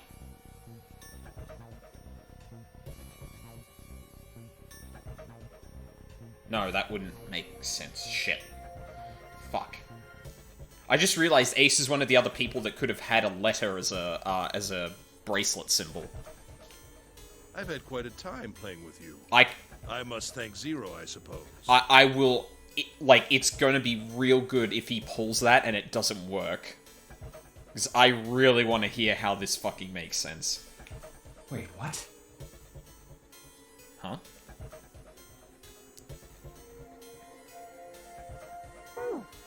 Ace doesn't know who Zero is. What the hell are you planning, Santa? At any rate, this game ends now. Junpei should have S. Did we go over that possibility earlier? Yeah, I think I did. A, B, C, D, E, F, G, H, I, J, K, L, M, N, O, P, QRS...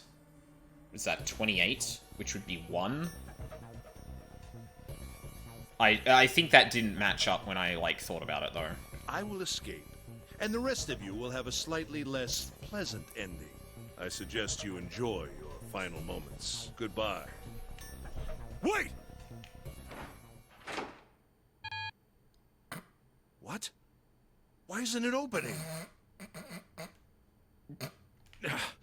One more time. Now open!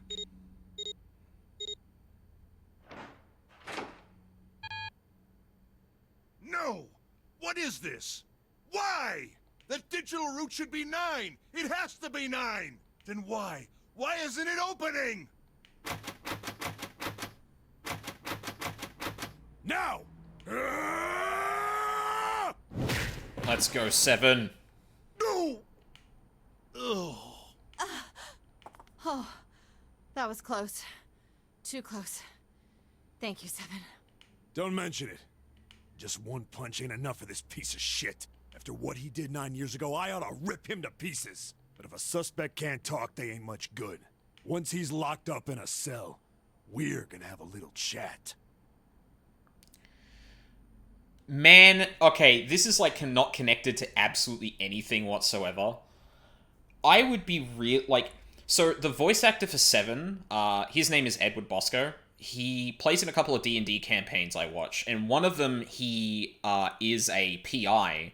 And I'm actually really curious if he ever drew inspiration for that character from 7. Because there's, like, they're detectives, and this guy's obviously pissed off at Ace and would, you know, little chat. That seems to line up, but, like, it's also kind of tropey, so, like, maybe it's just a coincidence. I'd be super curious if, like, that ever was something that entered his mind. Anyway. 9 years ago? Then you must be... Yeah, you finally figured it out, dumbass. I mean, no, you couldn't possibly tell me, because that would literally be a question I'd throw to him, like, during, like, break time during the session, or, like, on the Discords and stuff, so. Ace, you killed Kubota, Nijisaki, and Musashido, didn't you? Wait, Nijisaki? Oh, right. You don't know yet. Alright. We'll just go through them in order then. Let's start off with Kubota. You talked to Kubota and managed to convince him to go into door 5 alone. You killed him without making it look like you killed him. The way I figure it, you had 4 motives. 1. Oh my god. Junpei is literally going to list everything Ace told us in that ending. In the Nonary game, the number 9 is dangerous. Whoever had the 9 bracelet could join whatever team they wanted. Adding 9 to any number doesn't change the digital route. Wait, hold on, wait. I think I actually... No, I was 18, which is 9. Sorry, no, I thought I misinterpreted something, but no, I didn't calculate that incorrectly, I don't think. Which means that number 9 could do whatever they wanted. You wanted to remove that threat as soon as possible. 2. You wanted the number 9 bracelet for yourself, so that you could make use of its power. In fact, you did use it in the murder of Nijisaki. 3. Even if his number hadn't been 9, Kubota was a problem. He knew your past. He knew what had happened 9 years before. You needed to silence him before he told anyone. 4. But last, and perhaps the most disturbing, you used Kubota as a test. You wanted to know how serious this Nonary game was. Was it truly life or death, or simply a harmless prank? You convinced him to break the rules so you could see what would happen. That was why you killed Kubota. But he was only the first. Next was Nijisaki. While everyone was off looking for the missing parts for the Reds, you ran into Nijisaki near the big hospital room. However, because of your prosopagnosia, you didn't realize he was Nijisaki. Chiefly because, when you met him, he was dressed like Snake. That was why you thought Nijisaki was Snake. No, that's not... That was Nijisaki? Why? How did... I'll get to that. Anyway, you thought he was Snake. Snake was one of the kids in your experiment 9 years ago. You remembered him because he was the blind kid, but his presence made you think. Snake was one of my subjects 9 years ago. He probably hates me. But if that's true, why isn't he saying anything? Is he keeping quiet because he can't see? Or perhaps he's working with Zero to get revenge on me. Whatever the reason, anyone who knows my past is a threat. Before he tries anything, I need to get rid of him. That was when you decided you had to kill him. The murder weapon was Kubota's bracelet. You just waved it over the red. Verified your own number and then grabbed Nijisaki's arm and forced it over the scanner panel. Oh, hold on.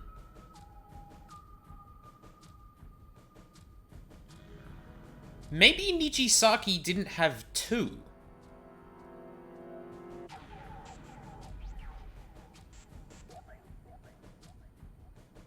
So I took a little nap. How's it going? My head is spinning. So, about the same as always. Junpei is like, for reference, Junpei is literally listing off basically all of the information we learned from all of the playthroughs in this one bit right now. He's basically telling the villain his own plan without actually experiencing the person telling him his plan, which I'm sure we'll discuss soon. Then, when the door opened, you kicked him in. I think I just realized that we don't know what bracelet Nijisaki was wearing. 9 seconds later, the door closed. And then 81 seconds passed. Because if the ninth man's bracelet was actually 6, and Ace's bracelet is actually I, then I would be 9, and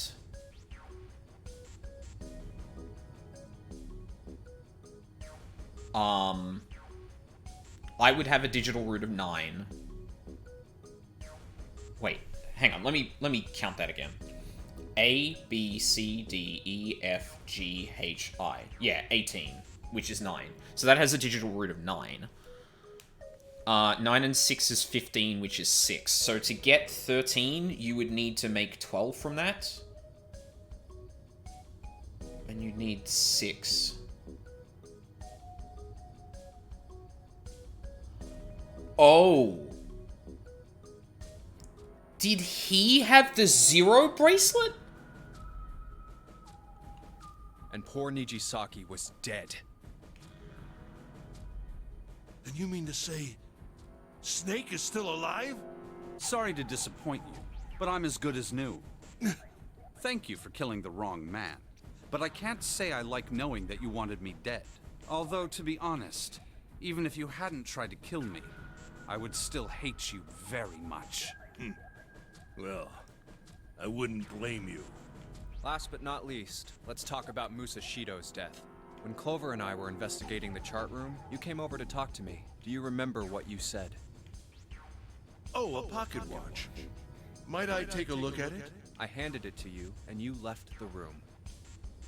You had been in charge of the Nonary project. Of course you would have known the solution to every puzzle, which would mean that you also knew how to get out of the wheelhouse. All you had to do was place the watch in the indentation on the door to unlock it. Holy shit, I didn't actually think of that. Ace would have been just able to walk into the captain's room. With the door open, you could enter the captain's quarters. Musashido was there. Conveniently placed next to him was an axe that practically begged you to kill him with it. You picked up that axe and buried the blade deep in the other man's chest. One blow was all it took, and then you returned to the chart room as if nothing had happened. Holy shit! I didn't assume they were the same puzzles. Well, I think it's probably intentional that they are, because Zero is clearly planning around the fact that Ace would know what's up. Right? Like, because if they are the same puzzles, then Ace is just the worst. Yeah, like, we literally just witnessed a scene where the last 4 kids in his experiment were actually escaping without getting incinerated, and he wanted to pull them back into the incinerator.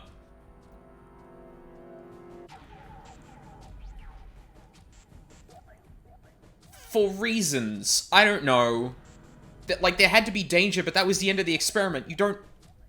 Anyway. There was something I wanted to speak with you about, Junpei.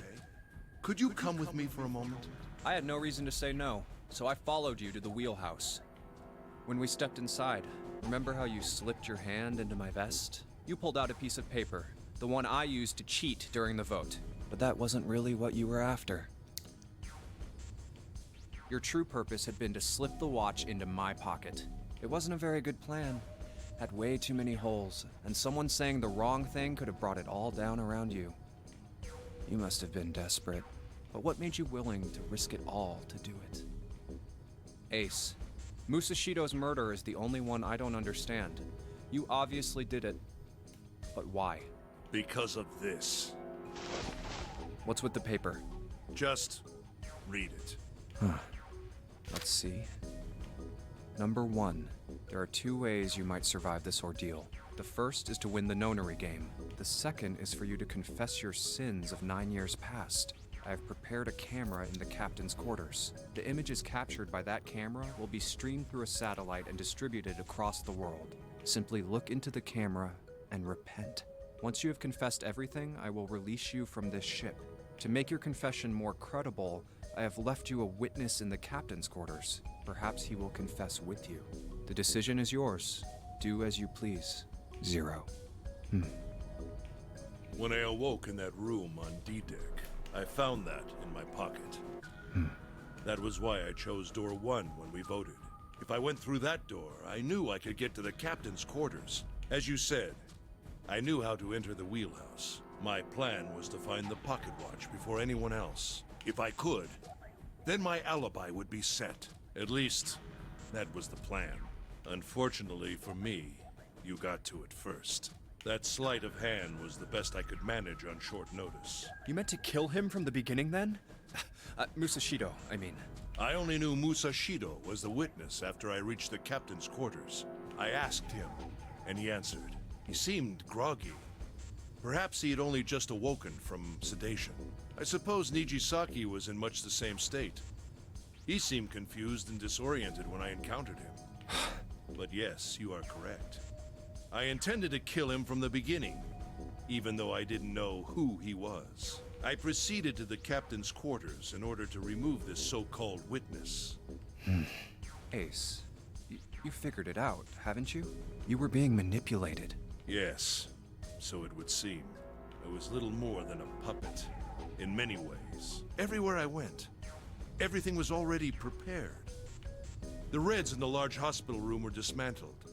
Nijisaki was dressed like Snake. There was an axe in the captain's quarters.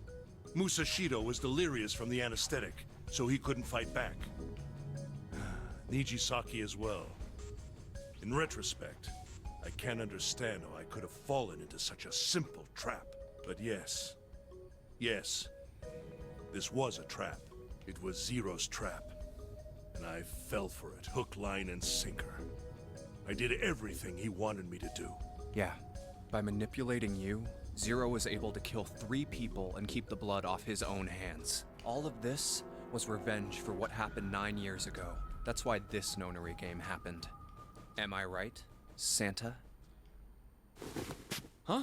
What the hell are you talking about? I don't know. Ain't no point trying to play dumb anymore, Santa.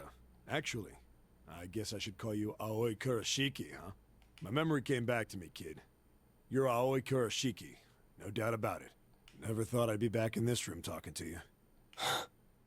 But hey, I guess this was all part of your plan, right? After all, the person who planned the nonary game this time around was Zero, and Zero's you. Looks like you really do have your memories back, huh?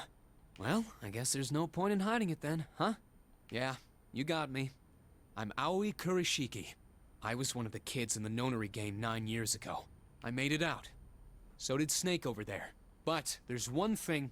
No, I guess there's 2 things you got wrong. Number 1, I ain't Zero. What? Wait, what? Oh boy. Huh? Ace is also the voice of Ilbert in original Gaius. Yes! Yes, he is.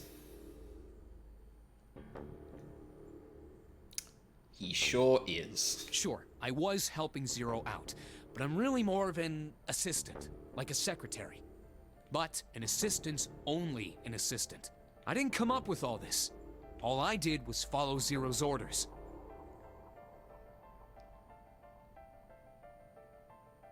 Oh, yeah. No, I can hear that too now, actually. Huh. Then, if you're not Zero, who is? Calm down there, Junpei. Didn't I say two things? You made one more mistake. Junpei, you just said all of this was revenge for what happened 9 years ago. That's why this nonary game happened. But that's not it. Revenge isn't the only purpose. There's another reason you guys are playing the nonary game. Yeah, because, well, the thing is that, like, okay, we've got a nonary game going, right? Who are going to be the other people? And surely there's a reason that, like, Junpei and the others are here. And someone is impersonating Akane. But what was it? To save someone. Save someone? Right. You were brought here to help my sister.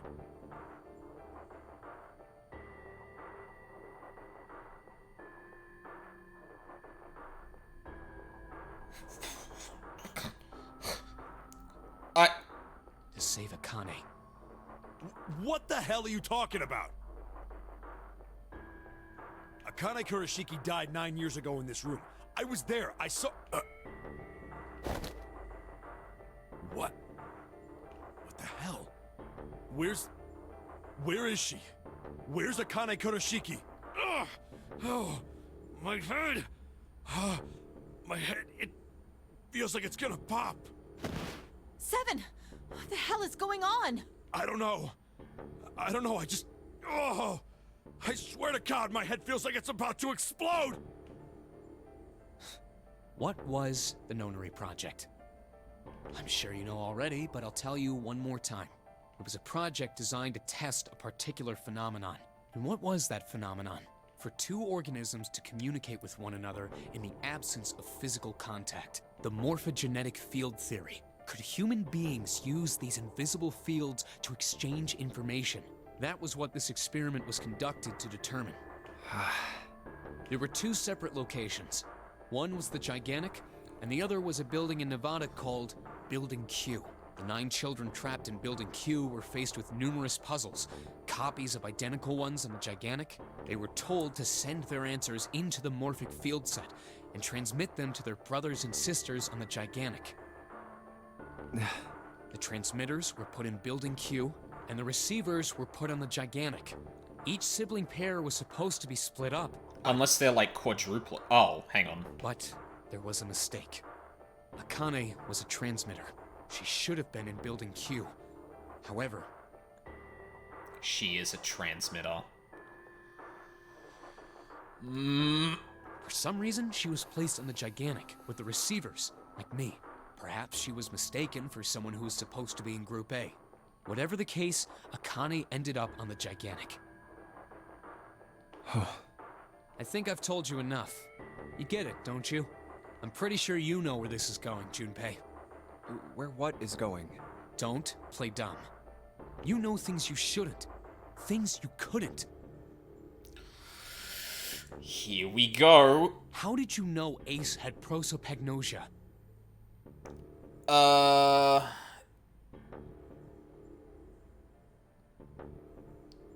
Is that just a... Oh, okay.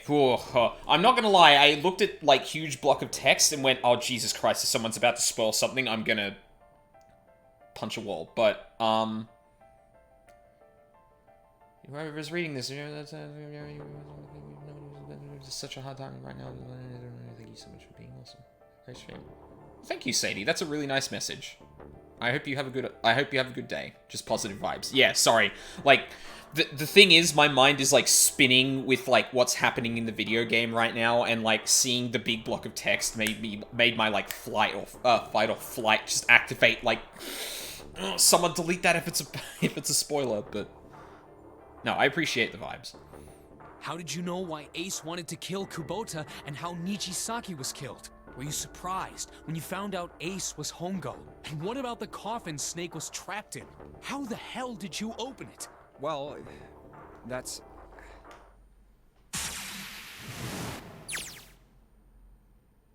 He knew because I knew. Oh, here we fucking go. It's no idea what this game is. Well, it's 999. It's a pretty cool game. We are deep in spoiler territory, just in case you want to jump out, but I'm a Dead by Daylight person, lol. Oh, fair enough. Fair enough. So yeah, if visual novels are your thing and this game sounds cool, please leave soon, because this is mega spoiler territory. Yeah, like, ruinous fucking spoilers. But nonetheless, I appreciate it regardless. He knew because I knew. Junpei was receiving information that I sent to him through the morphogenetic field set. It's simple, really.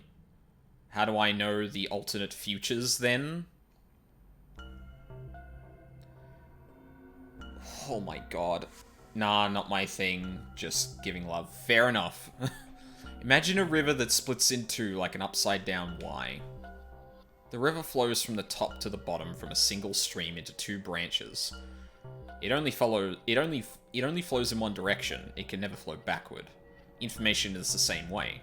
It moves from the past to the future, but never flows backward. That's why people at the river's source in the past will never know about those downstream in the future. Flows. Yeah. But the other people downstream will never know about one another either. Information only flows along the path of the river. But I am different. I can manipulate the morphic field set to pluck knowledge from the future. Oh my god, is this literally what I was talking about? I know what happens on either fork of the river, even though the people on either fork know nothing about one another. Now, who am I? I am... Holy shit! I am I, the 9th letter of the alphabet. But I am also 0. No, that's not true. I'm not really 0. Not yet. Perhaps you could say I am less than 0. 0 is my future. In 9 years, I will be 0.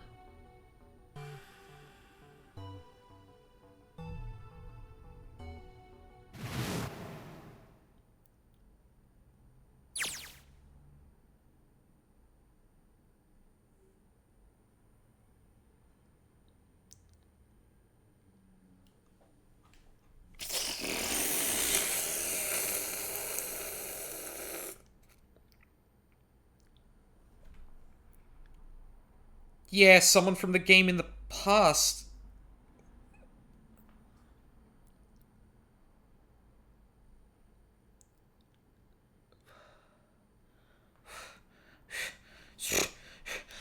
Okay, so it wasn't, like, I was gonna say, oh no, it's the player that's the thing, but it is interesting that the player is probably experiencing this whole game in an incredibly similar way to I.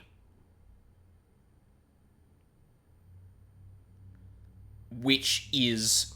that is fucking amazing narrative design.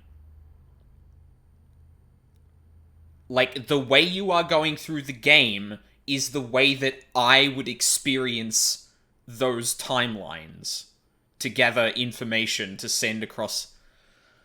Oh my god, that's so fucking good. Okay, we still got a lot of game to go through. Let's go.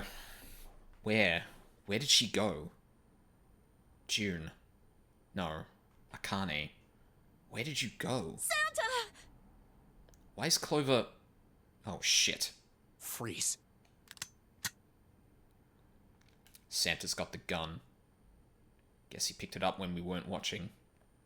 Looks like he's turned the tables on Ace, though. Wonder how he likes having a gun to his head. Get up. Sure isn't about to take the gun off him for a minute, is he? Ace isn't putting up any kind of fight. I mean, I don't think I would either, but he just looks drained. I guess he's going for the door, huh? He doesn't need to verify to go through that door, but... Hey, what's your plan, Santa? What are you doing? He can't get through any numbered doors with just 2 people. What the hell is he thinking? Didn't I tell you? I'm Santa Claus. It's time for me to go make a wish come true. That's it? That's all he's going to give us? What the hell does that even mean? Shit, they're out. Wait, what? And now the gate's shut. Looks like the rest of us are stuck in here. They're all looking at me. At least Seven's headache is gone. He seems to be alright. Well, I guess there's no harm in trying. Where are we right now? Okay, we still got a bit to go. Let's see if this door still opens. Damn. Well, it looks like this door isn't opening anytime soon. Oh, you mean we're trapped? So it would seem. What the hell is Santa trying to do? Oh my gosh! Oh my gosh, what? Have you considered where we are? There can really only be one thing Santa would do now. No. No, you can't be serious. Oh, but he is. Shit, we gotta do something. Maybe we can still get out through door 9. There's the red. Yeah, alright, we can do this. I've just gotta... No, it's not gonna work. There's no way. The 5 of us can't open this door. 2, 4, 5, 7, 8 is 26. 2 plus 6 is 8.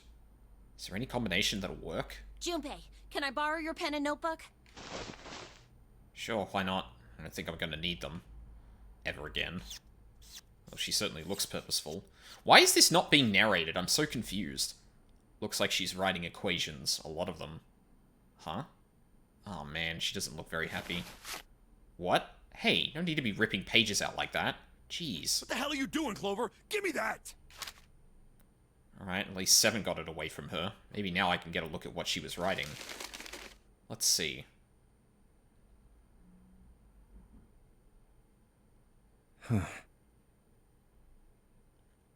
Oh.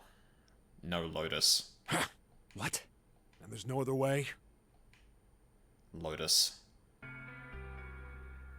Looks like she's figured it out, though. Man, this is just too cruel. I am gonna be so mad if Lotus dies. It's okay. Go. Lotus. Come on, you know we can't do that. Oh, don't give me that. I'm sure you'd love to get rid of me. God damn it, you idiot! Whoa, where the hell did that come from? Looks like she expected that about as much as I did. Without, if you're not... Look, it'd be bad, alright? Her copy sure doesn't have much confidence. Bad? Yeah. What? If there weren't assholes like you around, I'd be out of a job. Uh-huh. Look, I'm just not leaving you behind, alright?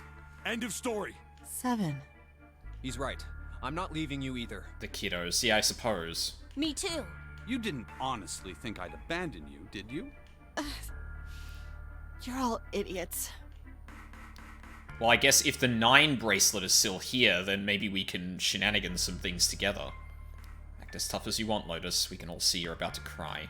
That being said, however, I doubt we would be able to open the door anyway, even if we were to leave Lotus behind. Huh? Huh? Why?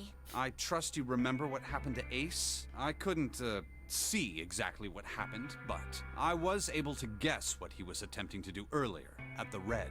Oh, yeah. No! Hey... What is this? Why? Wrong way, if you're still here, how much more of the game do you think there is? The digital route should be 9! It has to be 9!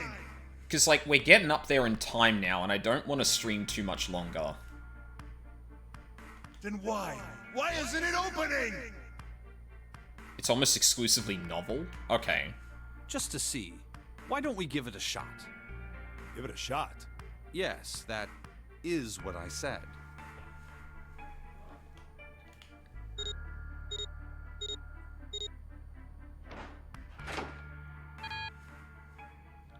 It's a fucking 6, isn't it? You were right. It ain't opening. But it did open 9 years ago. The digital route was 9 then, I'm sure of it. You think maybe they changed the settings? Perhaps. Shit. If we can't get through the door, we can't get out. The walls are way too high. There's no way in hell we could get to that hole 7 popped out of 9 years ago. I'm glad they brought that up. All we can do is stand here and stare at this door with a 9 on it. I guess this is it. This is the end.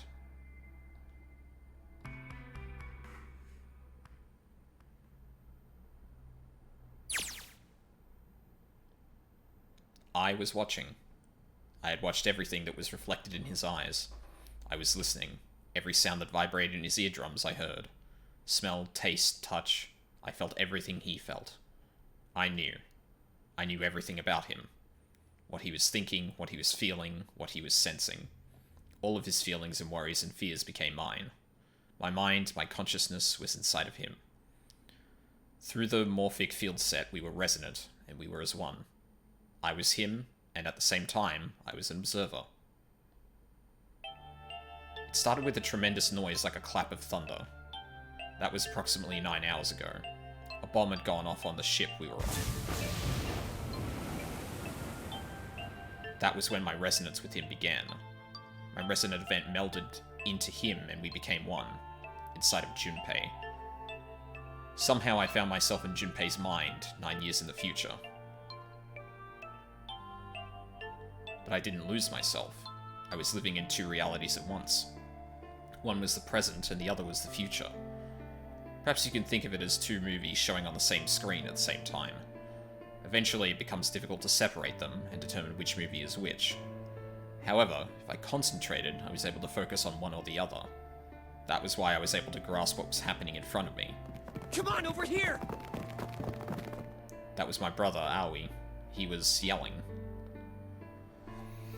Oh my god, I knew it was fucking Akane. I followed him.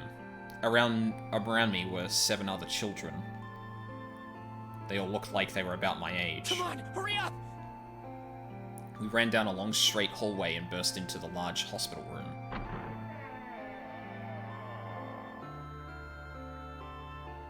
Everyone was arguing. 2 of the boys got in a fist fight. A girl watching them began to cry.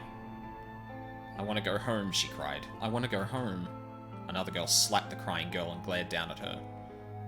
It has been 2 hours since the Nonary game began. We were starting to fall apart. But just when all hope seemed lost, Light started talking. He was blind. 9 years later, we would call him Snake. Hello? Everyone?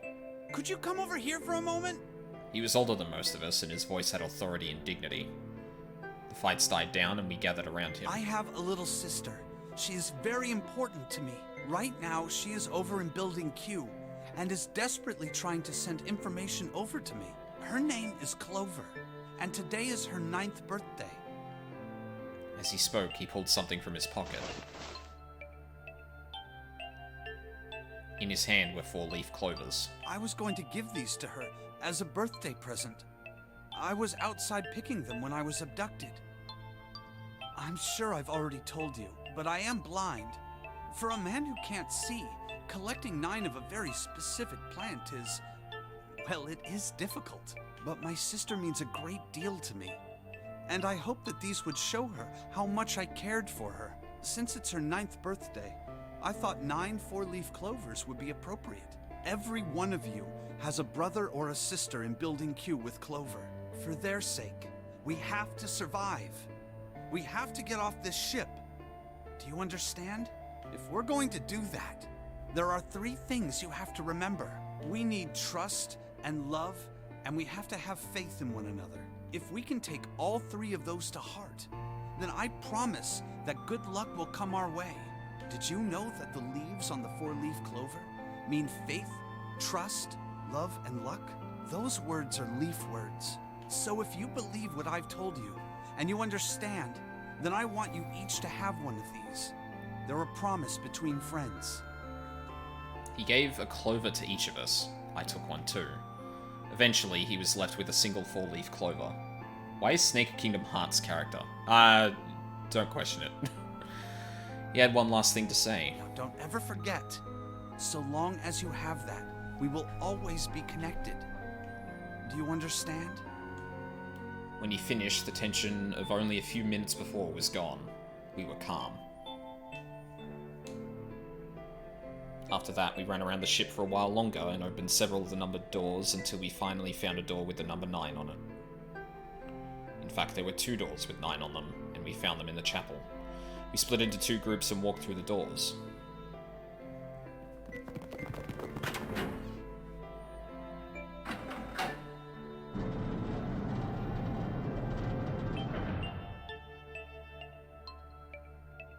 Before long, we all found ourselves in a room with a ceiling that looked like an upside-down funnel. For some reason, this room had another number 9, but this time, it was the only one. But if there was only one door, that meant only 5 people could escape. What are we gonna do? There aren't any other doors! We began to panic. Then, as if things had not gotten bad enough already,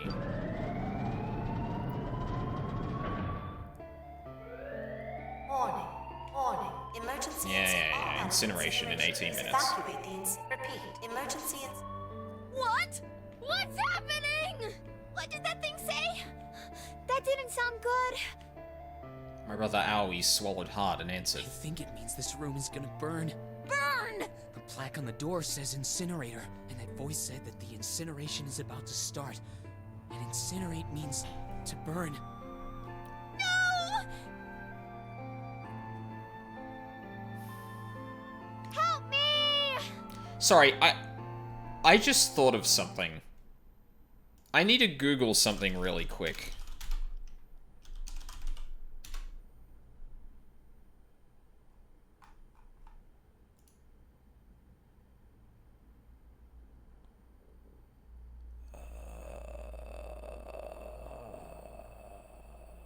No.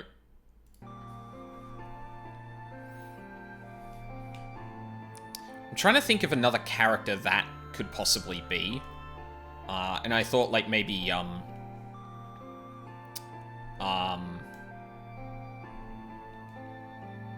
god, I don't know. Like, there was a particular thing I looked at. Oh my god, this is Akane Vision. Jesus Christ. Like, just breaking it down completely. I completely, missed that, by the way. There was one of the Greek alphabet that I thought looked like a 9, but it doesn't. Yeah, it took me a second. I'm sorry. Did that come up when it was talking about I before? I don't think it did. Abject terror filled the room as everyone began to scream and cry. Every pair of eyes were filled with despair. Then, high up on the wall, a door opened, and a man appeared. He was a huge, frightening mountain of a man, as large as a bear. 9 years later, we would call him 7. Don't worry, kids. I'm not your enemy. I'm a detective. The rest happened just like 7 had said it did. The 4 of us who stayed behind were saved by 7. We crawled through the vent, away from the incinerator, and slid down into the hall. It did not come up the first time, but now the game has formally broken down the novel and adventure barrier into what's really happening. Just before he said they were running through the hallway. Oh, okay. Yep.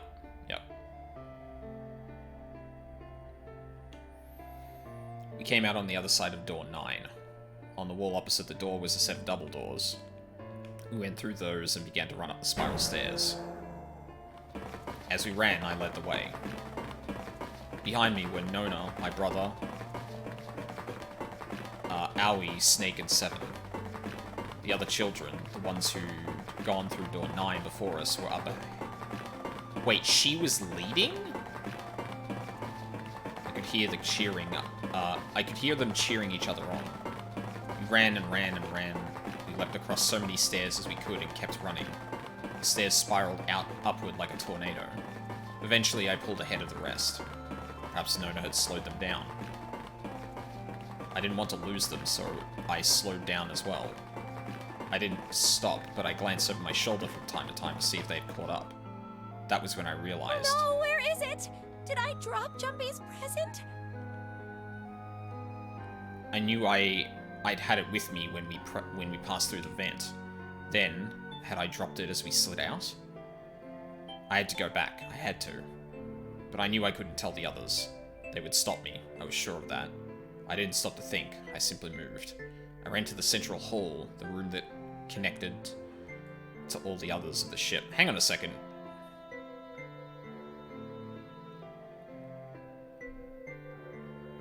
As we ran, I led the way. How did none of them notice that... What the What is... Why does June just keep disappearing?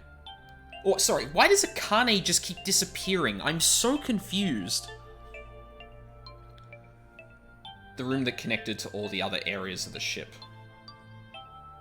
I hid in the shadows, and moments later I felt a rush of wind as they ran past me up the staircase. Oh, okay.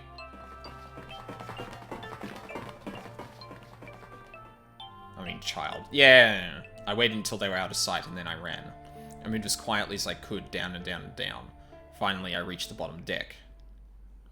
I ran into the hallway and looked around frantically. There it is! It was just where I'd thought it would be, sitting under the opening of the vent. I ran over and snatched it from the floor, but as I ran back towards the stairs and freedom...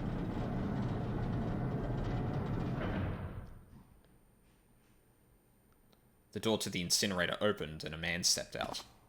It was Hongo. Gentaro Hongo.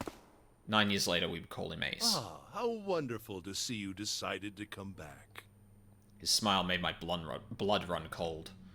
It looked mechanical, as if someone had simply pulled up the corners of his mouth. Come with me. We must continue the experiment. I shook my head, eyes wide. Slowly, I began to walk backwards. 1 step, 2 steps, 3 steps. Then I spun around and broke into a run.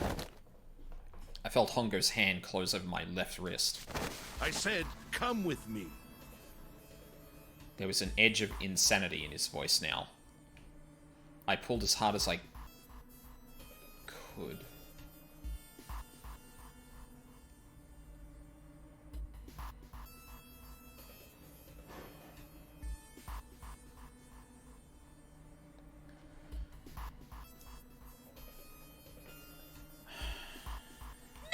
Stop! Let go of me! Let go!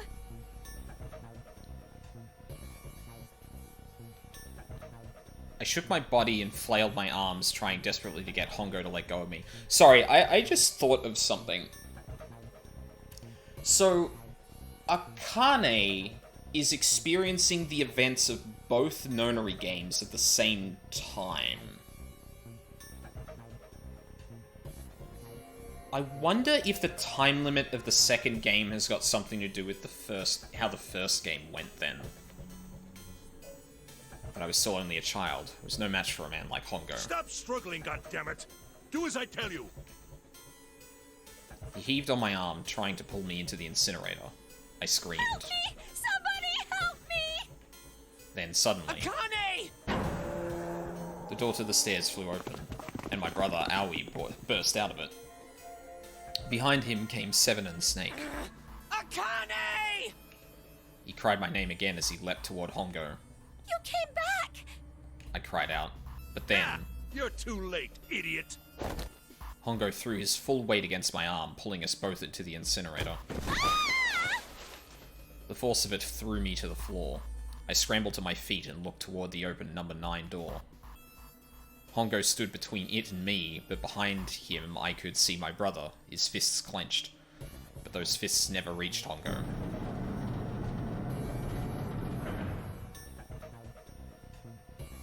With the cold, heartless screech of metal on metal, the door slammed shut. Hongo glanced at me mechanically, his face registering that there was an object there, but not anything he would consider a human being. Then he turned away and walked to the red that sat next to the door. He reached into his pocket and removed 2 bracelets. He waved them both over the scanner panel. 2 asterisks appeared on the red. He checked the screen, then tossed the bracelets carelessly onto the floor. What was he doing? What was the point? He made no effort to explain himself, of course. He said nothing at all, and walked past me as though I were nothing more than a rock by the roadside. A few moments later...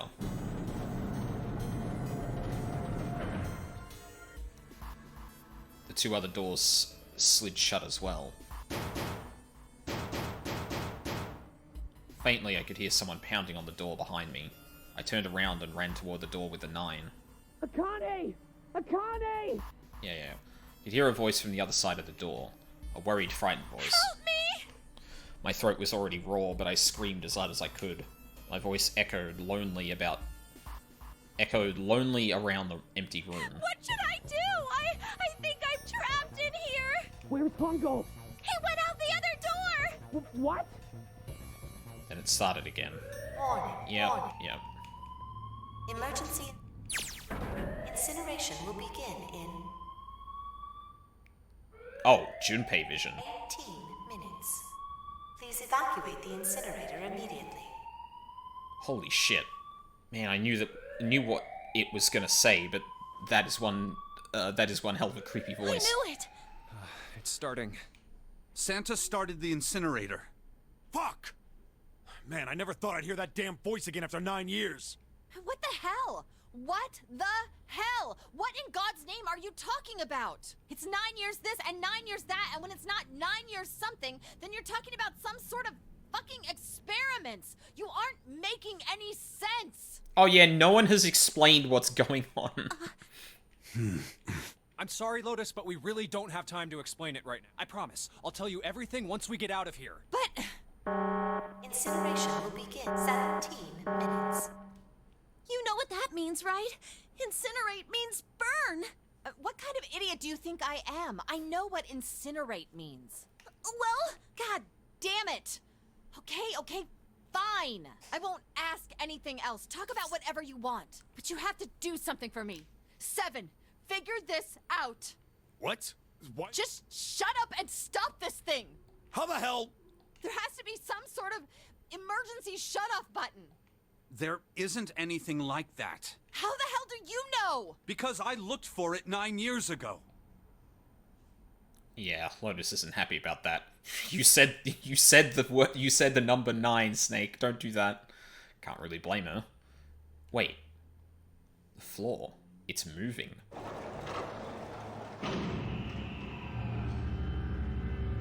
What the fuck is that?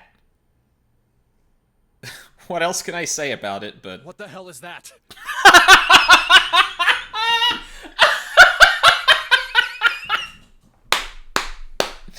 Why does this keep happening?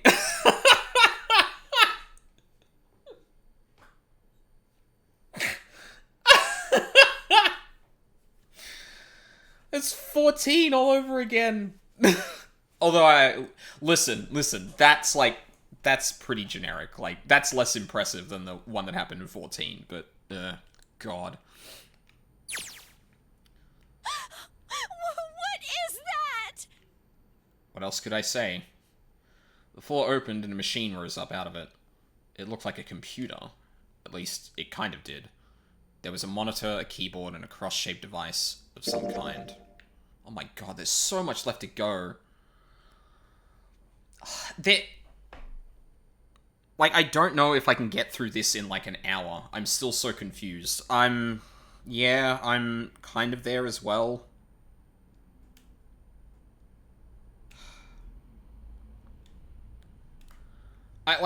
It's 4:30 here, and I kind of want to wrap up pretty soon. But it really seems like I've got probably, like, another hour and a half of this game to go through. How is there so much left? Yeah, I don't fucking know. Well, it sounds like we're about to do an escape room, because we're gonna, like, operate the machine or something, but, like...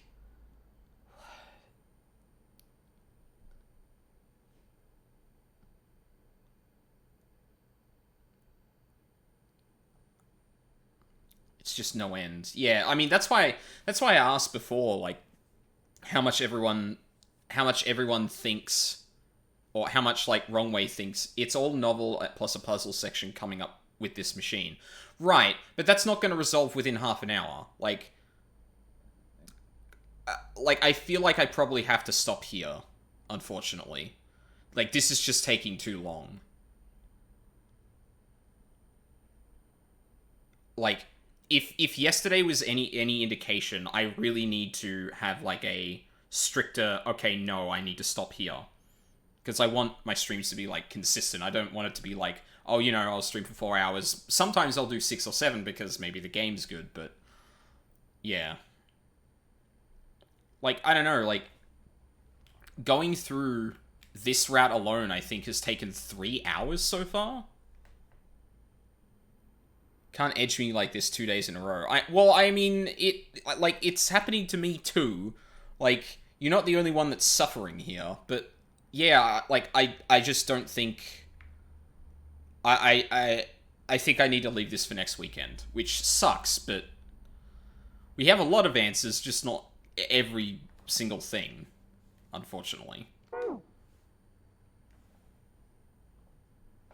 Ain't nowhere in the rules that says the streamer can't edge us like this. Yeah, exactly. Something about the machine scared me, but I forced myself to walk up to it. I was terrified. Tears poured down my face. I wiped them off, even as more took their place, and forced myself forward. Finally, I reached it. I looked at the screen. It was blank. All I saw was my own frightened face staring back at me from the glass, drenched in tears. All I can see on the screen is a reflection of my own face. I'm looking kind of freaked out. I know I'm sweating like crazy, but seeing it kind of drives it home. Okay, Junpei, just calm down, alright? Everything's gonna be okay. Gah. Man, I wish that thing would just shut up. Incineration 15. Yeah. Alright, back to this thing. If it's only showing up now, then it's gotta be important. What the hell am I supposed to do with it? Hey, move! Gah. Hey, we're all tense, lady. That doesn't mean you get to shove people around. Okay, it's turned on. There's nothing on the screen, though. Oh, this is bad. This is really bad. If there's nothing on here, how are we supposed to do anything with it? Sure, I'll just push buttons. I'm sure that'll...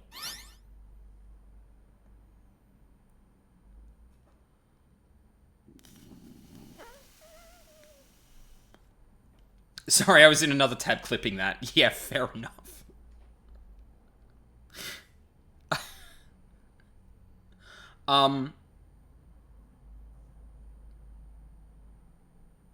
Yeah, I think I'm gonna stop here.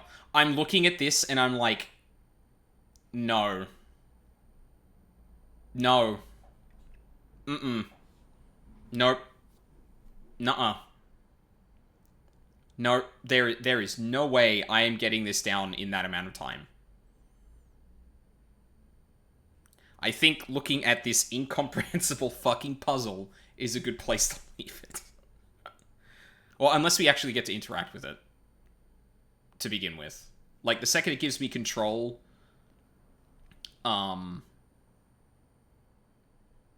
That's 9 no's. That means yes. Shh. Huh. Well, at least it's on now. It's on the screen, though. What is this? What's up? It looks like some sort of puzzle. It's got a bunch of numbers and letters scattered across a 5x5 grid. The number ranges from 1 to 8. Do you think that if we solve this puzzle... the incinerator will stop? Yeah. Well, we can hope, right? Alright, puzzle. How do you work? Oh man, that goddamn voice again. Yeah. Begin in 13, sure. Shit, 13 minutes. Can we really do this? My heart feels like it's gonna pop. My heart was pounding like it was about to explode. Oh my god.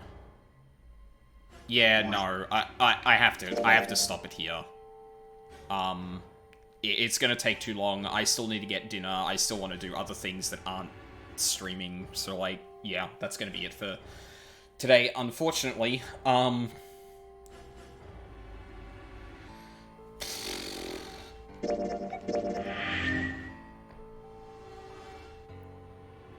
mean, we did get a lot of answers, and the core thing that,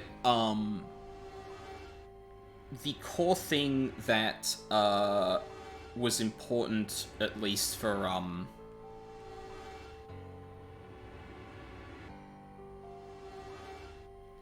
like, one of the things I'm really happy that we got to see here is how the narrative design of this game is actually, like, a reflection of the core conceit of it. That is fucking masterful, and I love that to death.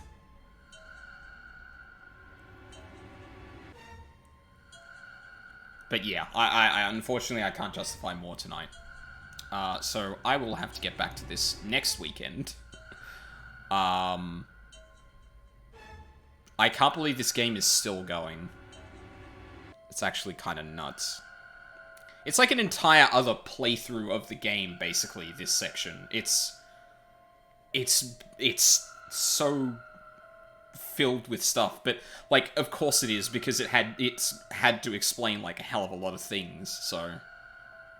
Yeah. Goddamn. So... Plan is, during the week, to do more Persona 5 Strikers, maybe some 14 on the weekend.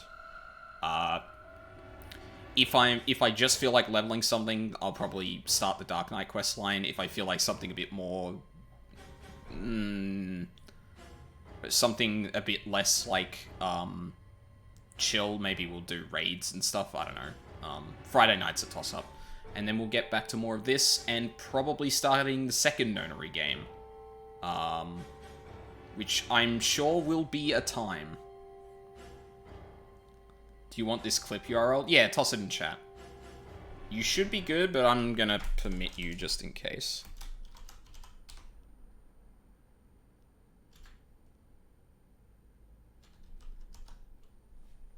Yeah, that's good.